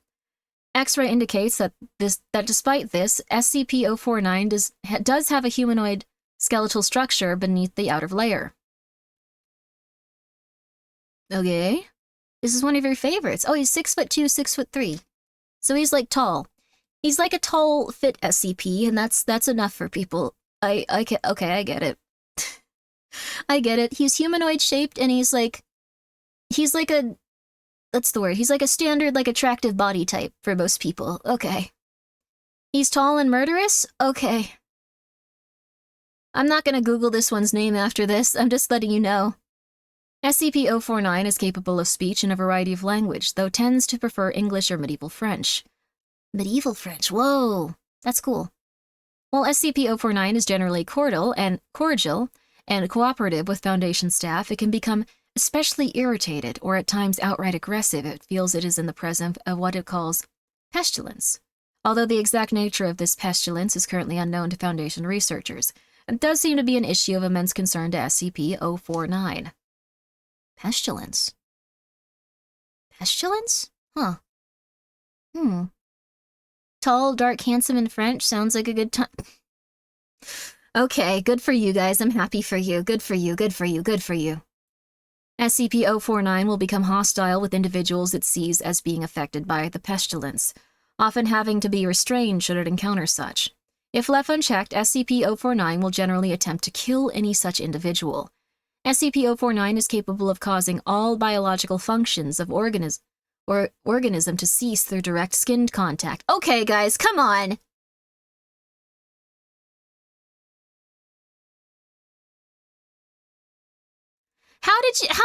Okay. Guys, come on. Guys, come on! He's a doctor, he's driven, he's strong. He cannot have intercourse with you, you will die. Sometimes you have to appreciate things from a distance. I guess so. I guess they can be sexy from far away. That's true. That's true. She's deflecting. You literally want to have intercourse with someone that will kill you. If they touch you. Okay, sorry.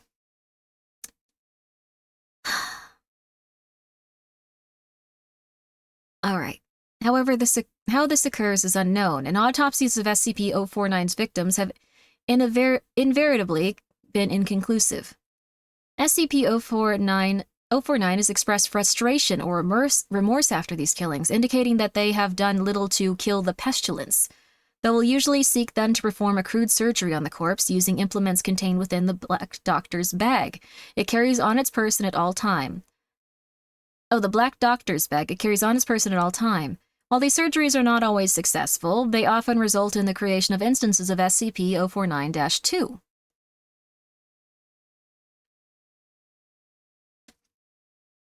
Wants to kill you and kills you immediately upon human contact are different. Okay. SCP-049-2 instances are reanimated corpses that have been operated on by SCP-049. These instances do not seem to retain any of their prior memories or mental functions, having only basic motor skills and response mechanisms. While these instances are generally inactive, moving very little, and in generally an ambulatory fashion, they can become extremely aggressive if provoked, or if directed by SCP-049. SCP-049-2 instances express active biological functions, though these are vastly different from currently understood human physiology. Despite these alterations, SCP-049 often remarks that the subjects have been cursed. He can cure me. He's going to kill you! He's going to kill you! You cannot have intercourse with this thing! It will kill you! It will kill you! It will kill you! It's just a tall bird man with like a hood! He will kill you! You can once... Okay. Alright.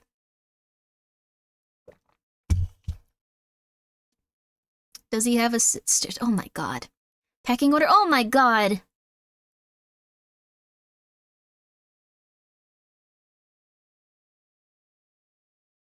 Okay, you guys, come on. You have a lot of really very odd concepts in your brain for how you can almost have intercourse with this guy. Okay. SCP-049 was discovered during the investigation of a series of unknown disappearances in the town of Montauban in southern France. During a raid on a local home, investigators found several instances of SCP-049-2 as well as SCP-049. While law enforcement personnel engaged the hostile SCP-049-2 instances, SCP-049 was noted as watching the engaged and taking notes in its journal. After all of the 049-2 instances were dispatched, SCP-049 willingly entered Foundation custody. Uh-oh.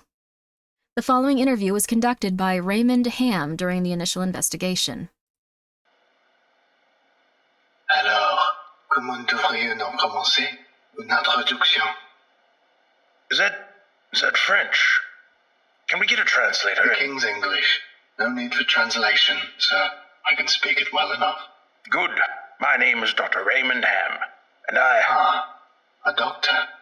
A like-minded individual, no doubt. Wherein is your speciality, sir? Cryptobiology. Why? A medical man, such as myself. Wonders abound. Stop trying to have intercourse with I him. worried I had been abducted Stop by it, common guys. street thugs. This place, then, this is your laboratory. I had wondered, as clean as it is, and with such little trace This is of the the vault? pestilence here. The pestilence? What do you mean? The scourge. The great dying. Come now. You know the... what is it they call it? No matter. The pestilence, yes. It abounds outside these walls, you know. So many have succumbed, and many more will continue to, until such time as a perfect cure can be developed. Fortunately, I am very close. It is my duty in life to rid the world of it, you see. The cure to end all cures. When you say the great dying, are you talking about the bubonic plague? I don't know what that is. I see. Right, well, the entities our agents encountered at the house, they were dead when you encountered them, yes? You reanimated them. In a manner of speaking, you see things too simply, Doctor. Expand your horizons. Life and death. Sickness and health. These are amateur terms for amateur physicians. There is only one ailment that exists in the world of men, and that is the pestilence, and nothing else. Make no mistake, they were very ill. All of them. You think you cured those people? Indeed. My cure is most effective. But the things we recovered were not human. Yes, well, it is not a perfect cure, but that will come with time and further experimentation. I have spent a lifetime developing my methods, Dr. Ham, and will spend a lifetime more if necessary. Now, we have wasted too much time. There is work to do. I will require a laboratory of my own, one where I can continue my research unimpeded. And assistance, of course, though I can provide those on my own. In time. Oh, I don't think our organization would be willing to... Nonsense. We are all men of science. Fetch your coat and show me to my quarters, Doctor. Our work begins now. I'm happy for you guys, but I think the VA quality is really good. The Volgun is really interesting. It sounds like they're from another reality with like how they have like a synthesizing thing on their voice for like the guy that you guys want to bang. So, see a strong, dedicated... He will literally kill you. He will literally kill you. I also don't know what the pestilence is. Like, if you have a cold, he just decides to, like, rip out your eyes or something? Like, still not convinced. What do you mean? He kills you! That was a very good audio clip, though, yeah. I think it was really neat. I think they should have more stuff like that in there. If you're ever doing an update to an SCP thing and you need someone to be like, yes, of course, I see. Or something like that. I'd do it. Interviewer's note, while SCP-049 is capable of communicating in a very human way, there is a strange sense of unease that one experiences when in its presence. Make no mistake, there is something very uncanny about this entity indeed. Additionally, we've confiscated that pointed stick that SCP-049 keeps waving around. Part of this was due to the standard confiscation protocols of possessions of anomalies, and part of it was because 049 really is a menace swinging it around like he does. The entity was displeased at first, but after we made some concessions in providing him with test subjects, which are admittedly more for the benefit of our own research, it warmed up to the idea. Nobody knows what the pestilence is? Interesting. I wonder if it talks about the things he kills versus the other things. Like, what does he look at them and, like, see? You know what it is, but you're not telling? Ooh. Addendum 0949.2. Observation log. Also, sorry, you guys, I have to have a cough drop. I'm gonna keep going, but I'm just gonna have a cough drop.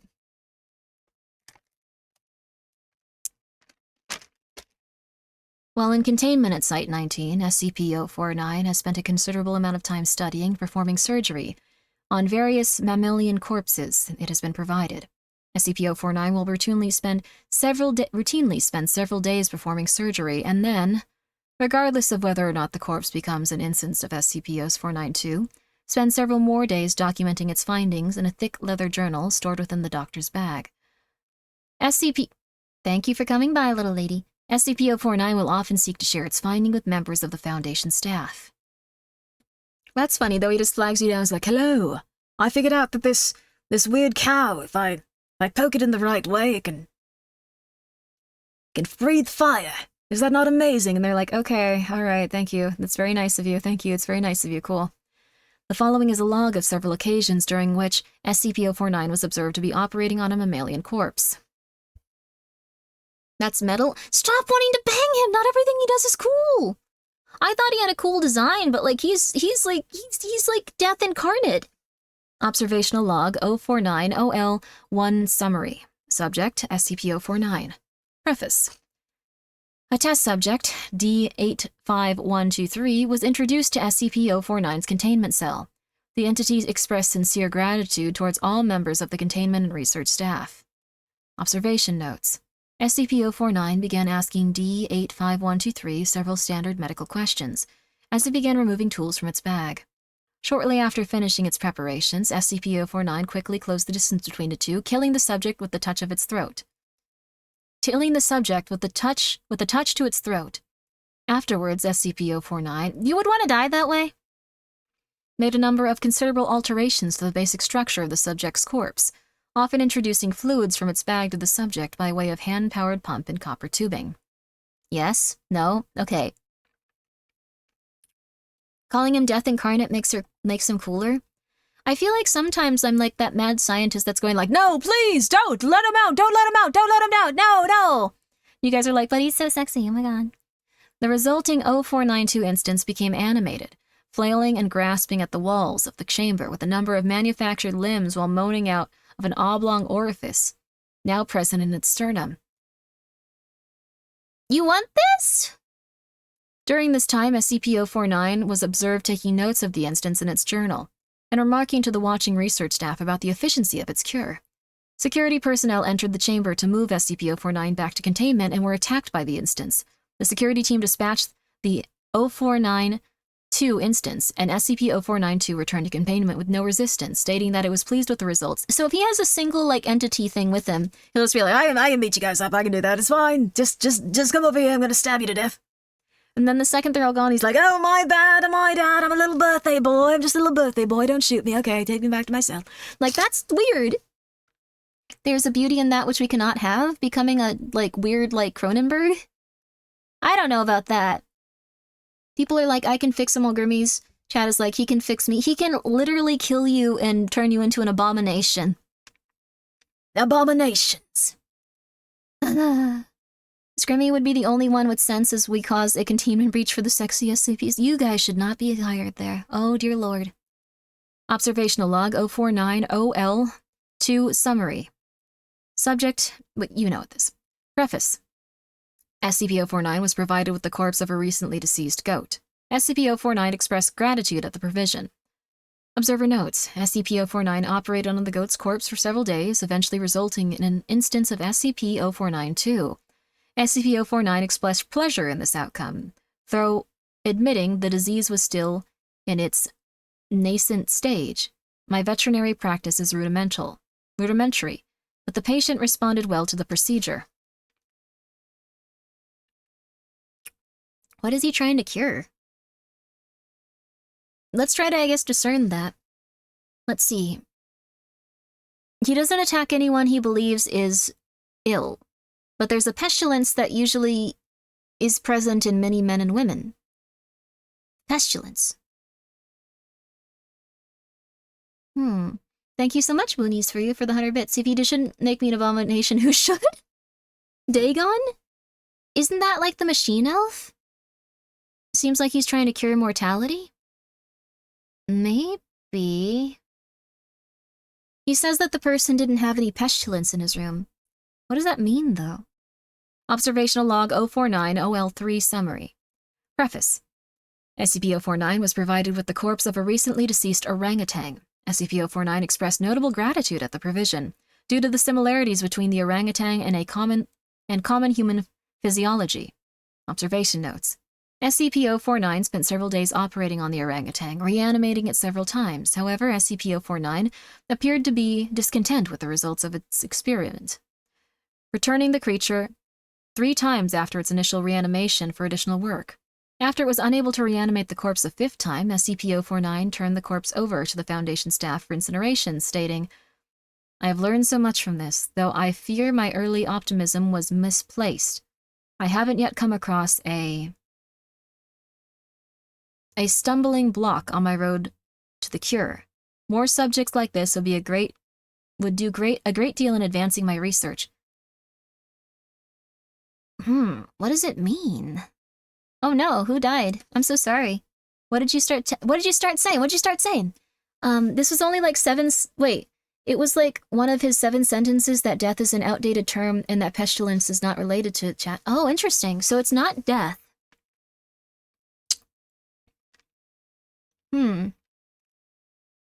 Let me think here.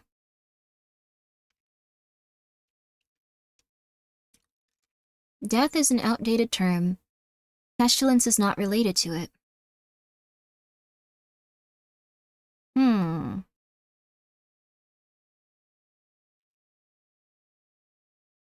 They keep asking you to read the joke. Oh, I'm sorry about that. Yeah, that's very fair if you need to do that. Thank you so much, Yama.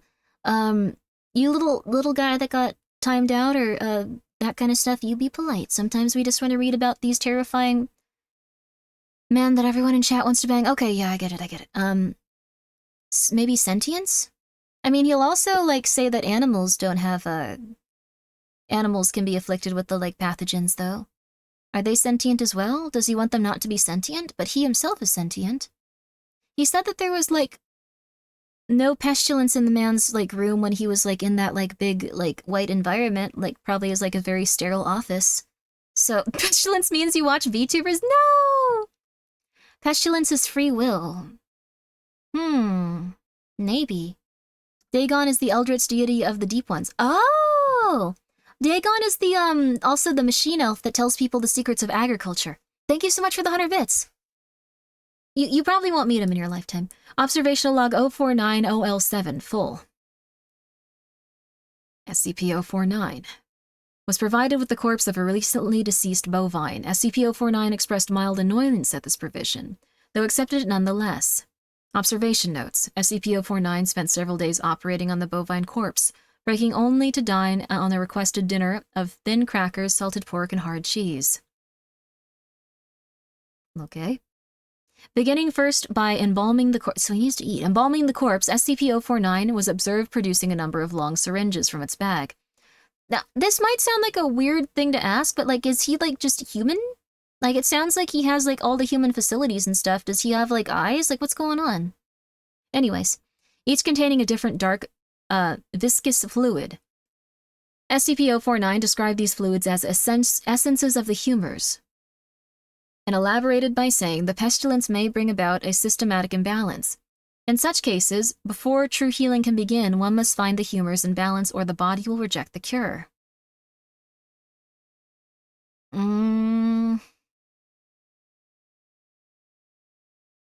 What's the pestilence? Why does he detect it in some people? Over the next few days, SCP-049 spent a considerable amount of time adjusting the organs of the bovine corpse with a number of large medical instruments. After 8 days, SCP-049 produced a lightning rod, which Dr. Ham exchanged for an electrical cattle prod attached to an extension cord, and struck the corpse in several locations. This action seemingly had the effect of reanimating the bovine, which once again became ambulatory, despite the inversion of the head and reorientation of its limbs. So,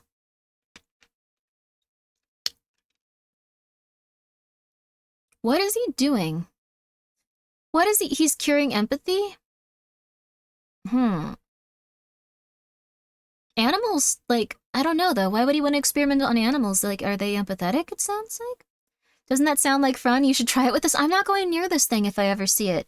If you guys ever see this thing in real life, you're gonna be like, oh my god, he's here, oh my god, he's here, oh my god, he's here. And I'm gonna run in the opposite direction. And I'm gonna, like, duck into a trash can or something. We've watched you work for several weeks now, and honestly, I'm not sure I understand what you're doing. Could you describe your process in detail? Oh, goodness no. The process is most intensive. As I said to your assistant, the best instruction you will find about my methods are here in my journals, as I have kept exhaustive records of my work there. I see. Well, my concern, Doctor, is that we still don't understand what you're seeking to cure, or how it manifests, or how turning these creatures into quasi-living, mindless drones helps in that effort. You do not understand the pestilence? Even after... I'm gonna pause it there. I don't think it's empathy just because, also yeah, animals do seem to have empathy. They're very cute. Thank you so much, Clawmaster, for the raid. I appreciate it. It's not... Okay. Okay. I'm happy for you. Okay, alright, okay. I'm happy for you guys. We'll put him on the list for, like, the most bangable or sexiest SCP or whatever. I don't remember what we're doing. Oh my god. Okay. But it's probably not empathy, as Dr. Ham's expressing it, and he's not getting really pissed off at him. All this time, Doctor, it is an unspeakable horror, one that has shown its true face many times before, and will again. I find myself blessed with the wisdom and good senses needed to root it out and destroy it. But many, like yourself, cannot. It is a cruel judgment, I fear, to be at the mercy of a disease you cannot fully comprehend. That still doesn't answer my question. How's your cure any kind of cure at all? It is a cure. You may laugh at my efforts if you please, but do not besmirch the good name of scientific progress that has developed this great mercy. What you short-sightedly see here is a life better than any this... He is altered. One second. Sorry, I was thinking. He's altered himself, maybe. Like, all of the things that he's experimenting on are altered. Maybe he, too, has altered himself? It might not be emotions. It might be... he sees something in other creatures and wants to, like, fix them in some way? Maybe he sees them as, like, some sort of otherworldly thing and he needs to correct them. Like, he's corrected himself. He could be even from another universe or something. He's perfect. Okay, but, like, okay, alright, fine, whatever. He's perfect, yeah. He wants to cure people that aren't... God darn it, guys. Creature could have hoped for. Stricken as it was with the pestilence, this creature is now clean. Unable to spread the pestilence, and free from the terror it would have experienced otherwise. This is hardly a creature at all, Doctor. Okay, this creature is now clean, unable to spread the pestilence, and free from the terror that it would have experienced otherwise. He is also hundreds of years old. That's cool. But, like, so it's contagious? What is it, though? Maybe it's free will or life itself? Maybe, but... Okay. Diabetes needs a real crappy doctor? I guess it's possible. Okay. Imagine where he's modified his body. You are not gonna... He kills you if he touches you! I'm so... okay, good for you guys. Maybe you don't have the pestilence. Maybe you can bang him. Maybe you guys can get married. Whatever, I don't care. I don't care at this point. Okay, I like that he uses jape. That's a fun word. Do not jape with me, sir. You and your colleagues are like so many others, unable to look past minor setbacks to see the salvation taking place before your very eyes. Do you wait to remove rotten timbers until the whole collapses on top of you? No. You find them and you pull them out and replace them with those untouched by rot. And most of all, you do not simply mock the structure because it now looks different to you. It is strong. Untouched by a rod. 1 second. Salvation, your very eyes. Do you not wish to remove the rod and timbers until the hall collapses on top of you? No, you find them and you pull them out and replace them with those untouched by rot. And most of all, you do not simply mock the structure, because it now looks different to you. It is strong, it is free of disease. He's talking, maybe he's evolving them? He might also be talking about, it could be age, but he's not attacking anything that's older. He's just attacking, like, random stuff, so... Let me think here, let me think. It says rotten places, so he thinks that some stuff is rotten and he's replacing it with some stuff that's, like, not rotten? Is it random? It might be random. It might be something where they're just like, well, this is one of the originals. We don't know what to do with it. The essence of a soul after what it has gone through when you kill something? Maybe. It will also be something the Foundation lacks. Foundation lacks. It's confusing. Foundation lacks. The rod is metaphorical. Yeah. Foundation lacks. Maybe if I put on my glasses, I'll feel smarter. I'm trying everything now. Foundation lacks. Rot. Probably not aging. Foundation lacks,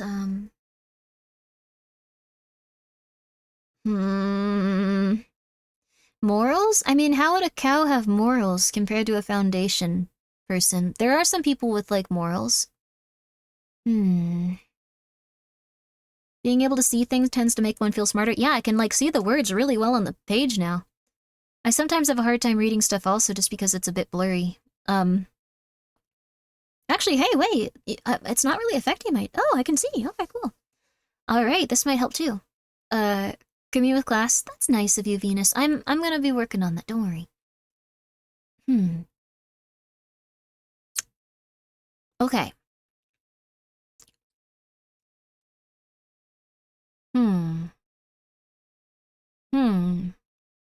Scientific progress. Curing death, but he kills people, too. And he senses there's a pestilence in them.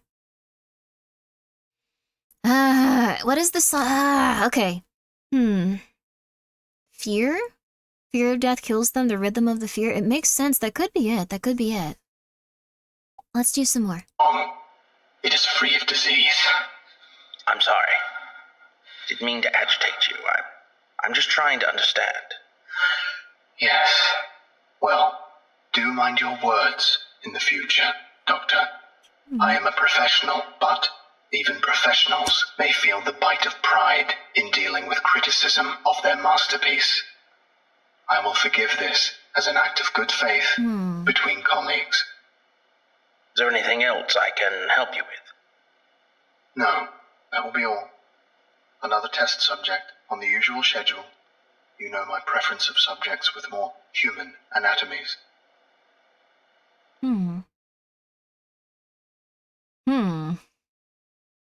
Attending researchers' notes. SCP-049 does seem to genuinely want to help other humans, though it has not yet been able to provide a concrete example of what exactly it is trying to save us all from. I have watched it now for several weeks, and while the outcomes do not seem to ever change, SCP-049 continues to claim that it is growing closer to its perfect cure. I think the entity may be more aware of the reality of these outcomes than it would like us to think.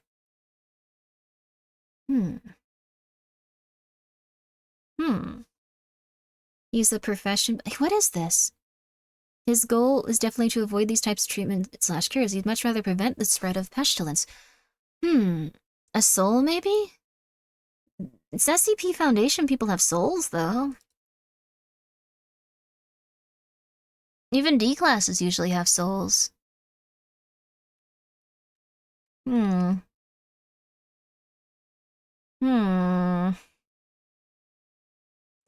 Let me think here.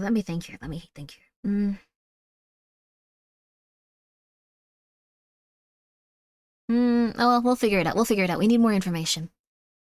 Addendum 0493, 04/16/2017 incident. Starting shortly after SCP-049's initial containment, Dr. Ham conducted a number of interviews with the subject regarding its anomalous properties. and over time began to note its displeasure with the subjects and SCP-0942 instances. This continued for a period of several months, during which SCP-049 never exhibited any aggressive behaviors.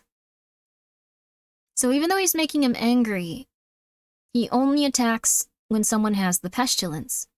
On April 16, 2017, as Dr. Ham was entering SCP-049's test chamber to conduct another routine interview, the entity began to grow anxious and asked Dr. Ham if he was feeling ill.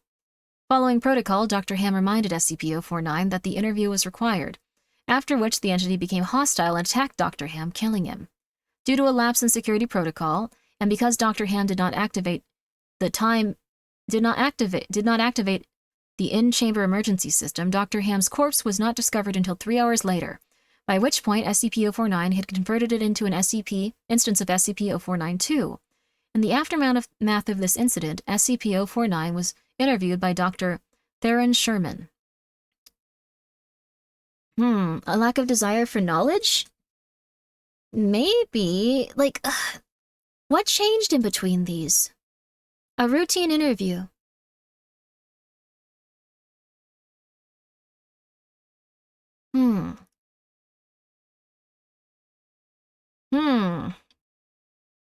A routine interview. Ignorance? I mean, he was ignorant to what was happening all along. Oh, you like Dr. Theron? That's nice. May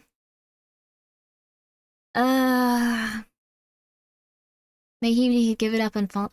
Contagious animals and humans can have it, but some don't. Love? That's true. Like Pontypool, maybe. Sounds like animal, aka narcissist, to be angry at them, and they respond? Empathy or lack of thereof, huh?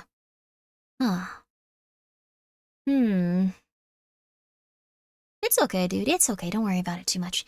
Let's see. There's gotta be something. There's gotta be something we can figure out with this. What is it? Pestilence. I don't think they've given us anything that we can fully understand here yet. He had 2 interviews with this person, and he didn't become upset until he was diseased in some way.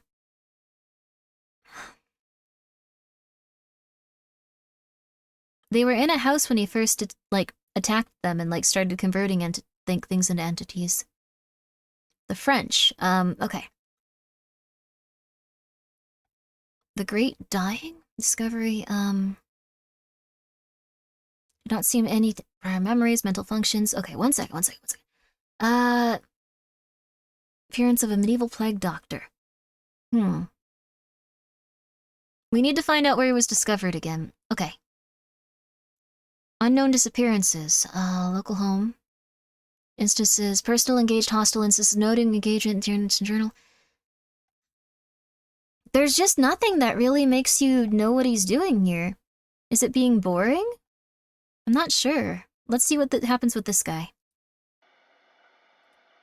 I need you to explain yourself. SCP-049, you are being directed to explain your actions, and I will remind you that failure to cooperate will result in further restrictions during your containment. My actions do not need to be explained. You killed Raymond Ham, and then butchered him until he... Not dead. No, not dead.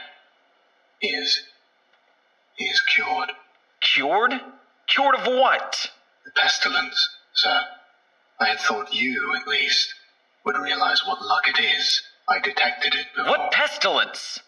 You keep going on and on about this pestilence, but you have not once been able to properly identify this disease. What could you have possibly seen in him today that you had not seen so many times before, that it would be worth his life? The pestilence presents and progresses in unforeseeable fashions, and has a queer way of creeping into the unprepared. And call it what you want, Doctor. It was a mercy I did to him.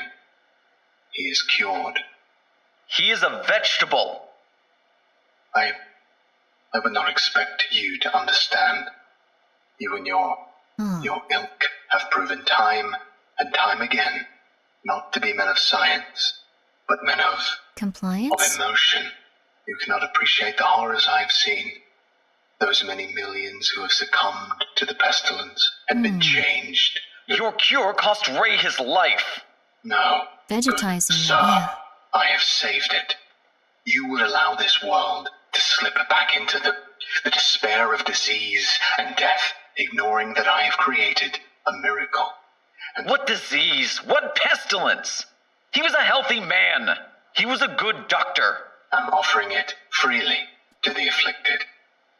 You are not worth this argument, sir. You are short-sighted and foolish. Dr. Ham was sick, and I cured him. I am the only one who can do this. My work must continue. There is still so much to learn, so much I've to had do, enough of this. and others Consider your allowances can be revoked. saved. Even you. Welcome to containment, You know, 049. might be saved. We're done here. I can save them all. I can cast down this plague once and for all. I can do this. Only me. I saved him. Dr. Ham. I cured him. He was sick. I know he was sick. I know he was. And you are all sick, but I can save you. I can save all of you because I am the cure.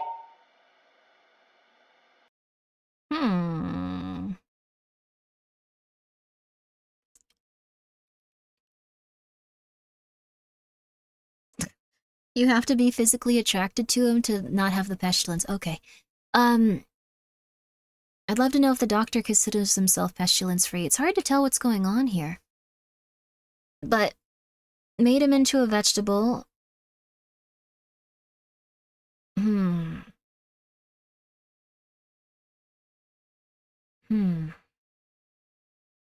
Short-sighted and foolish. It might be death, but like the thing is maybe he knew that he was dying, or he was reaching the point of like getting into but the animals hadn't. Apocalyptodon. Thank you so much for subscribing with your Prime. We're currently trying to puzzle out this SCP and it's impossible. Addendum, post-incident report interview. The following interview is an excerpt from 04/16/2017. 049 incident report. The interview was conducted by Dr. Eli Itkin. It took place 3 weeks after the start of the initial investigation. The patient has to consent to the procedure? Do they? I don't think they are.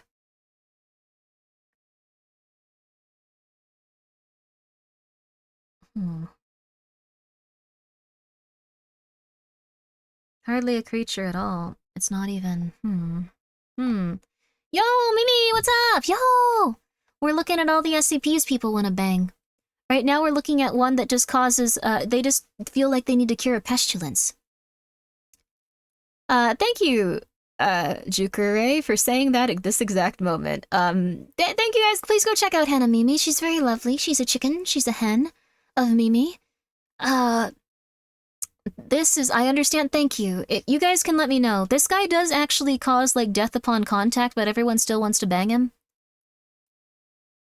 Like, he looks like he has a smoldering gaze here, and he also looks kind of like a penguin. He also has a big old nose, like he has, like, a beak. This is the sexiest SCP. We're trying to find the sexiest SCP.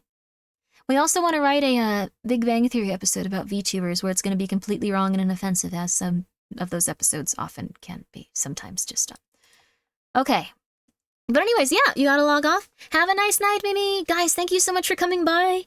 You get to hear this beautiful SCP, man, that everyone's so excited about, but I don't really want to get killed, so I'm not really that interested. SCP-049, we are conducting this interview to close out our investigation of your actions taken on April 16th that resulted in the death of a staff member.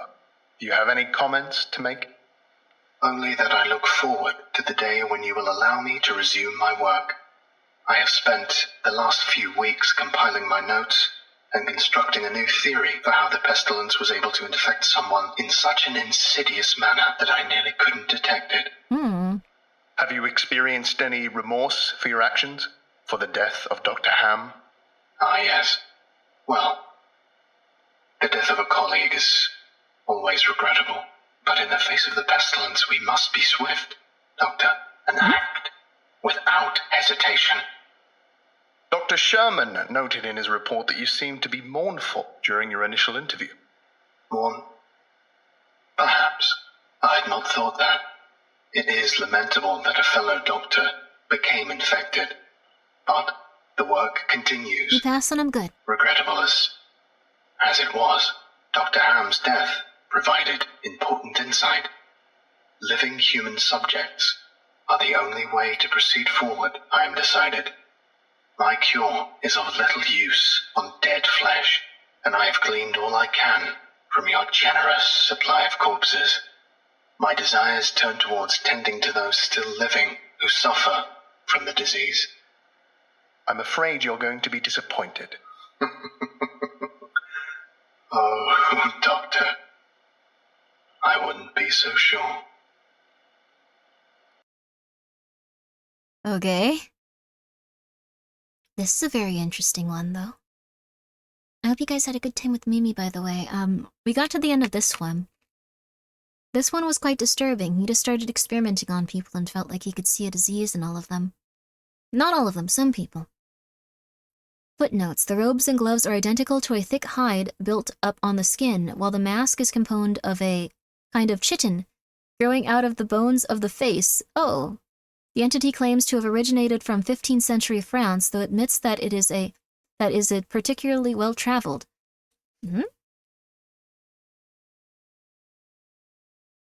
There's a bunch of, different stories regarding him. The space within the bag is seemingly anomalously large. Okay. SCP-049 has stated its desire to work on human subjects several times. Okay. SCP-049 has expressed it does not require sustenance, but enjoys it and feels that the food helps put him in the right mind to operate. And a statement, this is of course elementary knowledge for a practical physician. I would have thought you would have learned this during your education. Practical physician? Why are there so many hubs? This goes to a death in doctor's help? What does that mean? Notably, SCP-049's journals are not written in any known language, and attempts by linguists and codebreakers to decipher them has been unsuccessful. The Hanged King's Comedy. Why does it go to this?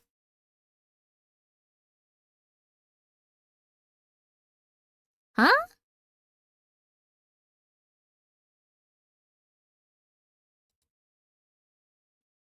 Oh my god, these are so confusing! You can't wait to see him on the hub? A man and a doctor stood in darkness of the corridor. Do no harm.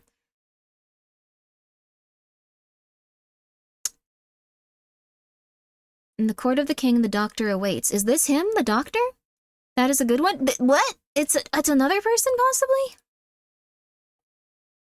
There's so many of these. And then going home. This is something that I think explains the pestilence. I got one for the furries. Yes, people really like Mallow. They really like Mallow.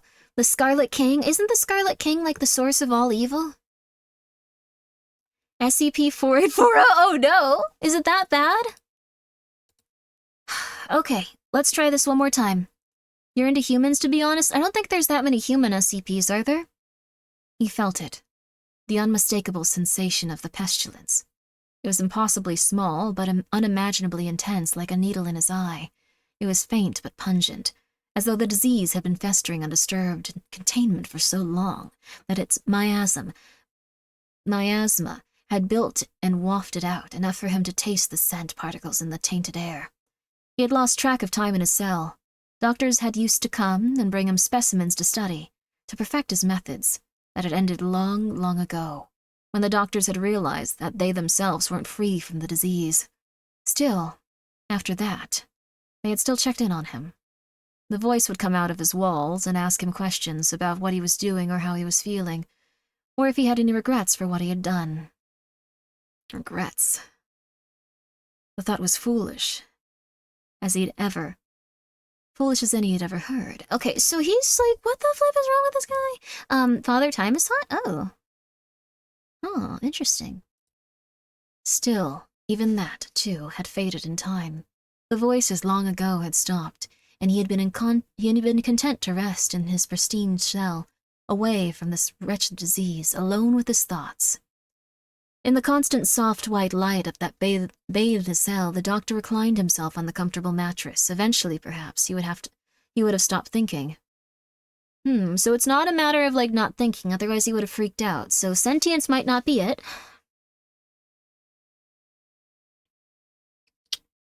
I haven't read 6666. Is that one really sexy?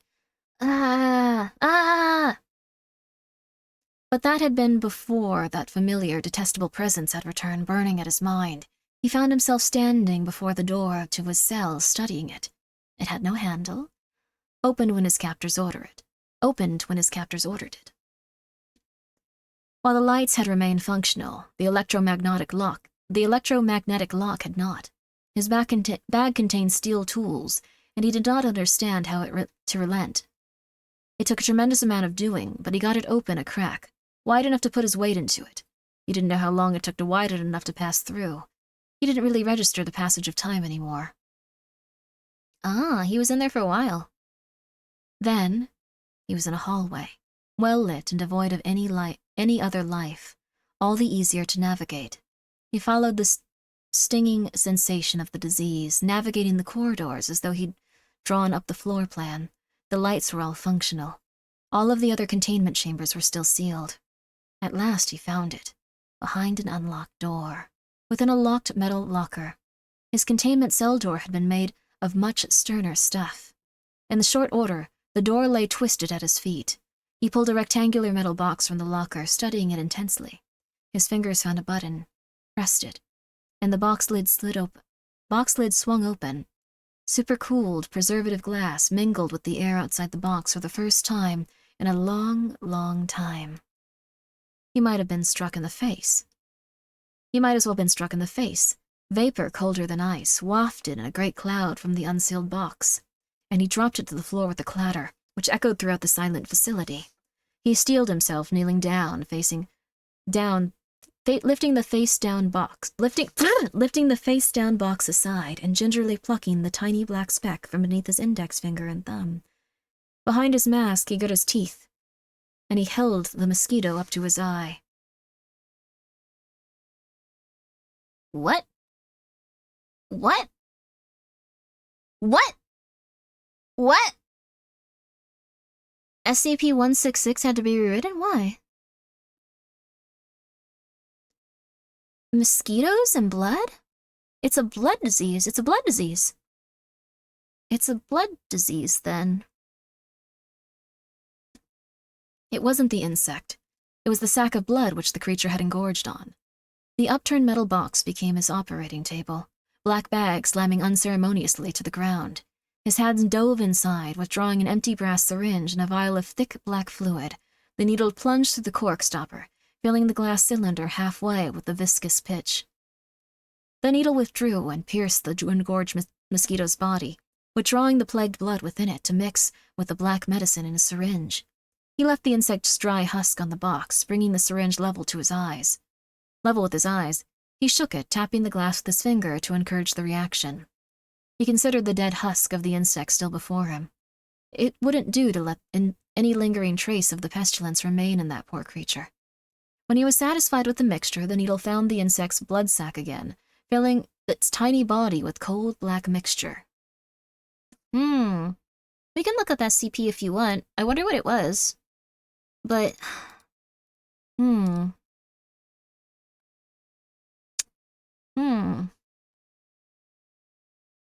Oh wow. I guess it was a different time. The dead insect's body twitched and jerked to life as the black fluid filled it. The body's movement built up a tiny electric charge, enough to reboot the silicon microprocessors in the bug's brain.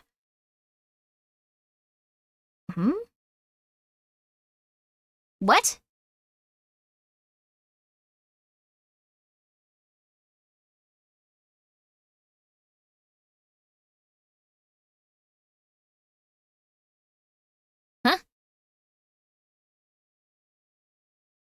Did they put a person in? Leslie's eyes were the first organ she remembered how to interpret.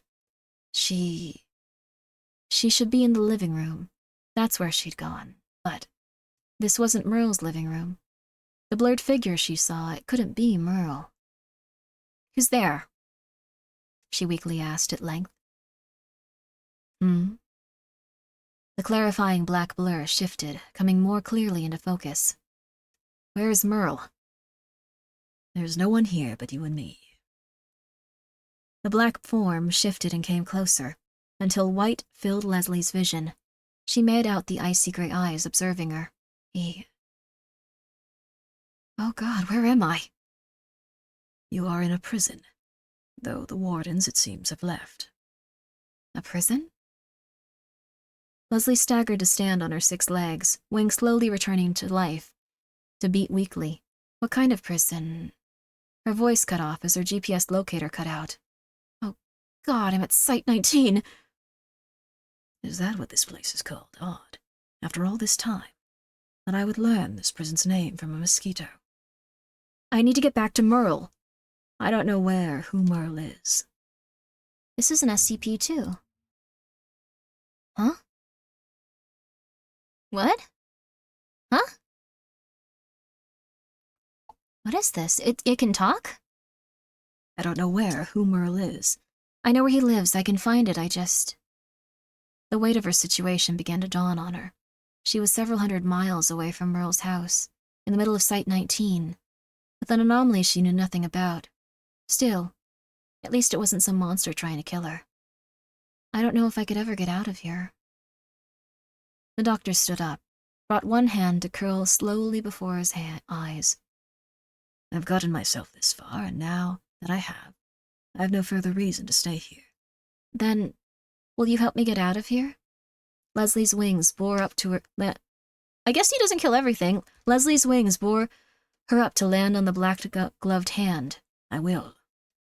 I can't thank you enough. Thank you. Leslie gathered herself, ceasing her trembling. My name is Leslie. Thank you, Doctor. Thank you, Doctor. What the flip is going on? What is the stupid pestilence? Why? Is it death?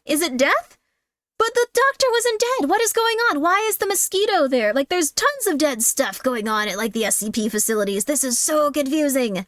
It was the blood, though. It wasn't the mosquito. It was the blood. You just don't get it. I'm trying to figure it out. It's neat. I'm trying to figure it out, though. I need to figure it out. The wind blasted the landscape mercilessly, as it had every day. At least today there was no astringent rain. Sick gray-black clouds rolled overhead. The pair had walked for nearly a week. It gets deeper and more complex? I think it's meant to be arbitrary? No way. This is way too thought out. It had not yet encouraged a single living person. The few animals they'd seen were sick, mangy things. Leslie felt the sky weigh down on her like a dark gray iron blanket. She was having a hard time remembering what the sun looked like. She was just afraid that she might start to forget Merle's face. We're close, she said, to break the monotony.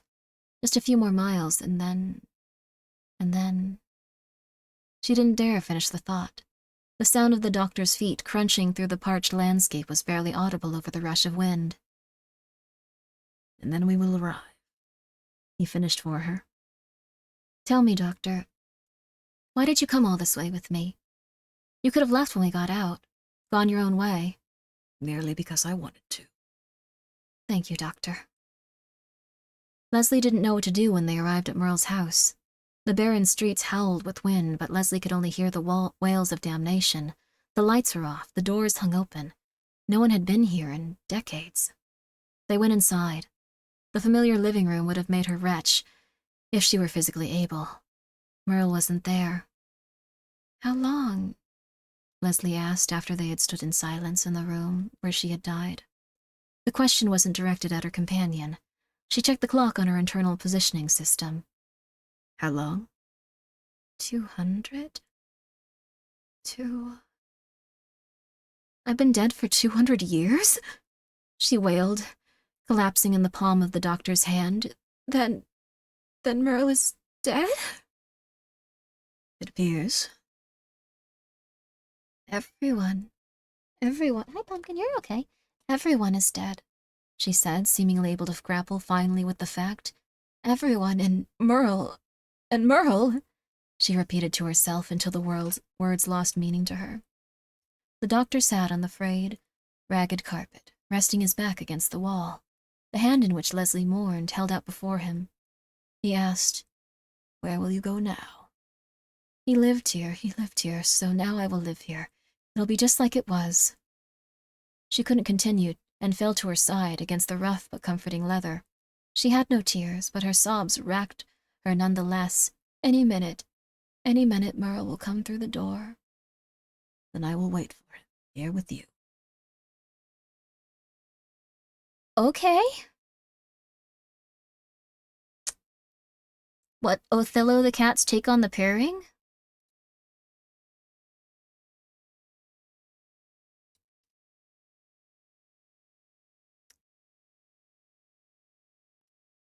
What? Did someone write a fan fiction about the mosquito and the doctor being in love?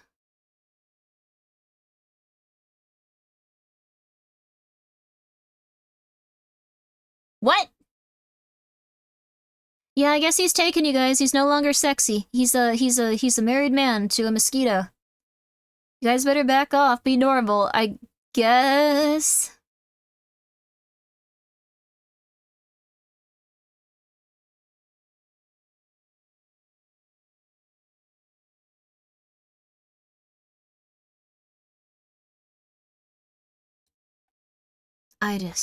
Pumpkin, I don't know, Pumpkin, I don't know.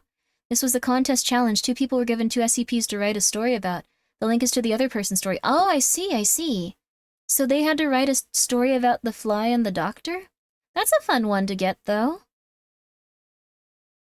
Don't you dare, no mistressing, that's vile. You should do 8993, is it sexy? Oh my god, dude, what the flip?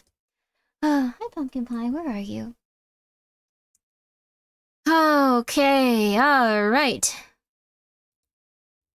OTC, round 4. It is an original story contest.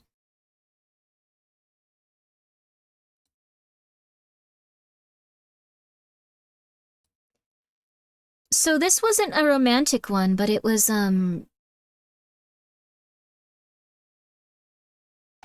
this was like after the apocalypse, I guess, or something?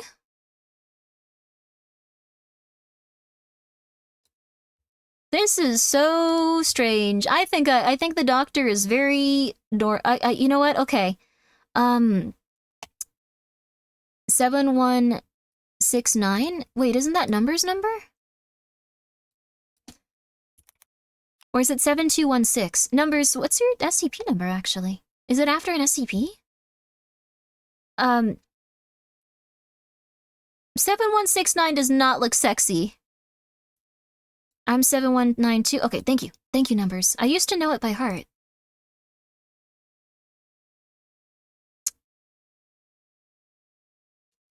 It's about planets making,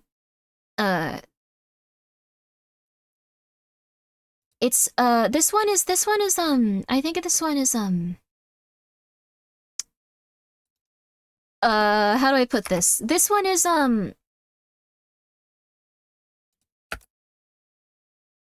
I want to look up numbers SCP actually, but this one I think is sexual in nature, so not numbers.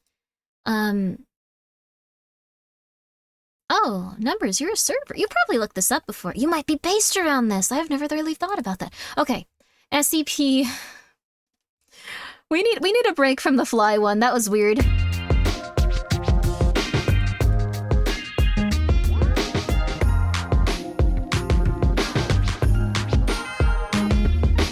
Come on.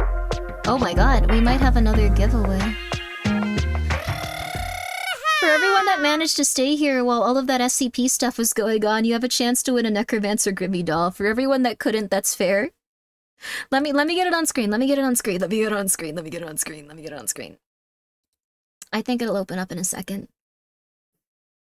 Congratulations. I know that was kind of hard for everyone though. That's fair. Congratulations. All right, everybody, let's go. Let's go. That one looks cute. There's a bunch of little cars and stuff. Let's see. This one looks interesting, very purple. Diner looks fun.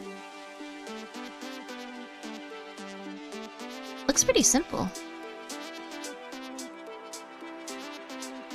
Let's check it out. Let's check it out. Can we do SCP-847? Is that one that's sexy? Is that a sexy SCP? Is that a sexy SCP?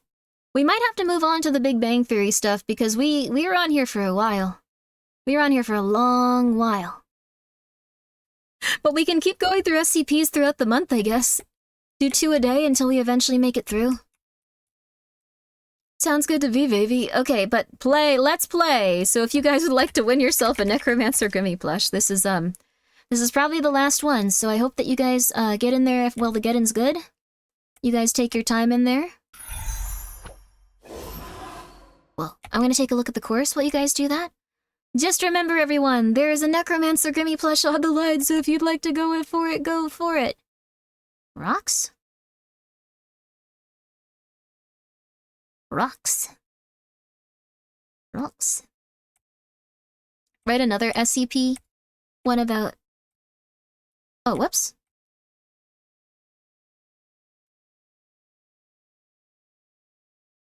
Oh, they're not able to move. Oh! Spikes. It would be cool to write a Big Bang Theory episode about SCPs, but I feel like those aren't like, I don't know, I feel like that people wouldn't get them well enough. I feel like people would just be like, what is this? This is dumb. Make it more, you know, easy to parse. Oh, damn, what the hell is going on here? This looks kind of like a death trap over here, but maybe not. Then we also have these little spikes, a big elevator, into a tube, and then you fly away. All right, let's see. All right, all you guys, we're going to be starting it up in 35 seconds. 35 seconds. First channel. Oh, yo, congratulations, Meepy Boy. Yo! Congratulations. Yo! We got to do some stuff with channel points again. All right, everyone. 35, 34, 33, 32, 31, 30, 29, 28, 27, 26, 25, 24, 23, 22, 21, 20, 19, 18, 17, 16, 15, 14, 13, 12, 11, 10, 9, 8, 7, 6, 5, 4, 3, 2, and 1. Let's go! Nah, I'd win? Go for it. Win. Win. I want to see you do it. Win. Win. Win! Just send a lot of prayers towards your little ball. Come on, go for it, go for it, go for it. If you can find yourself, oh dear lord. There's quite a few of you. But Washington is the one moving ahead of the pack. Moving ahead of the pack is Washington, followed up by the Smasher. As well as, oh, Erico Lamardo is currently in the lead. Erica Lamardo. Oh. One of you is dead. Oh, JC died too, I think. Anyways, moving on. Charuken 1 is in the lead currently. Charuken 1, followed up by Apple Pie 75. If I see any of these dolls that are signed on eBay, by the way, I will ban you from my chat and warn every other VTuber I know. Just letting you know, just letting you know. Just letting you know, just letting you know, I just realized. Charuken 1 still in the lead here, getting over to these little spiky balls, slowing them down quite a bit. It looks like Canadian Thor is back with their goose. Oh, their goose looks like it got a little bit stuck there. Washington 0 going through here. Give each sign one a number. That's a good idea. Washington 0 getting through here. Let's see here. Let's see here. Let's see. Let's see if he can make it up to the final moments of this game. But get past everyone else. Keep that lead. It looks like Cookies is coming up now, though, right behind him, as well as Daddy Cat and Pura. Quite a few different people coming over here. Let's see if they can get back. Looks like Washington 0 has a very strong lead, though. Don't know if anyone is going to be able to catapult themselves past it. They would truly need a miracle to stop this person before he reaches the finish line. And it looks like he is now going over to these strange pillars where he is going to slowly go down. Looks like everyone is going to slowly go down. Slowly. Over and over. Until they eventually reach the bottom. It seems like momentum is actually something you don't want here. Although, okay, never mind. It's anyone's game. Oh, God. Oh, wow. Oh, no. Washington is still going for it, though. Washington is in the lead as every other ball perishes. As every single other ball in the entire race dies. Okay. It's just going for it. Very slowly, but surely. And now a few other people are coming up behind them, getting back into the race here, and it looks like Washington has now gotten on to the final parts here. It looks like he is now in this strange little cylinder where he is maneuvering back and forth, trying to gain the momentum he needs to get to the end of it. Let's see if he does it. Washington has won. Let's go. Congratulations. Washington, you have won the game.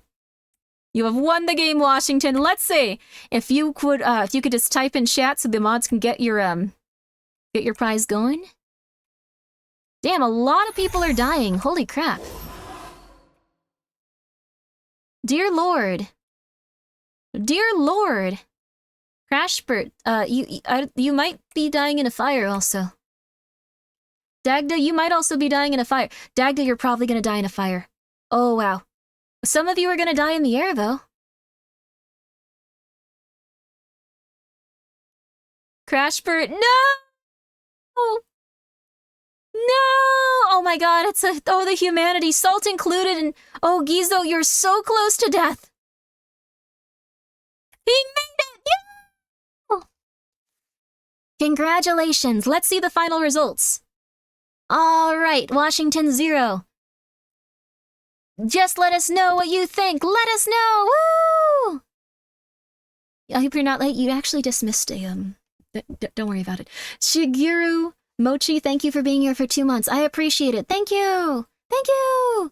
I think most people died there. It was kind of like a large culling. It was very scary. But yeah. There you are, though. Let's take a look at everyone. 7th place, that's not bad. I don't know where I ended up at. I think you died. Wait, how was I in there? Does it automatically add you? I don't think I typed in play. Damn, a lot of you died. Damn, a lot of you died. JC, you died 2nd. Okay, that would be why you didn't know where you were. Okay. Okay. Let's wait for Washington 0 to claim their prize, and then we're gonna get back to the subathon. You got this! You did it! Yay! What do you have to say? Let's go! What's going on? What's up, gamers? We're currently doing a giveaway for a plush. It's a signed plush of Necromancer Grimmi. We've been giving out prizes. 24th, not too bad. Good for you! Good for you! Almost top 10. Let's go. Good for you! Good for you! Just waiting. Did he leave? Did he get scared? Hi, yo, let's go! All right, congratulations, congratulations! Everyone, thank you so much for being here for the last of the Necromancer giveaways, for the time being at least. I hope that you enjoy the plush. If you sell it on eBay, I'll be very sad.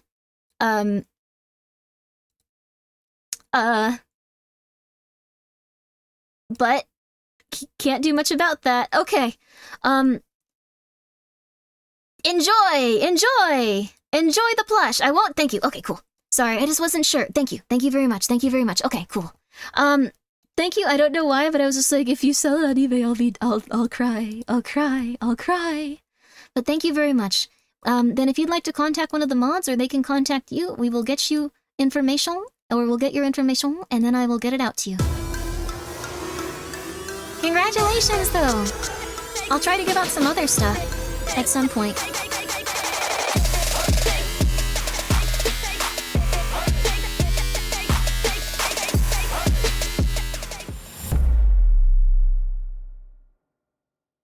Be free.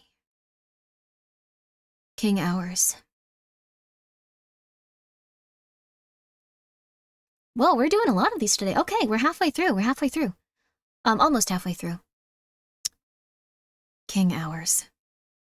Let's go. I like the bee, though. I like the bee. Is that a guinea pig? Yes, that is a guinea pig. But it's also a small reference to, we're getting really close to the real reset each time.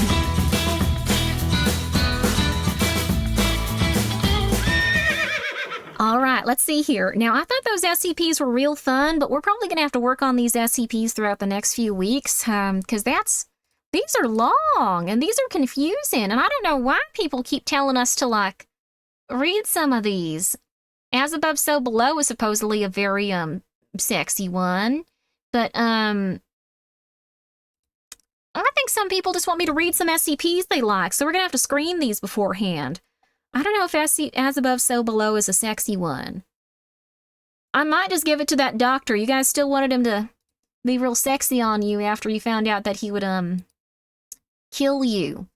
So that one was pretty darn sexy to you guys. I just feel like there's probably another sexier one that's a little bit less,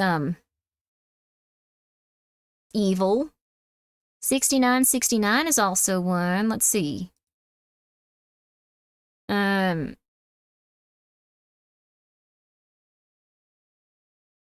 By order of the Overseer Council, the following file has been locked due to repeated malicious external and internal attempts to make edits to the documentation. The purpose of these attacks are not currently known. Proceed with caution. I'm going to start timing out people if it turns out to be non-sexy SCP. That is very fair. Okay. Okay. Huh? I'm gonna just give this one a quick read.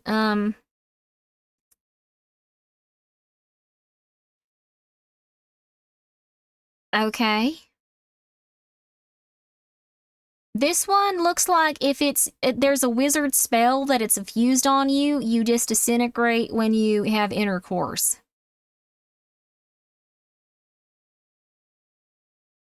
Which is not maybe the sexiest thing in the world. So we're gonna put that one away. We're gonna put that one away. I don't think that one's really that sexy. I'm very sorry, y'all.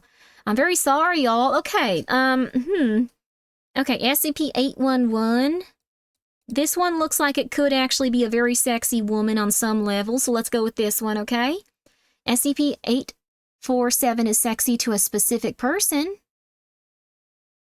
What is that one? It's not that pregnant, Adam Sandler. It's just, it's people just dying in these. Like, all the ones that you want to, like, have intercourse with, they're all just dying. They're all just coming up and they're dying. So I don't feel like we can give a trophy to someone that's just killing people and all that. It's just kind of uncomfortable for me. Like, I wouldn't feel good about that. Leading children down to read that kind of stuff. They go, what's this SCP won an award for? And then they see that. Oh, my goodness gracious. An experience. So Grandpa SCP-144 is really...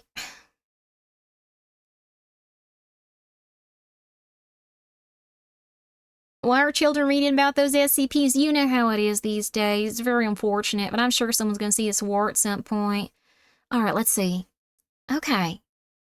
Is this a series of people saying, hear me out? It's more of a series of people saying they want to have their SCPs read, and, we found some really interesting stuff on SCPs so far. It's just a matter of,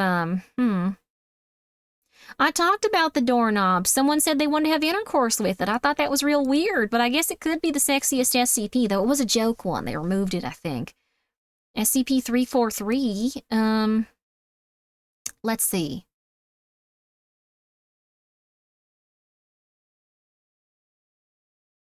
This one's a person. This one's a person. They claim to be the creator of the universe. Oh, you can't do that. No, no, no, no. You can't have intercourse with the creator of the universe, kids. That's not good. No, no, no, no. No, no, no. You're going to go straight to heck for that one. I don't think that's a good idea. No, sirree, Bob. Why not? There's a lot of reasons why not. Okay, this is SCP-3211. You have 6 minutes to read this file. I do what now? No, I don't. What's happening? Huh? That's not enough time to read this one.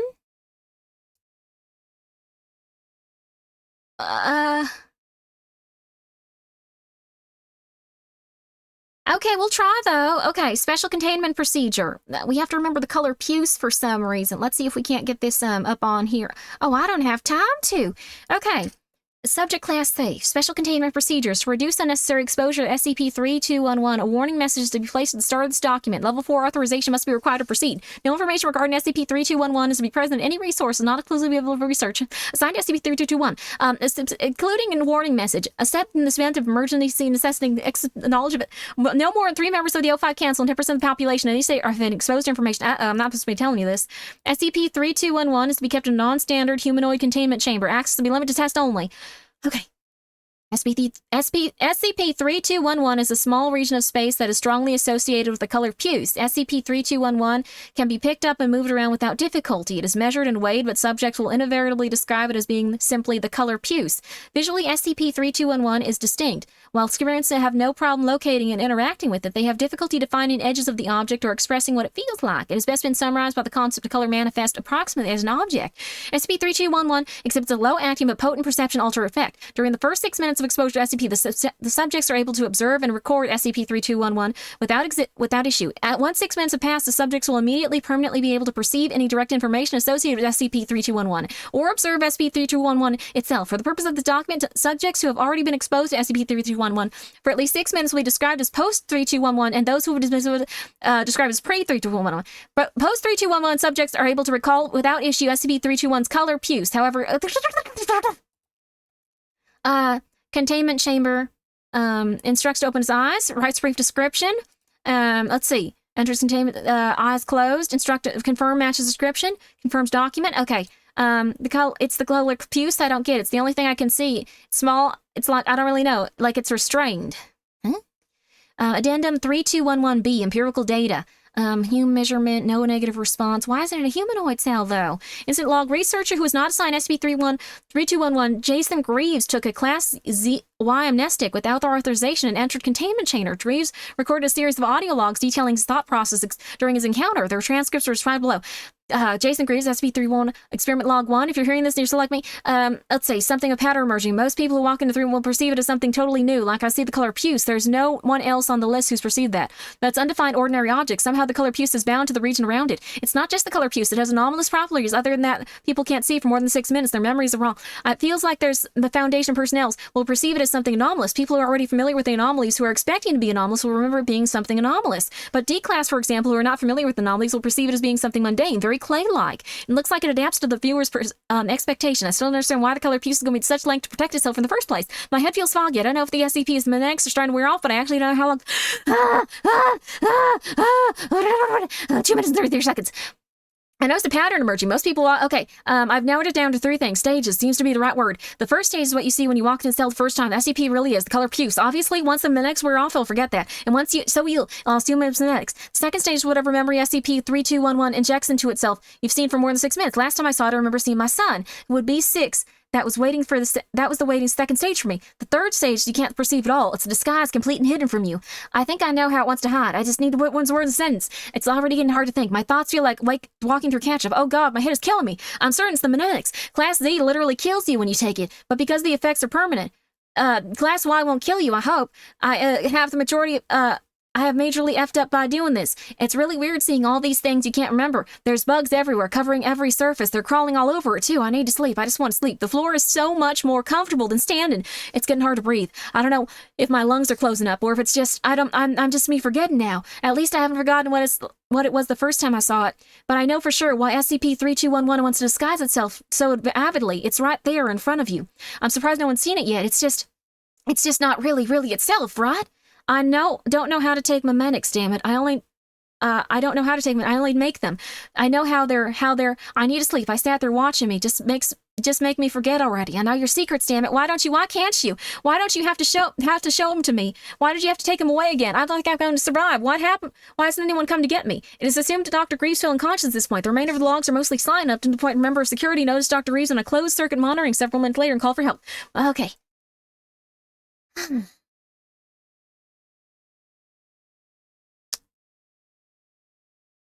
It has a high Hume reading.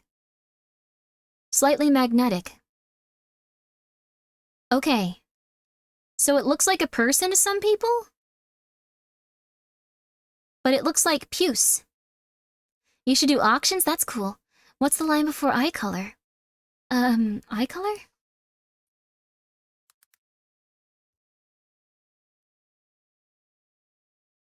Let's see. I don't know if there is anything on eye color. There's just eyes. When they open their eyes. We only have a few seconds left. We have 15 seconds left. What is with the statue next to you? Oh, they just bleed. 3236 is another going to add to the sexy SCP list. Okay, I believe you, Gage. I believe you. I guess it's just puce for the next 1 second.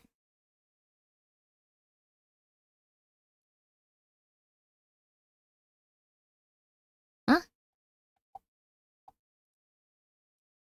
I think it elongated now. Post-3211 subjects are consistently adamant that they are able to perfectly remember its nature despite being unable to take new information about it. However, it quickly becomes apparent that each post-3211 subject reports a different description for SCP-3211. A selection of such descriptions in chronological order of their being reported are provided below. Blank. Brand a microwave oven. Homo sapiens Czech female named Nerozumin.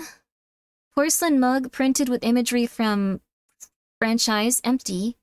Red cube perfectly smooth, 12 centimeters all sides. I think it gives everyone their desires, like their largest desire. Columbia Livia Domecia. Common pigeon, corpse suspended in decomposition? The color puce. Clay vase, presumably ancient. A DVD box set of the series Friends missing a disc from Season 3. A small plastic badge imprinted with number 3211.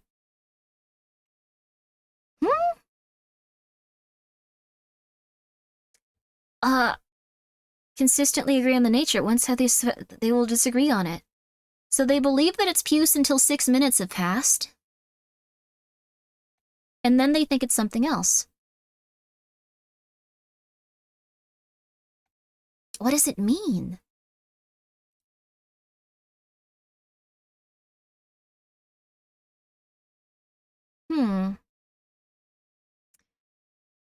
I don't understand. I guess it's just completely impossible. Where do we send suggestions? As long as it's a sexy SCP, you can send it here, but I think I have to spend some time screening these, so that's gonna be the last one we do for today. That could be like the most attractive thing ever, because it can produce people for a short period of time. Well, can you show us the color puce? Probably. This is what puce is. For the first 6 minutes of viewing the SCP, you believe it's puce. Okay, no creepy stuff.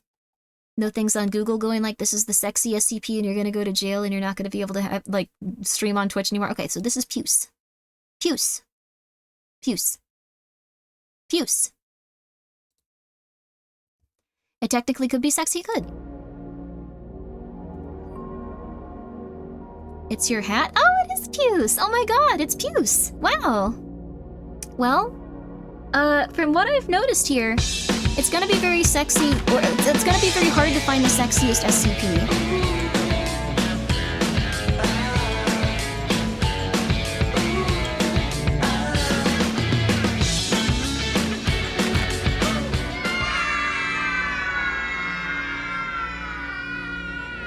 So for you, it was a manila folder. Is that because you're a nerd? Alright, yeah. Anyways, I don't really know what we're supposed to be doing right now. So like, I don't know. We could do all kinds of stuff. It's gonna be like boring, like if we don't. So like, I don't know. Like, what do you guys want to do? Like, I don't really want to write the Big Bang Theory. That show is stupid. That show is stupid and it's for nerds. So like, we could play Fortnite. Yeah, we could play Fortnite. Like, I'm pretty good at Fortnite, honestly. Night again, y'all. Yeah, bye. So like, we need your mother to explain. And my mom's not gonna explain anything. My mom lets me do whatever I want. Like, I'm really good at doing stuff. So like, she lets me do whatever I want. Does your mom have pizza bites? We have pizza bagels. We don't have pizza bites. Bites are stupid. Pizza bagels are awesome. Have you ever had a pizza bagel? You've probably never even had a pizza bagel. Yeah, they do. They can have accounts on Twitch. That's the minimum age. Yeah, that's the minimum age. If you're that age, you can stream on Twitch. If you're 13 years old, which is cool. And I like pizza bagels. They're like my favorite. I like pizza bagels and chicken nuggies. I don't like chicken nuggies. Those are for like babies. I like pizza bagels.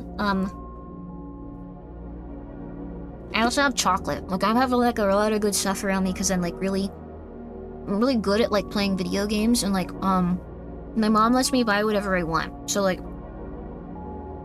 I have whatever I want because my mom lets me. But here we go. You should start on Kick first. I've heard like way cooler people stream on Kick. I should do that. Yeah, I've heard that's the case. But like, what should we even do here? Like, I have no idea right now. Let's see.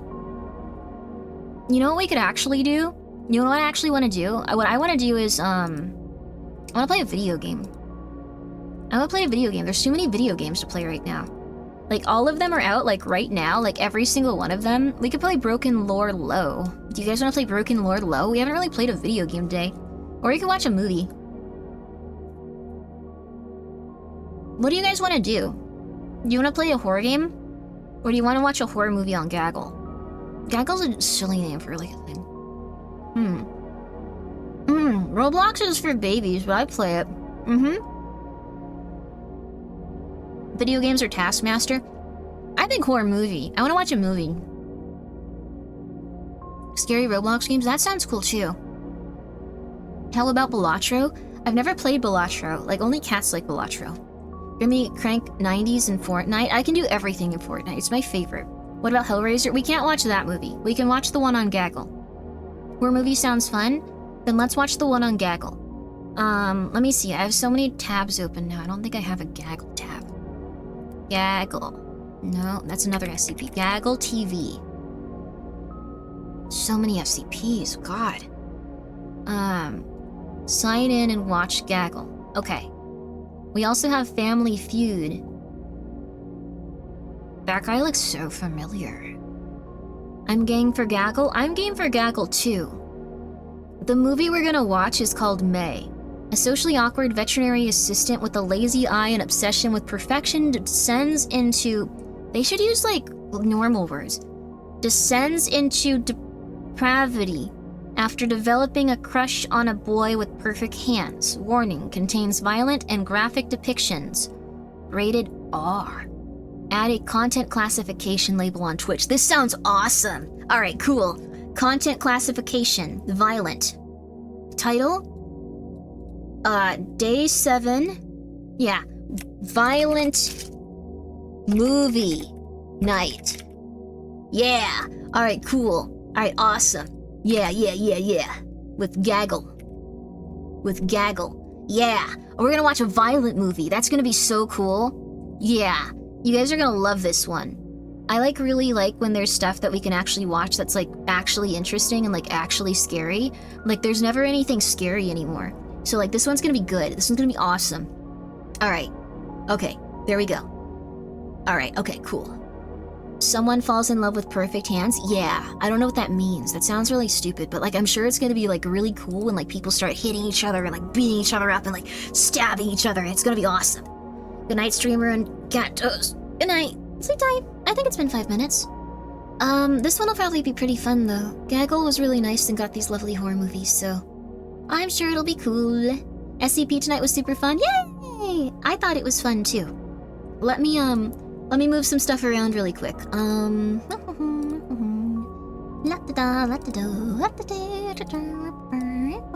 because we are gonna watch a movie. Alright, alright, alright. Don't want to take up too much of the screen. Want to make sure we can watch the movie correctly. Yeah. Okay. That looks perfect then. That looks perfect. Let's see here. Yeah, I'll be behind like the incentives and stuff. And we can also take down this thing that talks about all the sexy SCPs we're trying to see.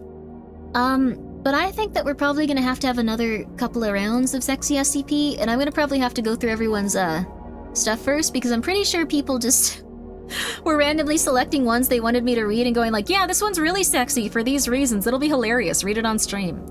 So, you know. What was SCP-3211 for you? It doesn't sound like it's your biggest desire, is it? Like your biggest desire? I'm not sure. I'm not sure what it would be.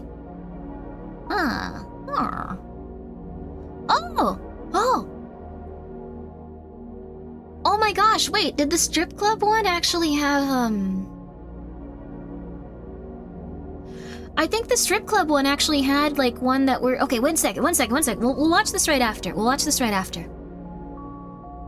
gonna read the strip club one really quickly. I know it's really dumb. I know it's really silly to say this, but trust me.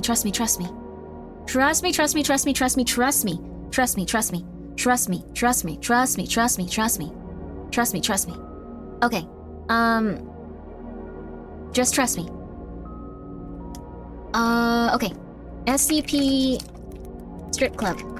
It's not a very sexy one, though, actually. It's not a very sexy one. But, like, this, actually, I didn't realize this until recently, like, right now. Wait a second. Okay, alright. Let's just get all these, okay, we're gonna get all of these level accesses in. No. Trust me. Okay, so... The thing is, you may be like, oh my god, what are you talking about? But I think the doctor is actually in this one. I think I remember the doctor being in this one. I'm not 100% sure, though. I'm not 100%... Let me try to, like, edit this so you guys can have a better look at the page. I know it's very small. One second. One sec. There we go. Okay, SCP-1472. Trust me. I know you don't want to. I know you think I'm being silly right now, but trust me. Okay, there we go. Okay. I don't like that the black is less black than this background. Okay. We're gonna read this last one. Also, I have no water and I haven't for several hours. I left it near Pumpkin's, water dish. Give me one sec.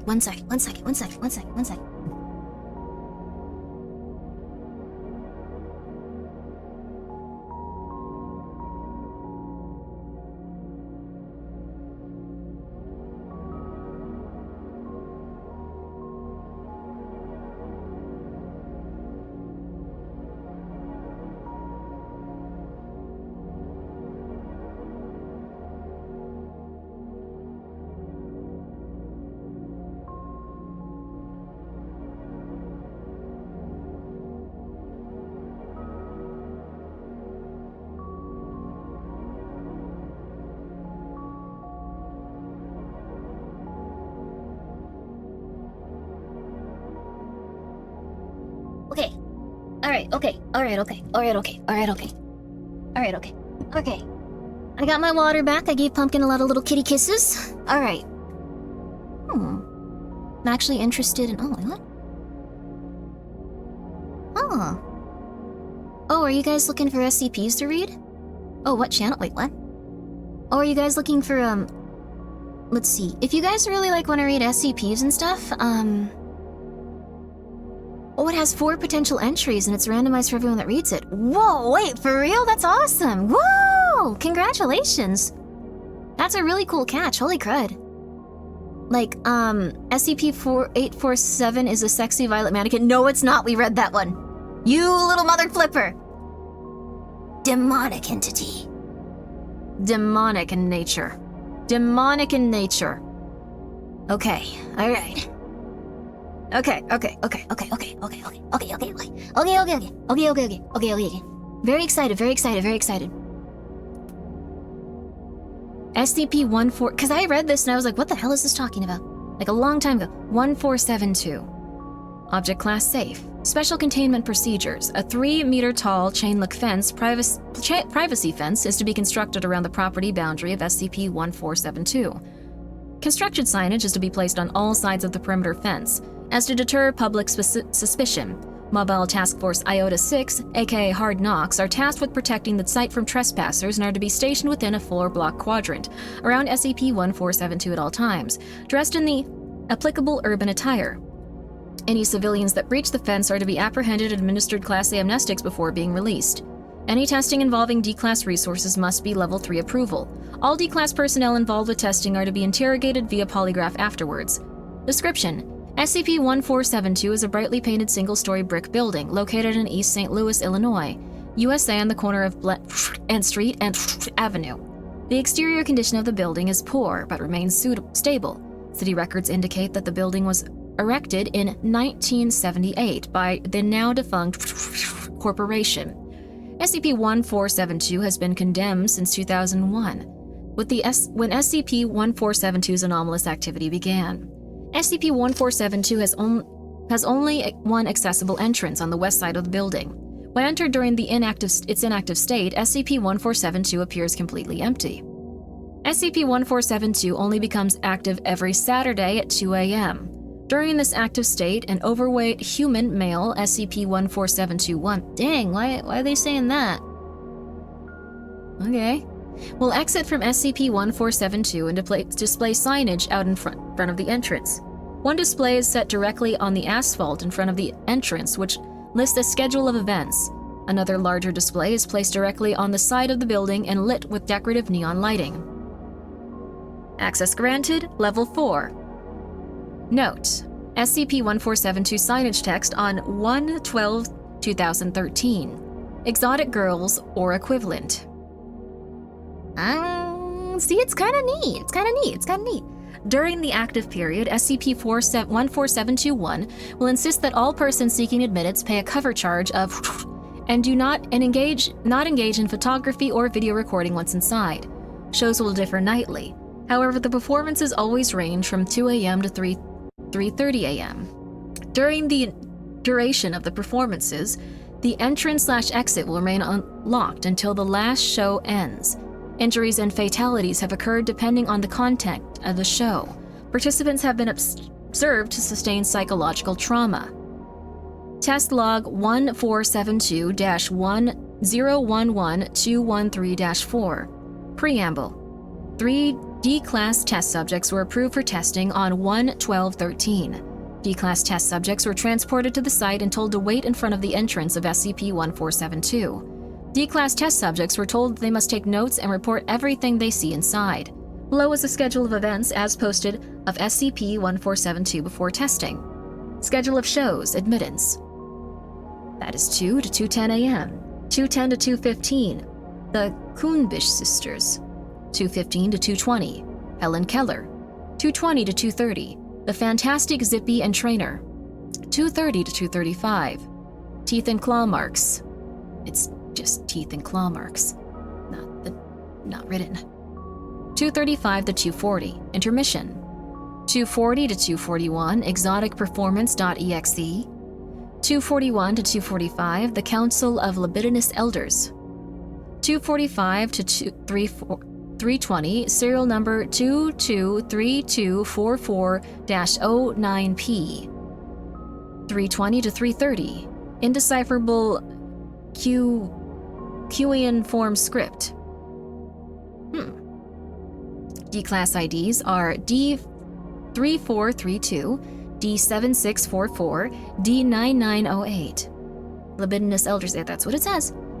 1:50 a.m. D-Class test subjects were dropped off by transport and were told to approach SCP-1472's entrance. Each were given $100 and 5 bills. D-Class subjects are also encouraged to spend their money once inside. 1:55 a.m. SCP-14721 emerged from the entrance with signage. SCP-14721 began to set up around the entrance. D-Class test subjects and SCP-14721 did not interact with each other. 2 a.m. SCP-14721 allowed admittance into SCP-1472.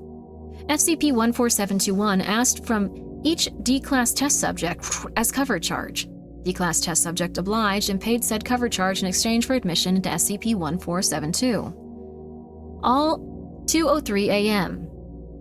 All D-Class test subjects were now inside SCP-1472. D-Class test subjects reported that all interior conditions were excellent, and that the interior was outfitted with a shag carpeting. I realized I was still on Gaggle. Let me go back to just reading for a second. We're gonna go through this quickly, but... reading fun, I think? It's reading fun. Sorry, Gaggle. All D-Class test subjects were now inside SCP-1472. D-Class test subjects reported that interior conditions were excellent. The interior was outfitted with shag carpeting, mirrored walls, a single disco ball which hung from the ceiling, a thick fabric curtain that covered most of the stage, and a single brass pole which extended from the ceiling down to the middle of the room. Comfortable seating arrangements that were available for a maximum of 30. 2:10 a.m. to 2:15 a.m. The Kuhnbisch sisters. The curtain opened to reveal two naked women sitting on a wooden log. The women appeared to be twins of Asian descent.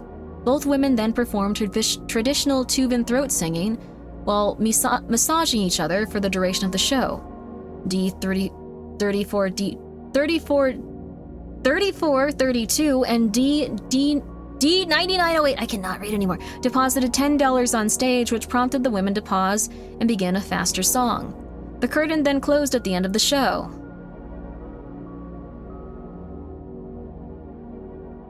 Okay. 2:15 to 2:20 a.m., Helen Keller. The curtain opened to reveal a woman with the same physical appearance as Helen Keller in her mid-20s. The woman was dressed in typical Las Vegas showgirl attire and began to perform a dance routine on stage while undressing at the same time. D3432 and D6744, I don't know what's wrong with my brain, and D9908 each deposited $10 on stage. This prompted the woman to immediately interrupt her routine to recite poetry for a few seconds. D6744 deposited another $5 on stage with the same results. The curtain then closed at the end of the show. Having Helen Keller dance is crazy. It's a completely random kind of thing. It's very hard to ascertain why this is doing this. 2:20 a.m. to 2:30 a.m., the Fantastic Zippy and Trainer. The curtain opened to reveal an orangutan sitting on a metal stool next to a headless nude woman with advanced necrotiting fasciitis. Ew. Despite being headless, the woman was able to function normally. The orangutan then began to give vocal commands directed at the woman, to which she responded by performing a pole dancing routine. D3432 deposited $5 on the floor next to the woman. The woman responded by pushing the $5 bill directly into her exposed trachea. The orangutan then ordered the woman back to the stage. The curtain then closed at the end of the show. 2:30 a.m. to 2:35 a.m., Teeth and claw marks. The curtain opened to reveal 4 predatory bipedal reptiles. Based on the D-Class test subjects' descriptions, the reptiles may have belonged to the genus Velociraptor. Each were dressed in a Japanese-made cosplay costume tailored to fit them. The reptiles began to approach D9908 off stage in an extremely aggressive manner. D9908 relinquished all of his money, which seemed to appease the reptiles as they collected the money and shifted attention towards D3432 and D3432 also relinquished all of his money with the same results. Afterwards, all 4 reptiles were ordered back to the stage by SCP-14721, and the curtain then closed. D6744 divided the remainder of his money with the other D-Class test subjects. That's nice of them. What a nice person. 2:35 a.m. to 2:40 a.m. intermission. No events were reported during this time. Good night, Kilofoxy. Night. You'll see how this is not a degenerate's fantasy. This is just, like, weird. 2:40 a.m. to 2:41 a.m. exoticperformance.exe. The curtain opened to reveal a Gateway 2000 computer and monitor running a Fenstra 98 operating system. This display booted up, and a program on its desk booted up and opened a program on its desktop. The computer then began rapidly to recite a multitude of different equations as well as their respective 3D graphical representations for 20 seconds. At the end of the program, the monitor displayed the word insert in form of a screensaver. D6744 and D3432 both inserted $5 into its floppy drive. The curtain then closed at the end of the show. 2:41 a.m. to 2:45 a.m. The Council of Libidinous Elders. The curtain opened to reveal 16 entities levitating above the stage. Each entity appeared as a translucent, gelatinous mass filled with membranous tissue. The entities began to project a transmission via telepathy into the minds of the D-Class test subjects. D-Class test subjects reported migraines, acute tinnitus, and projected thoughts of intense physical sensation. No money was deposited on stage. The curtain then closed at the end of the show. 2:45 a.m. to 3:20 a.m. Serial number 223244-09-P. The curtain opened to reveal a pair of mechanical humanoid legs running in place. The apparatus was being powered by an internal combustion generator situated on the left side of the stage. SCP-14721 was seen pouring a substance into the generator by funnel. Based on the D-Class test subjects' descriptions of the appearance and odor, this substance is believed to possibly be raw ambergris. Ambergris, I don't know what that is. After 15 minutes, D9908 deposited $5 on stage. The apparatus then began to perform a traditional Irish step dancing routine. SCP-14721 then brought a plastic tray filled with an unknown species of beetle and placed the apparatus atop them. The apparatus continued to dance for the duration of the show while SCP-14721 72-1 periodically replaced the trays with refilled ones. The aroma produced by the performance was reported to be overly pungent to the point of nausea. The curtain then closed at the end of the show. Whale gunk? Oh, gross. What? Whale? But what? Why would they need that? I'm so sorry. Harmony XVT, thank you so much for subscribing. I greatly appreciate that. And I'm so sorry, Morugomi. Did I say thank you? That was like 39 minutes ago. I'm so sorry. I've been so locked in on these. I'm so sorry. Grimmi seems amazing as well. That's very nice of you. I greatly appreciate it. Thank you for accepting my new name. Thank you. Apparently it smells nice. They don't apparently think so. Here's the part that gets a little weird. 3:20 a.m. to 3:30 a.m. Incomprehensible cuneiform script. The curtain opened to reveal SCP-1093. Nope, it wasn't him. But you'll see why I thought this was him. Wearing a small mawashi and holding an ornate stone blade. After a minute, SCP-1093 lunged at D-3432. After a brief altercation, SCP-1093 was able to render D-3432 unconscious and move his body towards the stage. Based on the reports by the D-Class test subjects, SCP-1093 then began performing a ritual of human sacrifice. D-6744 attempted to rescue D-3432 but was halted by SCP-14721 and was warned that he was not allowed to touch the dancers. SCP-1093 then proceeded to remove all major organs from D-3432 in order of size before kicking them off stage. This lasted the remainder of the show.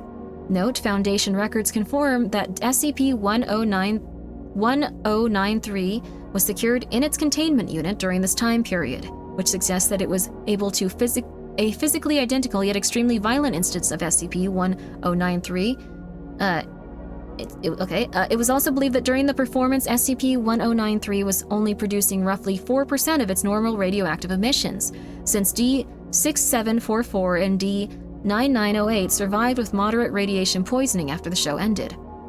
3:32 a.m. SCP-1472 was observed standing outside smoking a large cigar as the surviving D-Class test subjects staggered out of SCP-1472. D-6744 and D-9908 were apprehended and taken to the infirmary. SCP-14721 was then observed removing the signs and retreating back into SCP-1472. D-3432's remains were never recovered. So I don't think this was supposed to be, like, sexy. I think. I really like that one, though. It seems quite weird and upsetting and crazy. Like, it's just strange. For no real reason, and it's kind of messed up, but like it has like this weird feeling to it. It has this weird vibe, so like, I don't know. I quite liked it. I thought it was very interesting, but that's just me. That's just me. You guys are free to disagree. Disagree. That's just me. Disagree. But yeah, now we are going to check out a nice little fun time with Gaggle. Sorry, Gaggle. We are now going to go back to Gaggle. Gaggle? Gaggle! Gaggle! There we go. Like normal, for normal people creepypastas. I think, I don't know if this was supposed to be alluring in nature is the thing. I think the person could have made it, like, you know when you read something and you're like, oh, someone was definitely excited about this. Oh, ho, ho. You can tell they were putting all of their stuff into it. They were real excited. This one didn't feel like that to me for some reason. For whatever reason, it just didn't feel like that at all to me. But we're back on Gaggle! Yo! SCP-3883 gives the same vibe. Ooh, really? I'm gonna check that one out. I just watched the 6-minute guinea pig bridge video. I'm not sure if I should be happy or sad I missed that. It was painful. That was 2 hours. That was 2 hours of stream time. That was 2 hours! Any monster mommy SCPs? There's probably... And I'm gonna feel good about myself sleeping. And it's gonna be awesome. I hope that you guys do too. I'm gonna continue scrolling until we run out of... How many are gonna be on here? Damn, they put a lot of these up.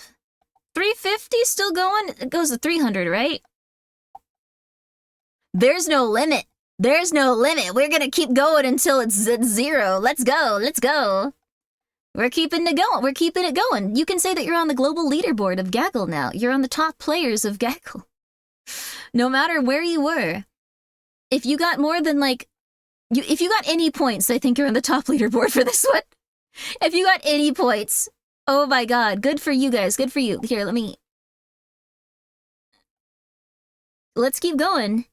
We need to figure this out. We need to figure this out.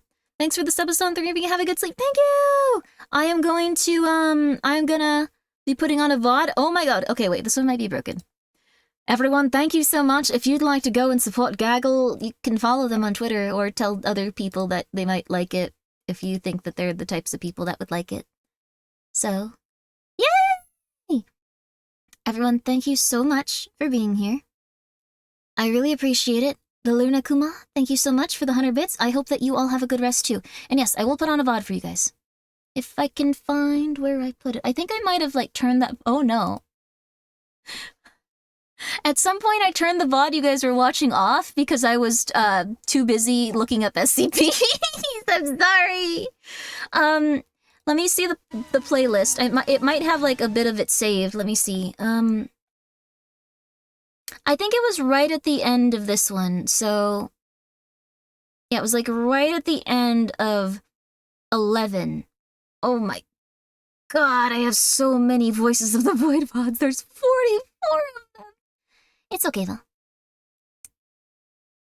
There you go, there you go. Okay, I think it's gonna be, the next one is, the next one actually has some bears in space in it, so like that'll be a nice little contrast too. We'll have a little bit extra stuff going on in there. So everyone, please enjoy your time with Grimmi from the past. She is a little bit different, but she's I don't know, she's not streaming for 15 hours, so she's gonna be a little bit more relaxed and a little bit more afraid.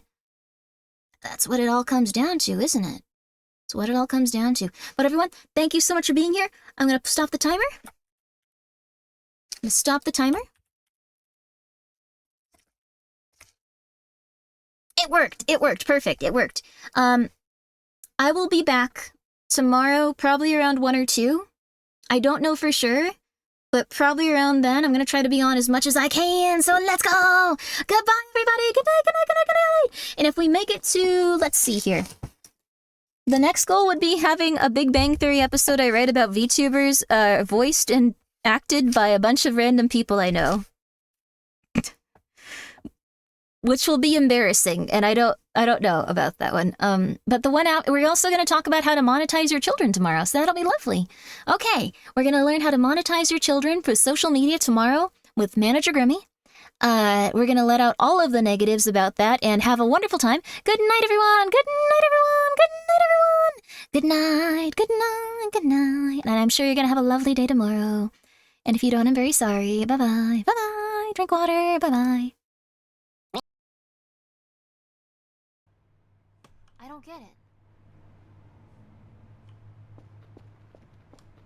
Why can't I sleep? Also, good night, Skyrim Puff. I think I'm gonna sleep right after this too. I don't know why, my body just keeps waking up in the video game.